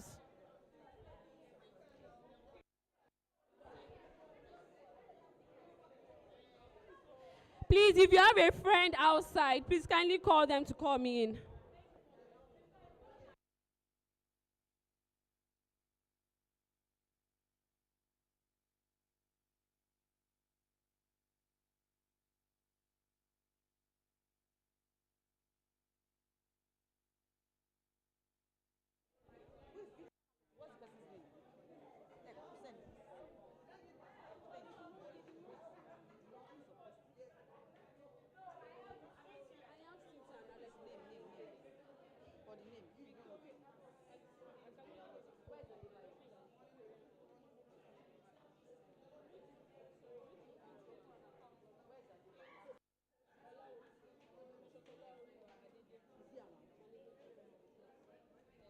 All right.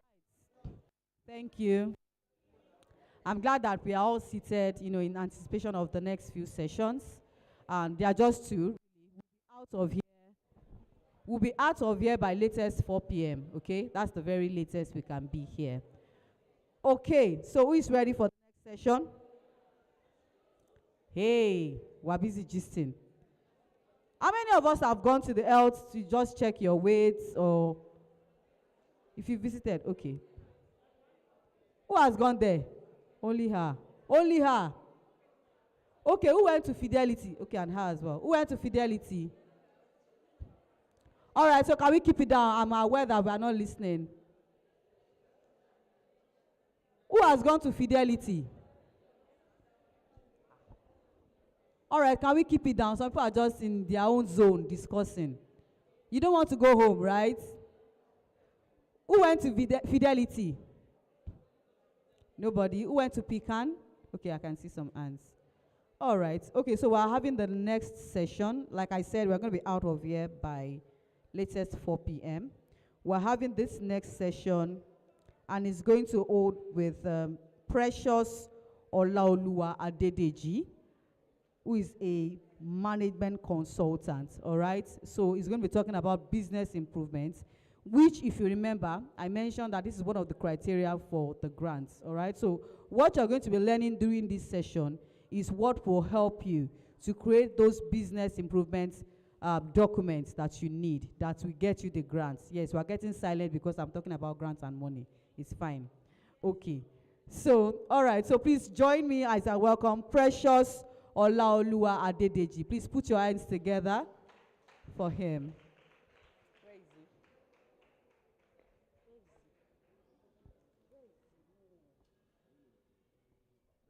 It's Precious. Okay, he's around. All right, so let's keep clapping. You've eaten, haven't you? Let's keep clapping.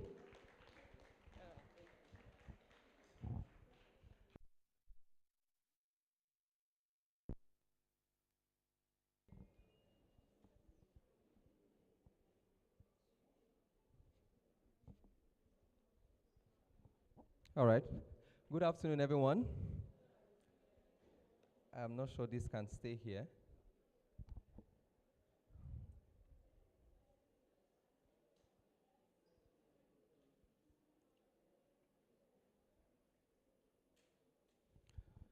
All right.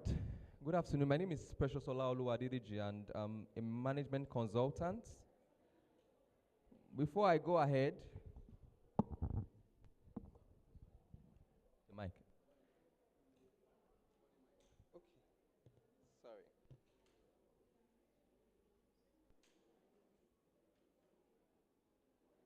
Is it working?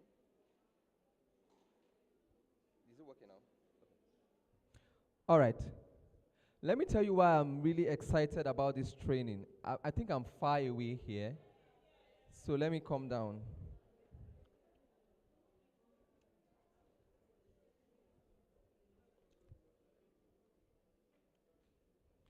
All right, are we good now? Okay, I don't think I need the laptop again. You can close it, thank you. All right. Sorry for, so just a minute. Is it off?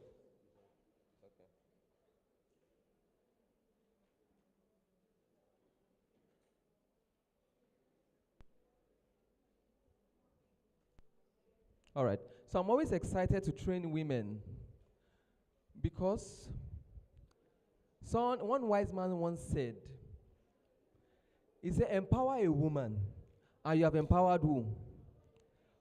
You've empowered who? Yes, you've empowered a nation. Why? There's a way men think, you know I'm a man, so I'm permitted to say it. There's a way men think. Men are limited in scope of how we think. Sometimes it's not our fault, it's just our configuration. But a woman, when a woman gets to work, when she's trying to make money, what does she think about? What does she think about when she makes money? Our family. Can we put our hands together for ourselves? Can we put our hands together for ourselves? Yes, up women. I feel that what women can do, a lot of men cannot do it.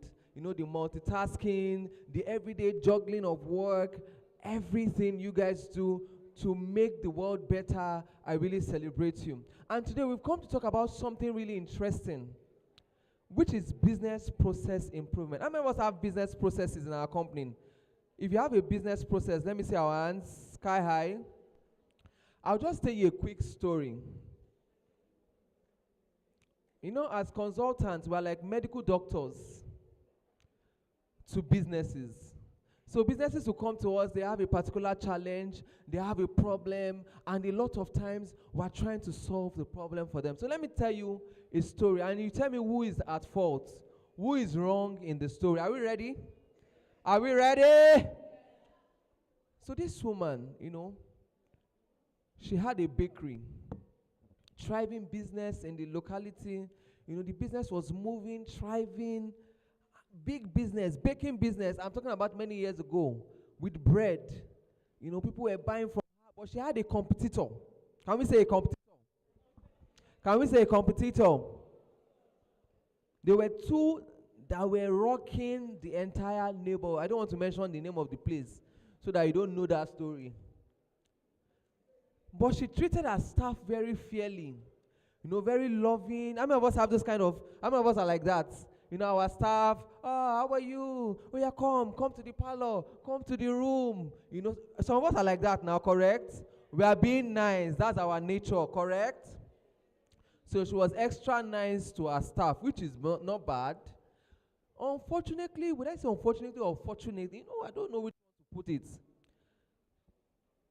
Our business, our bakery, was just at the front of our house. So it means that those that are working in the bakery has unlimited access to the house. Are we following? Then she now picked 3 of her best staff, sent them abroad for a training.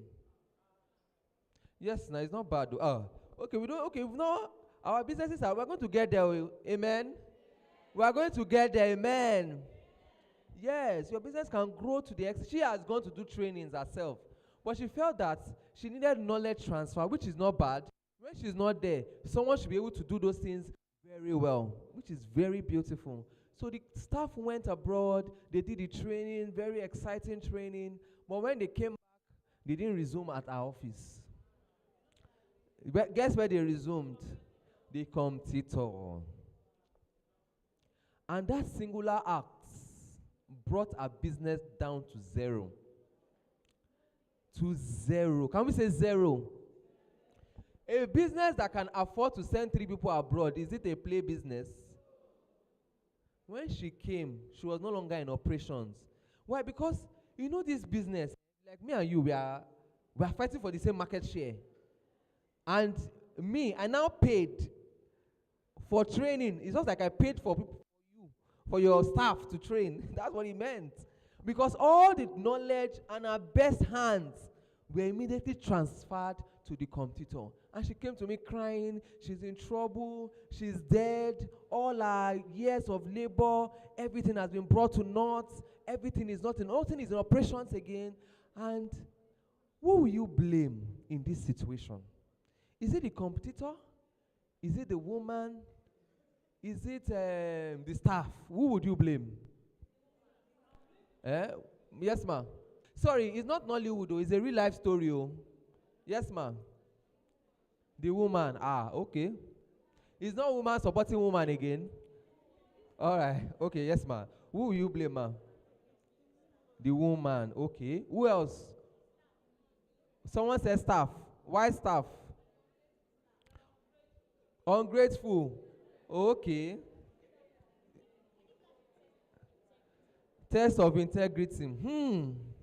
You see how beautiful it is to blame. What about the competitor? Are we following? Who else? Who would you blame? Who would you blame? Okay, let me give a quick scenario. I'm coming. Are we together? I saw a video. Many of us that drive, we always have third-party insurance, Abi. Most of us don't have. If you have comprehensive insurance, raise up your hand. We don't have anyone. If you are, I will cash you. Now, I watched a video. I've been trying to get a comprehensive insurance for like 2 weeks. Unfortunately, the platform I was using was failing. So I now saw one of my friends put up a video of a car, Jejelio. The car was going on its own. And that trailer went to go and pass the covert. It now fell on the beautiful car. Now, who will you blame at the end of the day? Let's assume the driver did not die. Who will you blame? The trailer, but that trailer has run away. Who is there to blame? Who can the driver blame at the end of the day? What I'm saying is, a lot of time, we can't stop some things from happening. But what you can do is to mitigate the risk on your business and on your person. That's why the rich keeps getting richer. And the poor will keep getting what? Yes. Because that man, if he doesn't have a comprehensive insurance, is going to have to buy a new car. Maybe it's a 5 million. If he has used that 5 million now to do something, won't he get a profit for it? He has just gotten poorer on a decision. Are we following? So, a lot of times, you can't control outcomes of things. No matter how good you set your business to be, no matter how organized you are, no matter how superwoman, superhuman you are, a lot of times, you can't control a lot of outputs. Are we together? But what we can do as business owners is to mitigate the risks associated with our businesses. The woman with a clear conscience, a good mind, sent people for training. What is your concern with the integrity of the staff? They can choose to have integrity, and they can choose not to have integrity. Are you banking on their own integrity and moral conscience? Are we together? Or you are thinking that your computer is going to be fair on you? If it's you that saw people, 3 staff that have been trained, refined, and they are ready to take an offer with you, we say, okay, let me put. In all reality, it's a shark in business. I think maybe because we have not seen some realities, but we have not been, faced with some competitors, or some competition, or some market realities. That's why we have to kind of throw your moral compass away. But you have to know that the world, business, everything is not fair on you and yourself. And one way you can protect yourself is to have this. That woman we built again from zero. She's a very strong woman, and that's what I salute women for. This woman endured. We went through every stage of business consulting. She's my #1 success story in management consulting. Yes.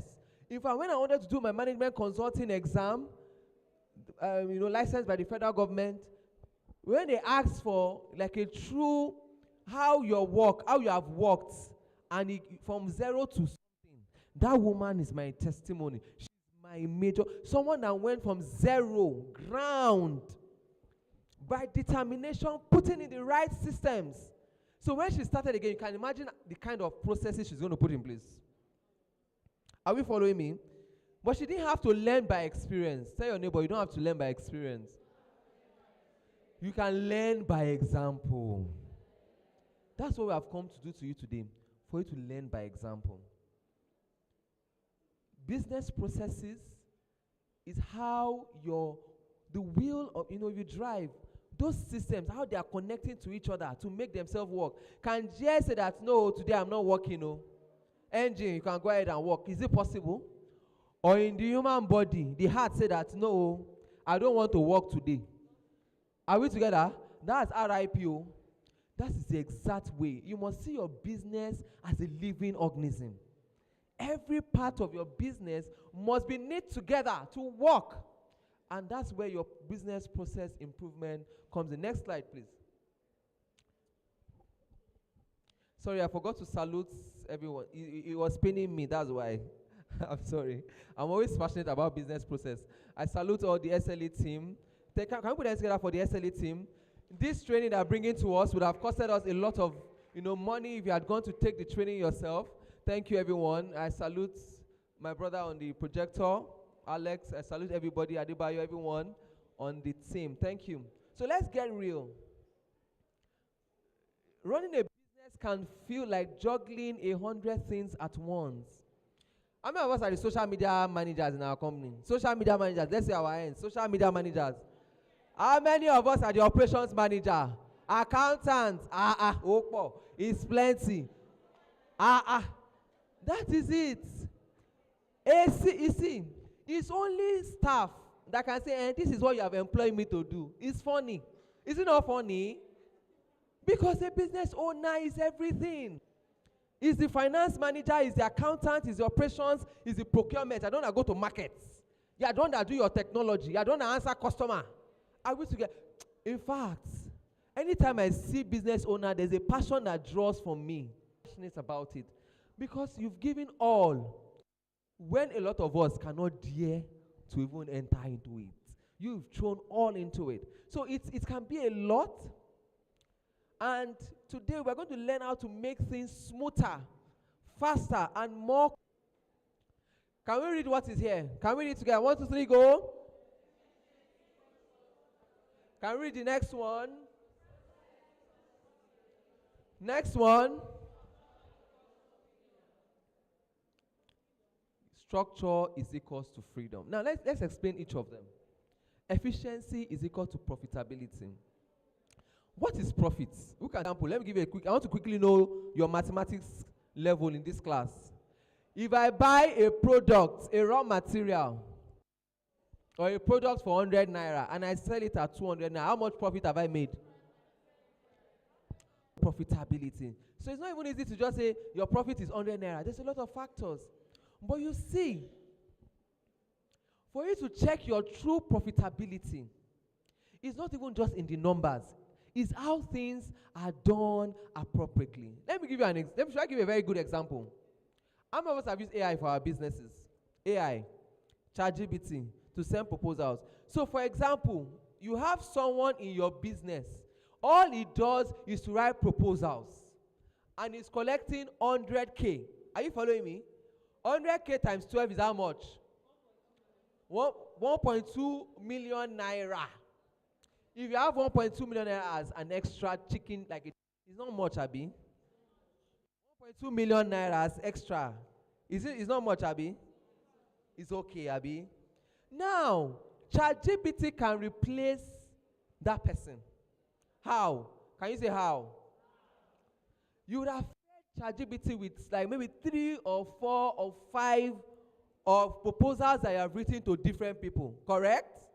Then you now tell it that, okay, based on this style of writing, these things I've written, I want to be able to write proposals to more people. Every time you want to write a proposal, you just tell it, this is the company I'm writing the proposal to, and this is what I'm trying to achieve, and it produces it out.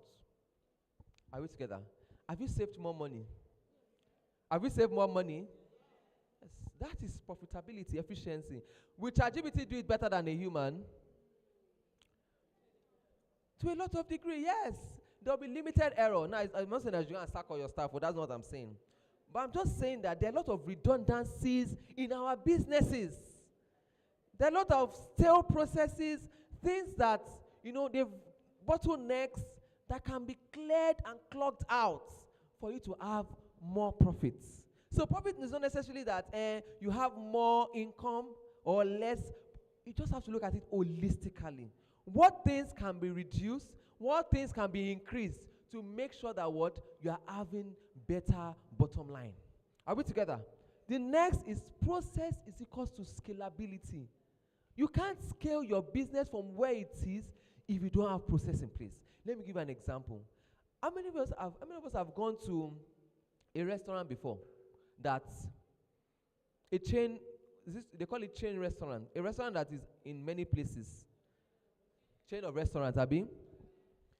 Have you been to a particular, one of the restaurants, and the taste is slightly different or is different from the other one? Sometimes it's like that, Abi. So let me give you a good scenario. Maybe, for example, I live on the island. See, I don't want to mention the name of these people.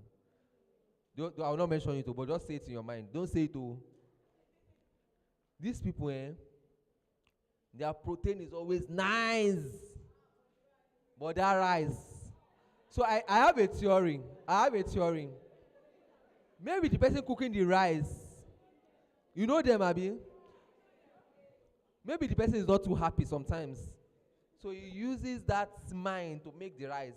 Now, I didn't know that particular restaurant, is the cheapest. If you want an affordable and an okay meal.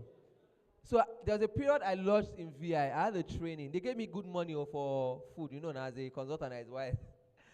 How will I buy morning, afternoon, night from one big hotel when there's that restaurant? So I went there. But okay, even though the rice will not be joyful, let me even eat something first. Maybe I'll buy from the hotel night. Do you get? So I can be doing it just a posting. As I got there, I tasted the rice. This one is sweet, oh. I tasted the chicken. It was more juicy. Is this somewhere in the wrong restaurant? Is it the same restaurant? Okay, let me go and check the receipt. Because I didn't check when they even make payment. Maybe they've debited me more. I checked, it was the same price. Why is it different? Are we together? Now let's assume that someone lives in VI. You know me, I went to visit. Me, I've tasted all the agbado jaye, agege, yanokwaja. The way we are there, that's the way they serve us food. Now assume someone lives in VI, panache. Maybe sometimes he goes there and The food is lovely. Then it comes to Ikeja, just like here now. We came to Ikeja. We now finished. Now say, maybe you now took your friend, Alaja. I want you to come and have a taste of this restaurant. You now went there. You carried the first plate of the spoon away. And maybe she has even warned you before you went, hey, your food is bad. No. I know my taste. And after you had that taste, it's different from what you had on the island. What comes, you're embarrassed. You feel like you have been cheated. This is not what I signed up for. This is different. Are we together? Are we following? There's an inconsistency in that meal, which can be the same for every kind of business. Now, if you scale without process, it's going to still affect your business. Now, except you run a kind of, their own model is Bugboero. Everybody, their own business is different, is unique. Are we together? But if you're scaling, if your output cannot be consistent, people are buying from you and they are coming back to you because they've had a taste of what you can offer. Are we together? They don't want it to be different when they come. So when you are scaling without processes in place, what's the simple process to do for a restaurant? What's the simple process to do? How can you ensure that your food is the same taste every time? How can you ensure that? Recipes. What else? Train the chef. What else? Let me give you a simple way that I felt I can see. A total idiot, a child, can cook in any of those restaurants. How?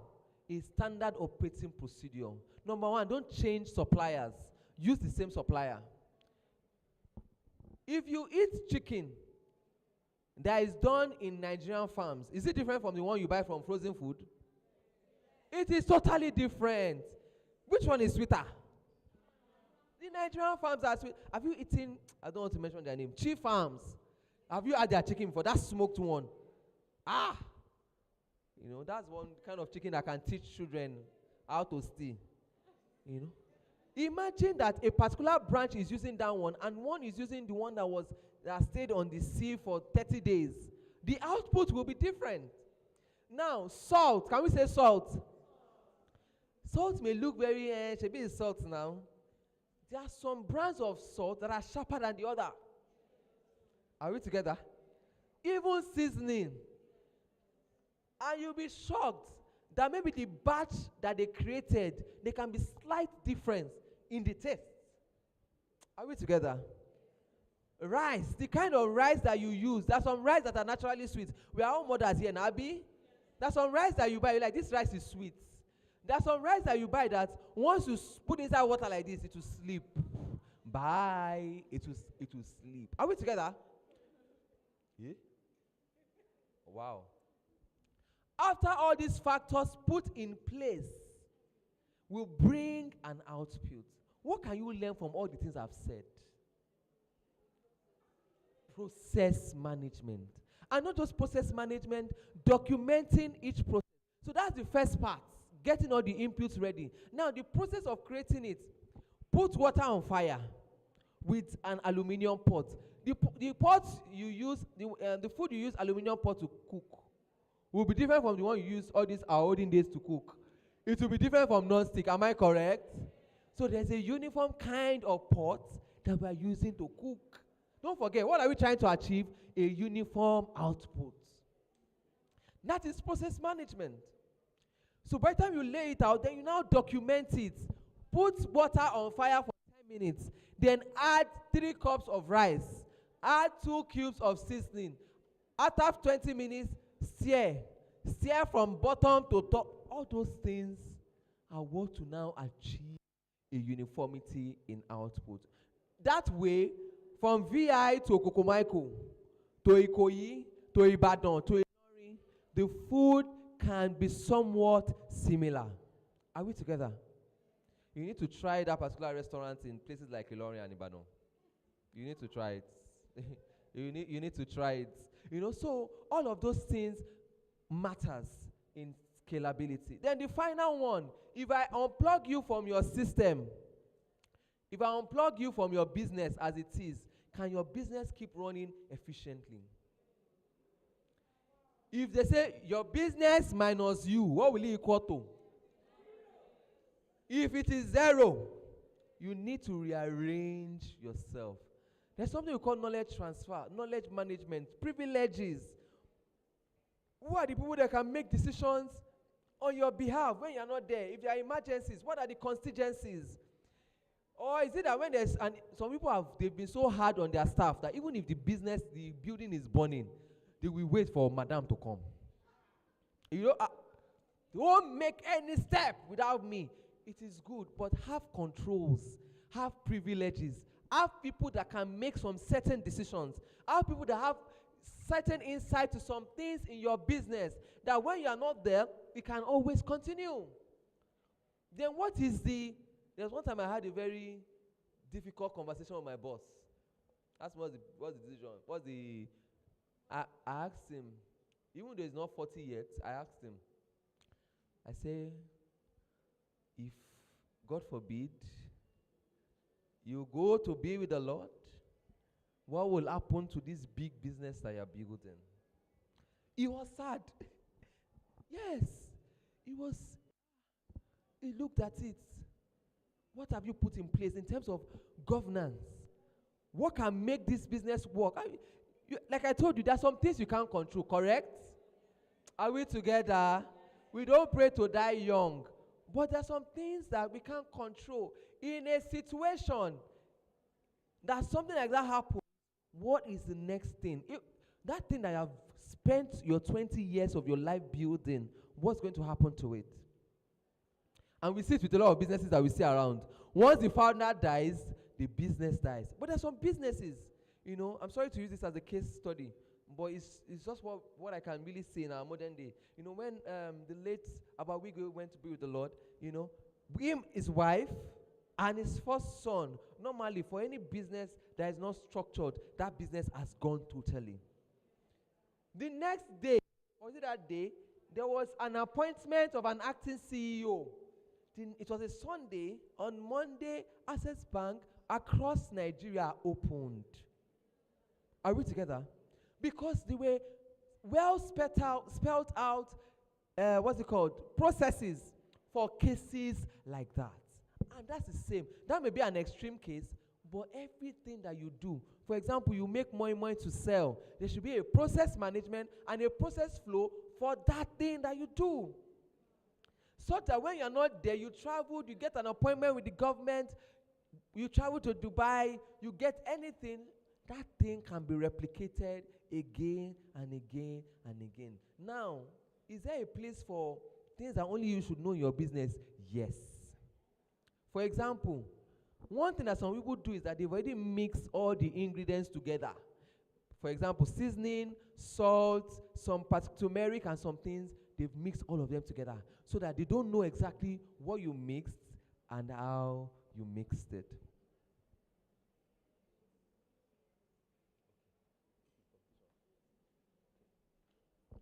All right. Can we go to the next slide? I was supposed to take a competition, then... No, next slide. All right.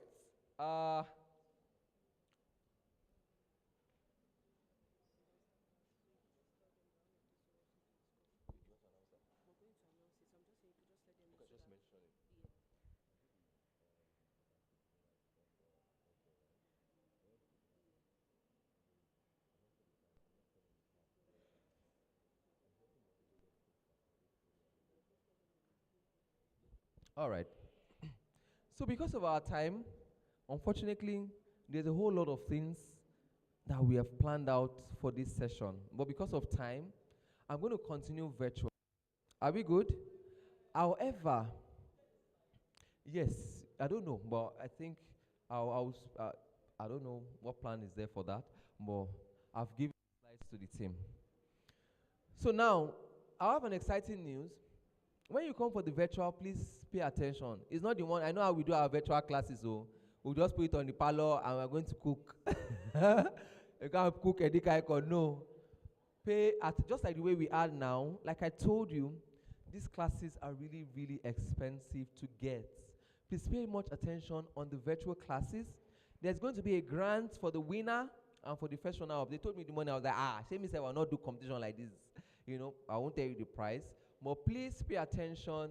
There will be some, these are the things we are trying to achieve from this class. For you to be able to identify inefficiencies in your business, one, to map and improve key processes. The third is to draft your standard operating procedures for your business. And finally, to start your company handbook. We are in for a journey. Are we good? Are we good? But this is how far that I can take today. Thank you, everyone. It's my pleasure.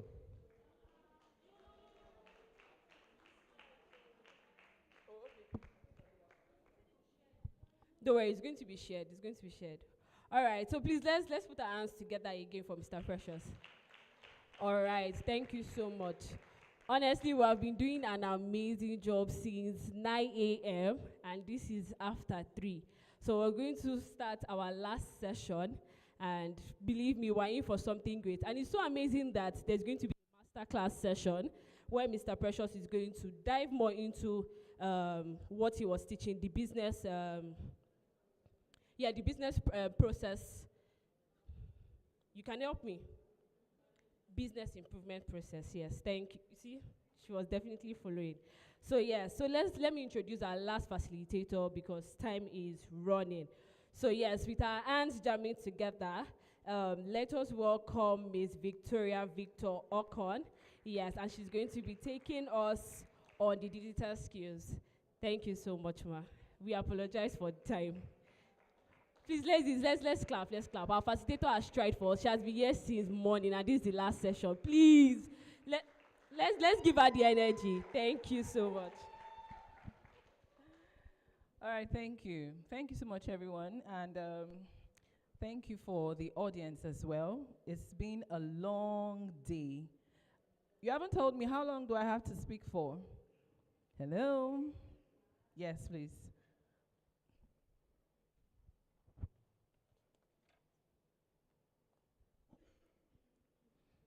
All right, so I have 30 minutes to deliver on my mission here. So we are going to talk about everything digital marketing. But before we get started, I would like to find out, is there anyone here who does not have an online presence? Your business, with regards to your business. You don't have any form of online presence, whether it's on social media platforms, whether it's on a website, or maybe you're on an e-commerce store, or maybe you registered as a vendor on Jumia or GG or any of that kind. Okay, I don't see a hand. Great. So, since I want to believe that most of you here have online presence, so we're going to do an activity. How is that going for you so far? I mean, with all your marketing efforts, you are posting every day, if that's what you're doing. Are you making sales? Are you reaching the customers that matters the most to you?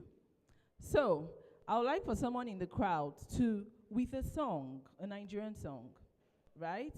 Describe how your online presence is going for you. Personally, for me, joy is coming, joy is coming. Because I have all my strategies right, okay? So, do we have anyone here who would like to, with a song? Okay, I see a hand. Please, we need a microphone. Over there. Oh, there. You said go be a boss. Amen. Amen. Amen. Everything you put your hands, you know go open doors. You said go be a boss. So I see that you have faith. Well, that's good. We'll work with that. Yes, please. This life I can't kill myself.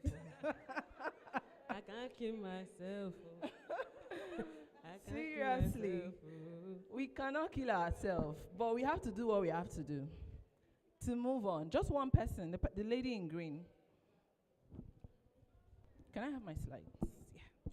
So my own song is, many things they happen, many things they happen.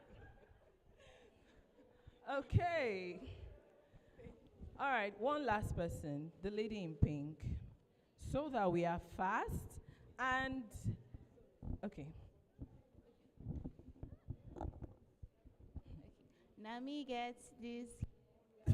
Everything I do works this year. My God is with me, I'm a testimony. Now me get this year.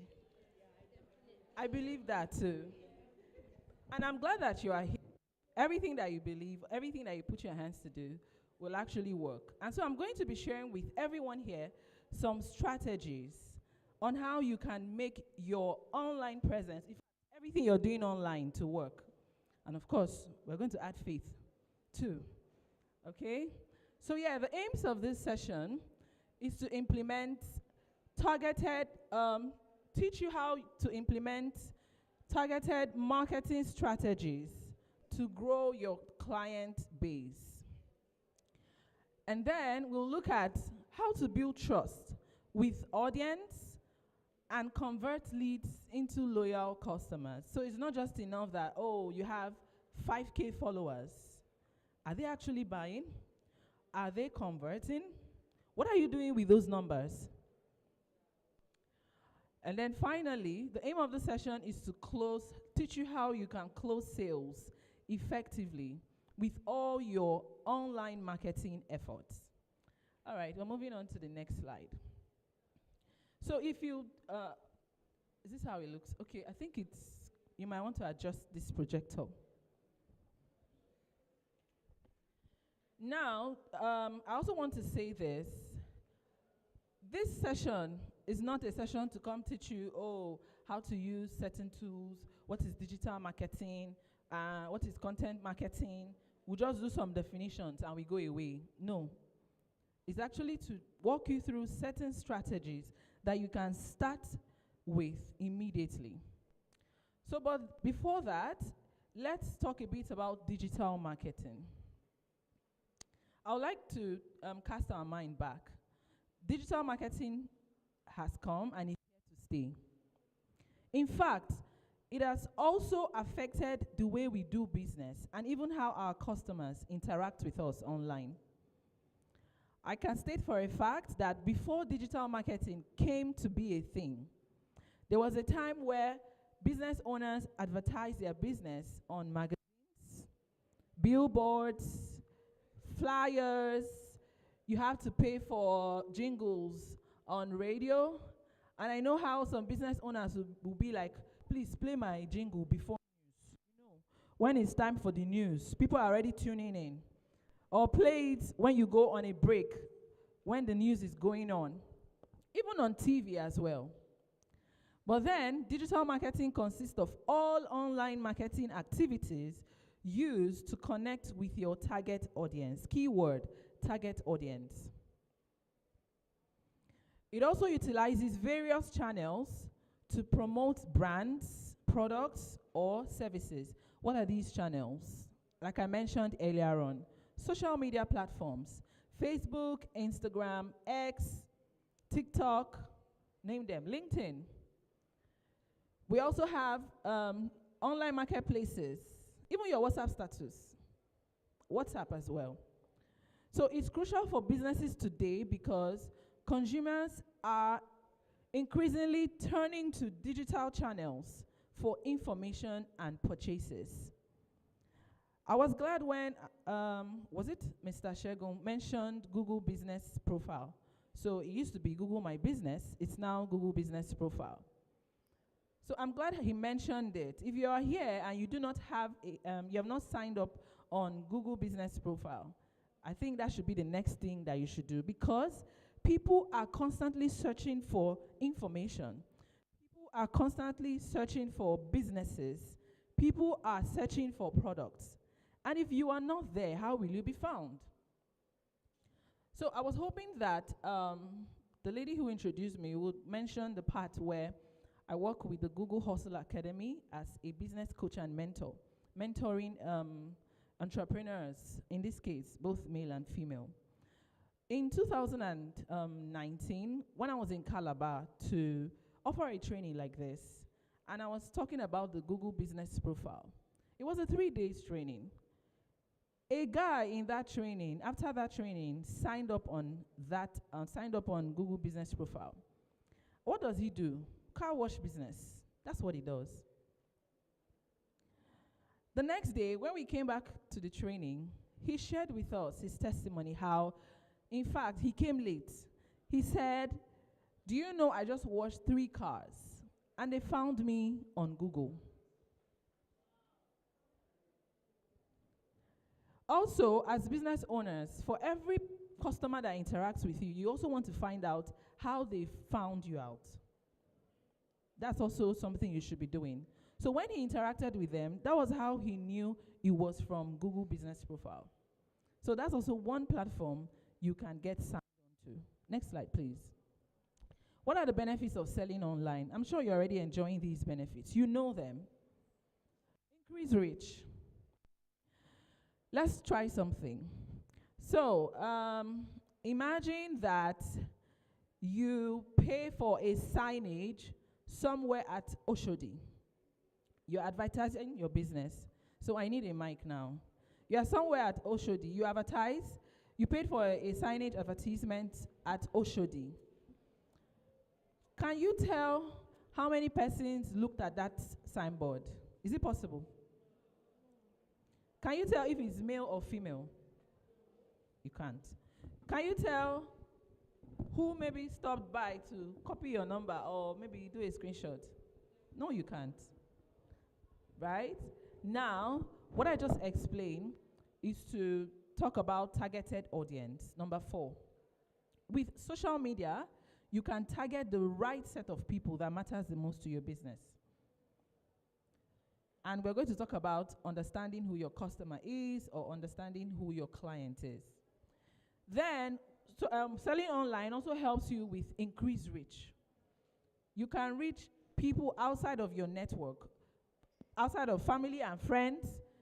If you're into international businesses and you want to reach people that live far and wide, with selling online, you can get that benefit. Cost reduction. So, just like the last speaker said, I know some of you are serial entrepreneurs here. You are the accountant, you are the social media manager, you are everything. But signing up on any of these platforms is free. That's to address the cost reduction part. And some of these things you can do by yourself. Flexibility. Flexibility in the sense that you can have inventory management. This happens a lot on online marketplaces. For example, if you're selling on Jumia or if you're selling on Gigi, it gives you that flexibility to know what is in stock or what is going out of stock, and of course, reach the audience that matters the most to you. Better insights. How many followers do I have? What time of the day are they online for me to start posting? You can actually get those information. Even with Google Analytics, you can get insights into how your website is performing. Then more payment options. As business owners, I want to tell you that customers now have preferences on how they want to pay for the product or the service you are offering. Yes, we have, and of course, they are free to shop online if they want, but then some persons will never add their card to your website if it's not secured. Some persons will prefer payment on delivery until they see the product with their eyes before they pay. Some persons will prefer to do transfer. So selling online offers you more payment options so that you can convert the customers that are interacting with your business. Next slide, please. All right, let's look at some targeted marketing strategies. First off is you need to understand who your customer is. I've heard this in this session, and I also want to talk more on it. It's very important, especially businesses that are into the food industry. I've worked with some women, and then I'm asking them, who is your customer? Who is your client? Everybody now. Everybody eats food. But did you forget the part that with this food, they have preferences?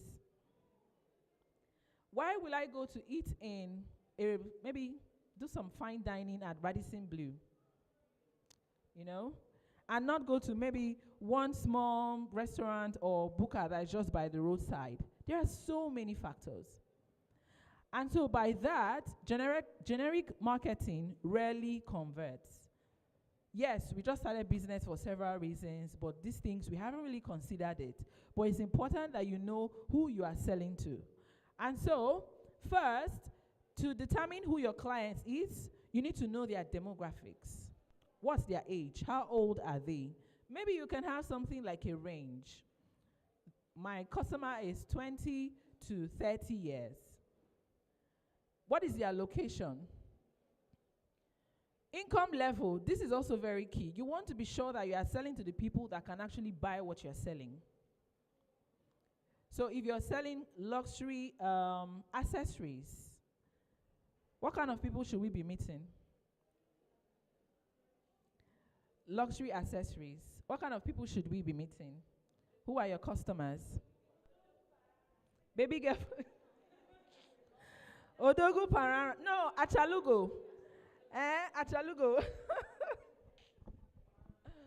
So yeah, these people should be able to buy what you're selling. Then the psychographics. Outside of demographics, there are so many reasons or so many factors that motivate your customers to buy. What are their values? It could be that their value is to actually look good, look peng, look on point all the time. They like to look classy.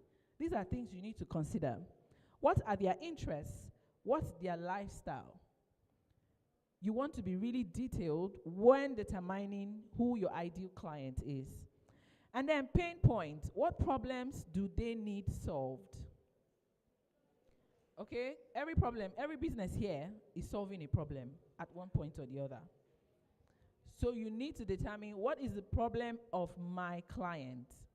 Buying behavior. How do they make purchasing decisions? Now, I know someone who, if you are not doing any discount or promo, they won't buy from you. So you see, or giveaways.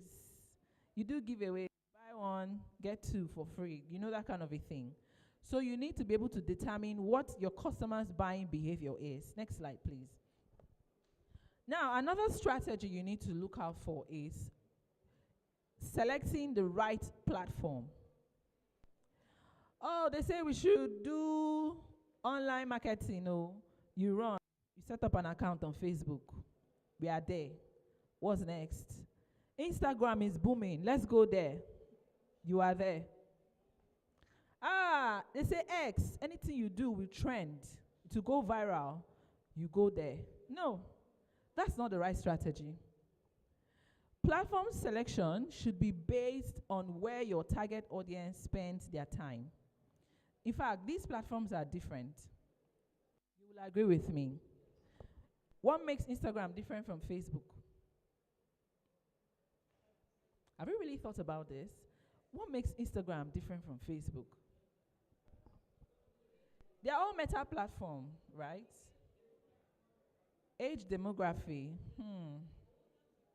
Older people are on Facebook. Okay. And the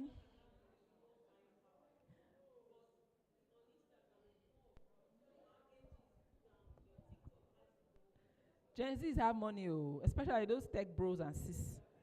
Money full ground. So yes, you need to think about it, right? Facebook, Instagram, X, which other one again? TikTok. Threads too. TikTok. I feel like a lot of people are dancing so much on TikTok. Yes. Sometimes I just go there, I'm like, why are we dancing? Why must we dance? Well, it's actually fun and interesting. It's actually engaging as well. So here are some platform recommendations by industry. If you're into food and hospitality, what will work best for you is anyone here that uses Pinterest? Pinterest. It's not to check styles for clothes. I notice that most people do that a lot. I do it too. Like to actually market your business on Pinterest. So if you're into the food and hospitality business, Instagram, TikTok, Pinterest will work for you. Now, that is because It is a visual platform. You can put up videos, you can put up pictures, and there are other features that help with engagement. Then, as for beauty and fashion, Instagram seemed to stand out. Do you think X will work for someone who is into beauty and fashion? Why? X, will it work? It won't. Someone said sometimes. We would like to hear. You said sometimes. Why do you think so?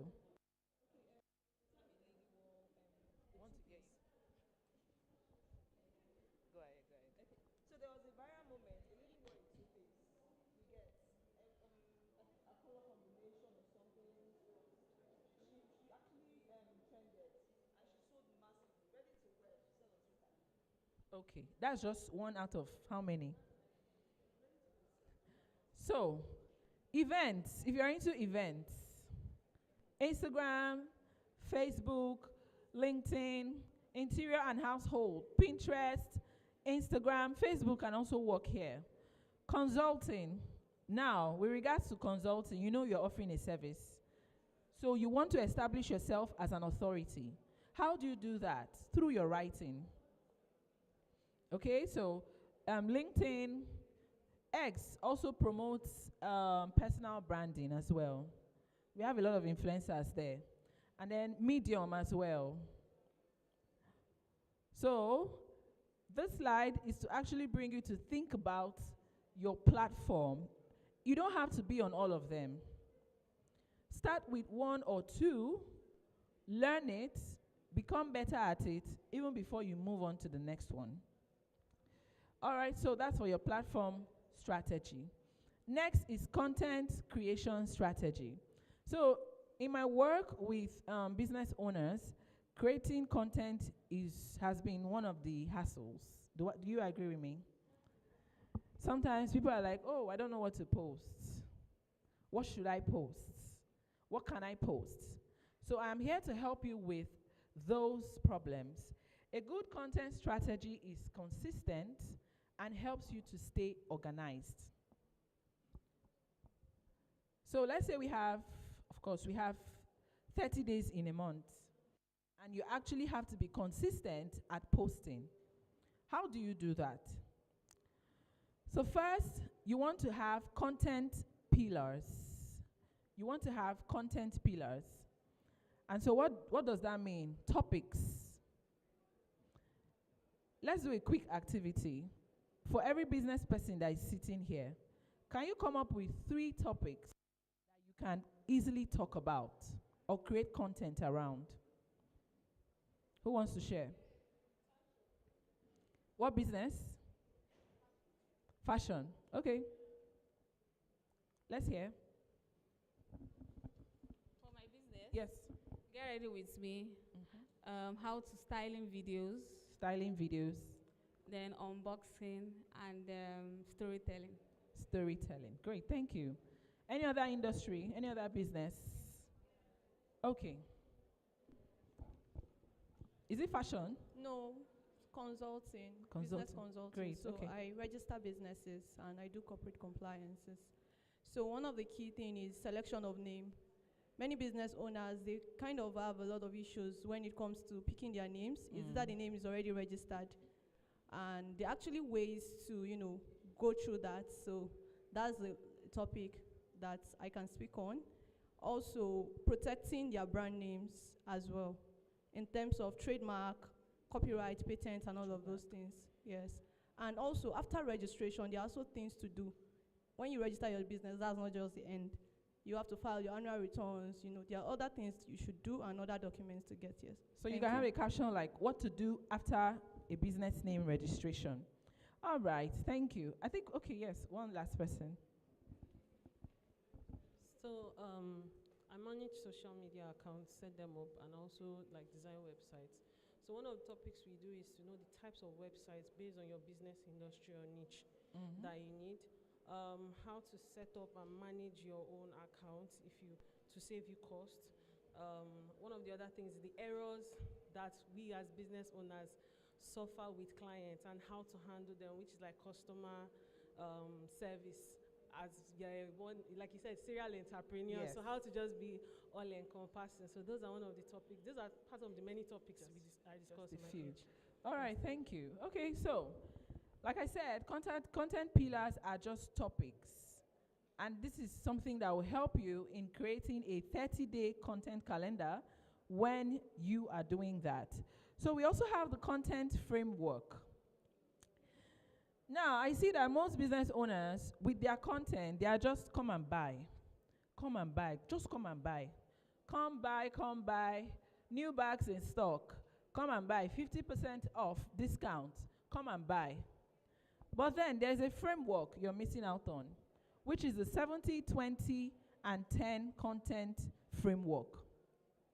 So, with you see all your sales content, that should make up 10% of your content. I'm starting with the 10% content framework.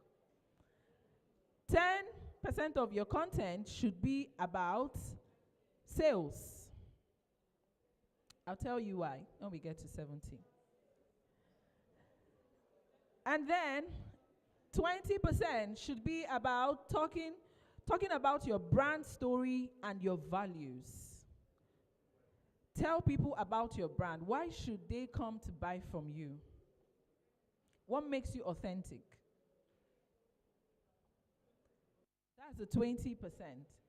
And then 70% should be about creating value. Just like I think the two speakers before myself talked about. A good example is Aproko Doctor. He's giving you value back to back.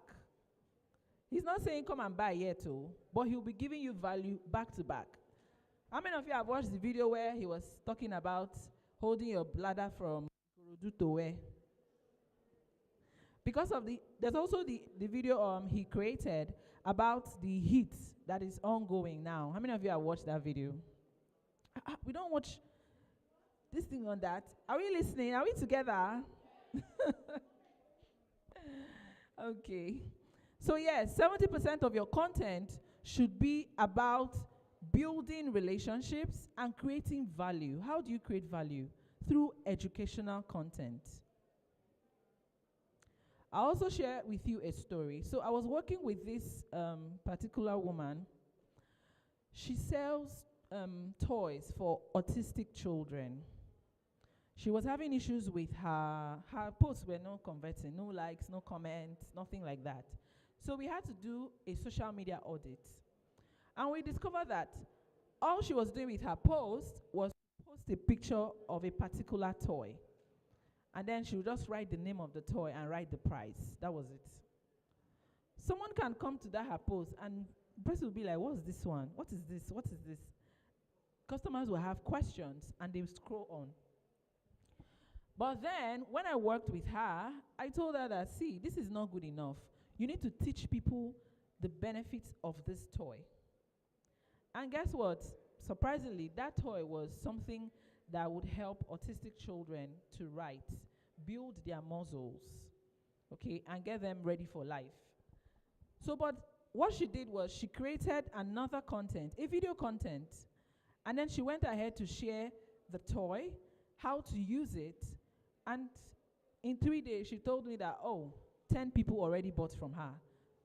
5 were already asking questions. How much is it? How can I get it? And then conversations began from there. So your content should be more of creating value and also building relationships.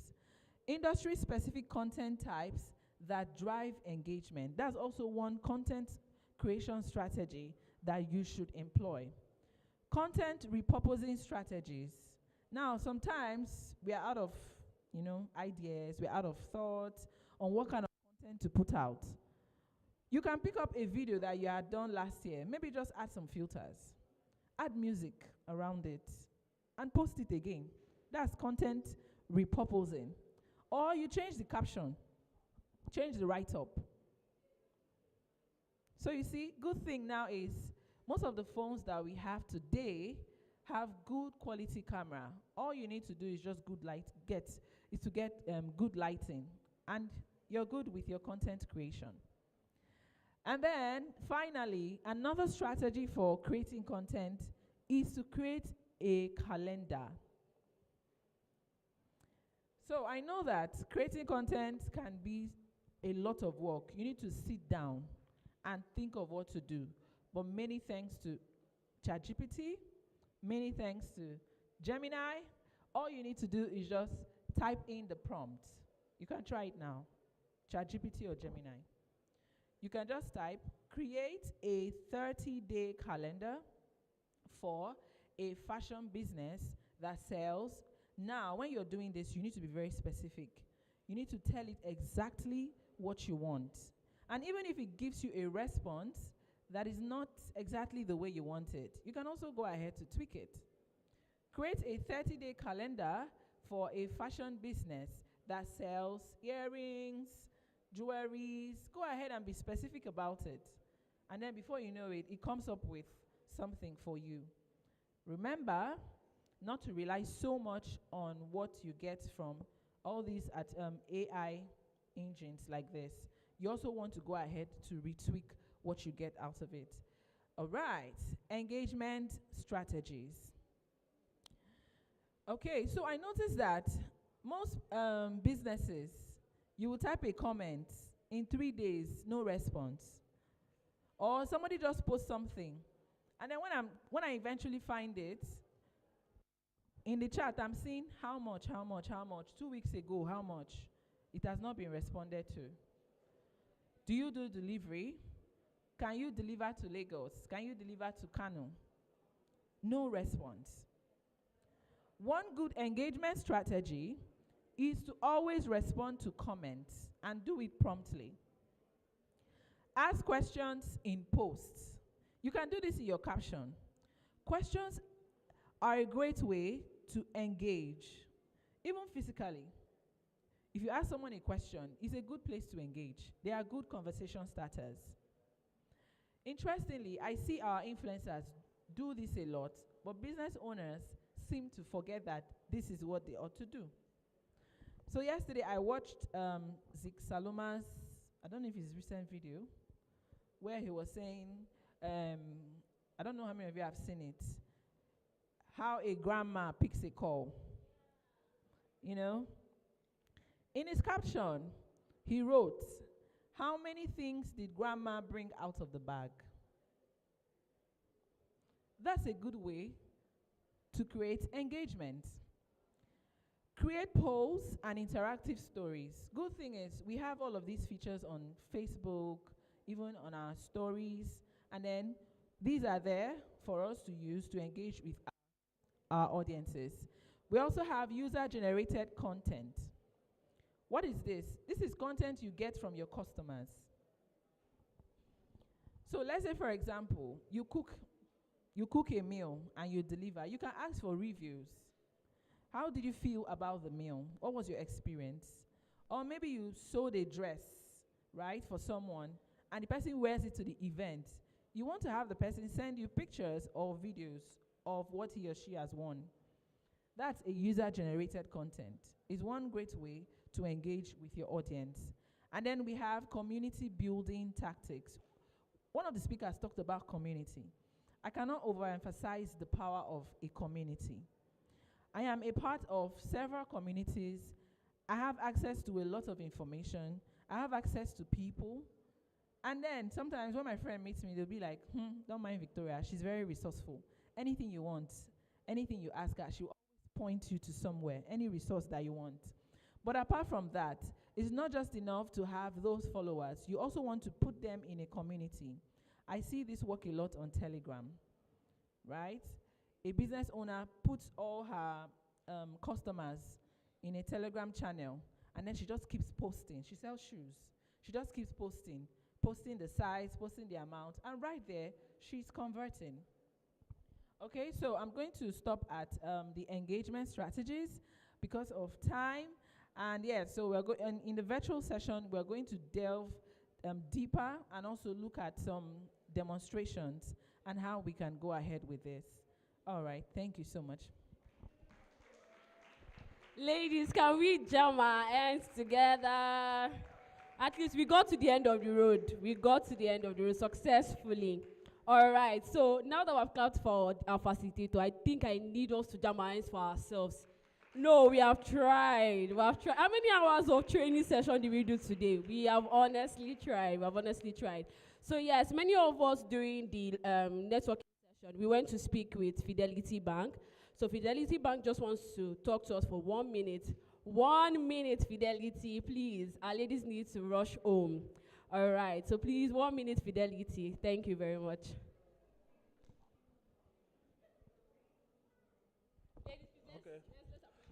Thank you. Good afternoon, everyone. Yes, we are from Fidelity Bank, and I want to tell you that Fidelity Bank supports women who are in business, and I want to let you know that Fidelity Bank is an SME business bank. So, and for this kind of program, we have a product that suits this kind of program, which we call Fund R. So it's actually a loan product that enables female entrepreneurs to access loan up to 20 million naira without collateral. Even as a new customer, you can get this loan with other banks' turnover. You can access more than that. That's just that. And also, we noticed that bank charges is what SME startup, they pay attention to most of the time. So we have accounts that are suitable for you, startups, small business owners, that have threshold. I won't want to talk much about it because I have lesser time. And also, we also support your business in terms of sponsoring your businesses. When it comes to seminar like this, workshop, anniversary, we can part sponsor it, and also we can full sponsor it. So we have all what it takes to give it the support and to help you out in your business. So we are at the back there. You can just engage us, and we really want to engage you too, so that we can have the best of it. Thank you very much. Thank you so much, Fidelity. Thank you for empowering women. All right, so finally.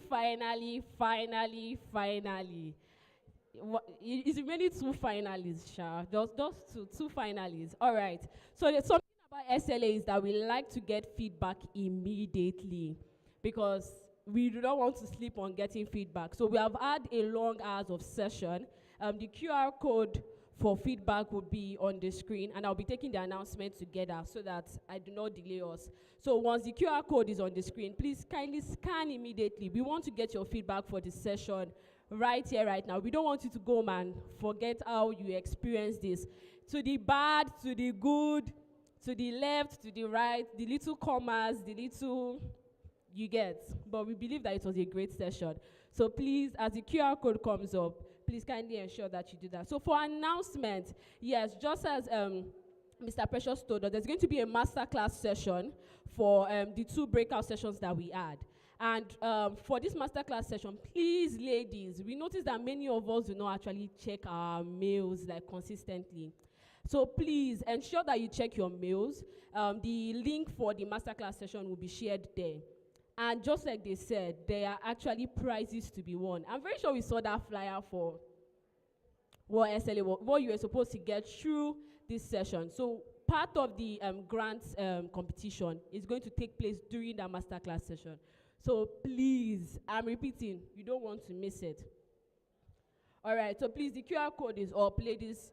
Very, few minutes, and then you'll be done, yes. All right. So the second thing on my list is networking with the banks. So these banks have supported this program. So please, after we're done, if you're not rushing, you can speak with Fidelity, you can speak with Pecan. Please kindly engage with them and open an account for your businesses. Yes. Then also, I know we have taken a lot of pictures. Anyways, we're ladies, so I can understand. So yes, we looked so beautiful and radiant today. Please, when you are posting, kindly ensure that you tag She Leads Africa on all your social media handles. All right, so I want to first confirm that we are done with the feedback before I drop the mic. So I'm waiting for us, ladies. Some people's phones are not out. Ladies, please, please. We cannot have gone through hours of this session and we will not be getting feedback. I think you wanted to ask a question. Oh, okay. We can do that after the session. All right. So I'm waiting for us. So I cannot leave here until I see that phones are out and we are actually filling the feedback form. Yes, it's just to ensure that our memories are fresh while we are filling it. Yes. You can't. Can any other person get through with the link? Maybe you might need to probably. Okay. It closes. Oh, I think some people are already getting it. Is anybody done? Okay, I'm holding on, definitely.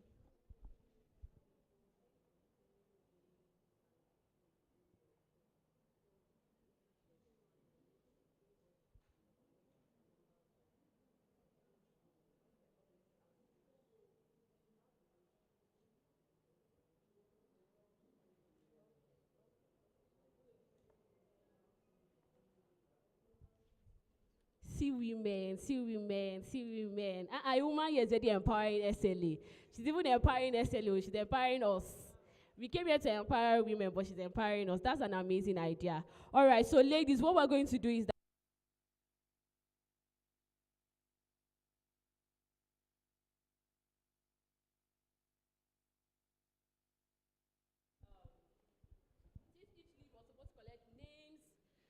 and contact for each role. So what we'll do is that for the masterclass session, so that nobody misses out from it, we'll contact, each team lead should contact SLA on the program's email, and then you can just identify yourself as that team lead, and we'll share the link to you so you could share on the platform that you should create.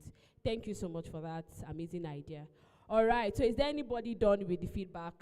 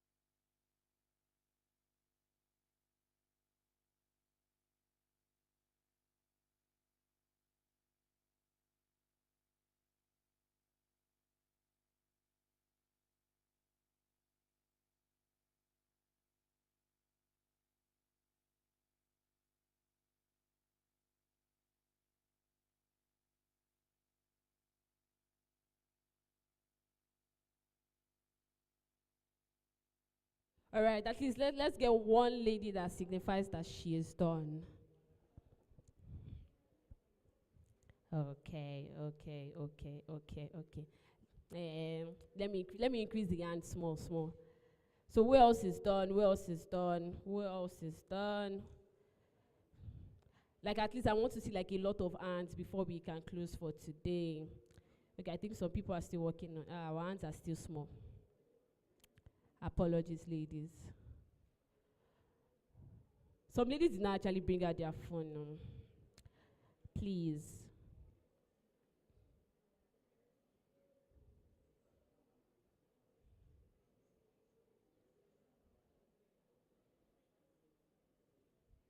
All right. So let's not delay ourselves.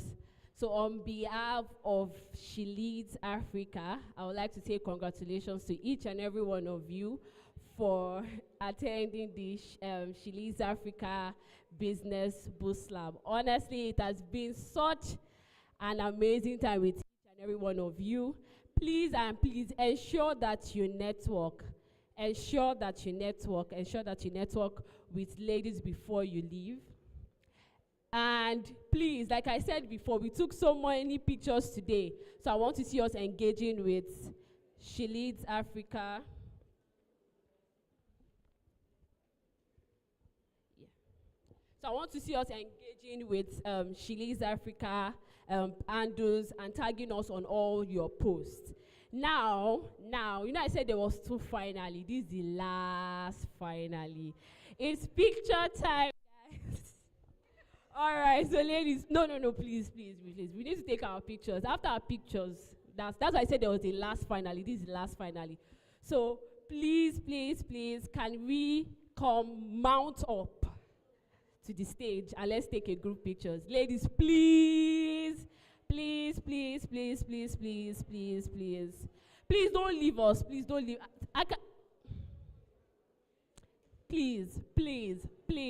Please. So yes, we can.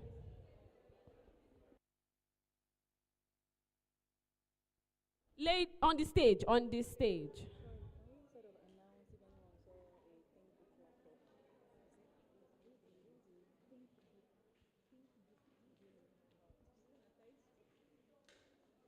Ladies, please, let's mount on the stage. SLA team members, please, we're waiting for you. Fidelity, you can join us. Pecan, you can join us. Please, let's have a quick group picture. Please. Oh my. All our ladies are looking beautifully dressed today. Please. I know people are always running away from group pictures during events like this, but it's really like there's nothing so cringe about it. Please, SLA team members, please, we're waiting for you on the stage. Please.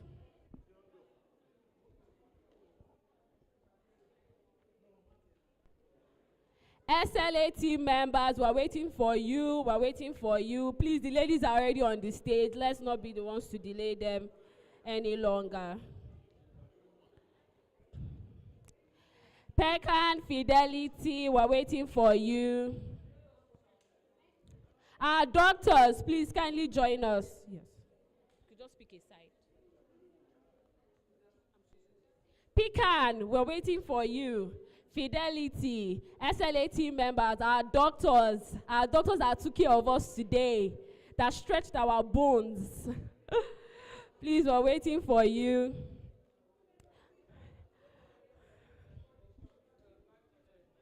Yes. Okay. I'm so happy that at least the ladies on the first row are not putting on heels because we might need you to do a little bit of skirting. I'm happy that the ladies in the front are not wearing heels. So please, just a little bit bendy for us. Okay. Please run. Run.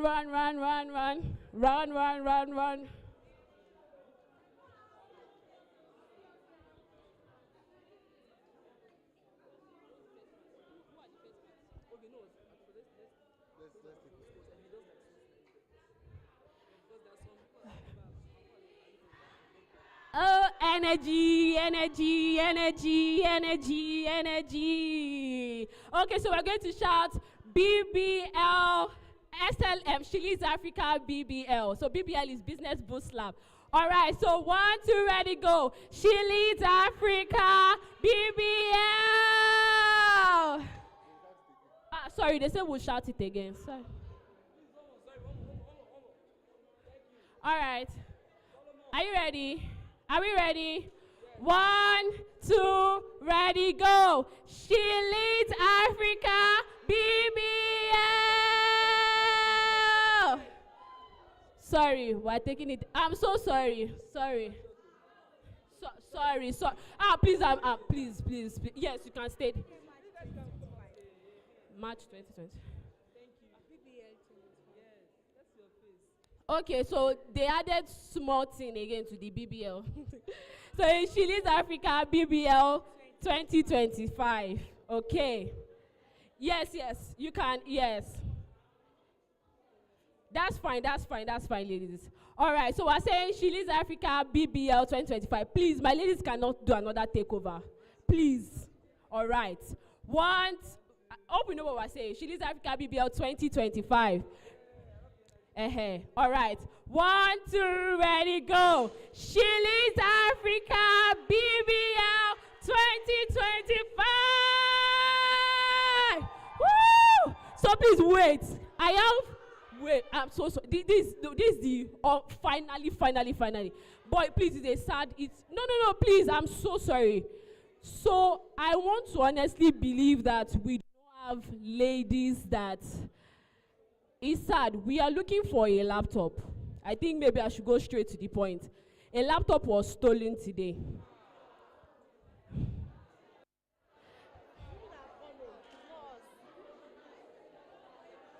So please, just in case, check your bag in case you are implicated and you find a laptop that is not yours. Please and please. Huh? Please, just check around, please. Just in case somebody wanted to implicate you. Please just check around in case you see any laptop that is not yours. Please and please. I want to believe that we don't have such ladies here.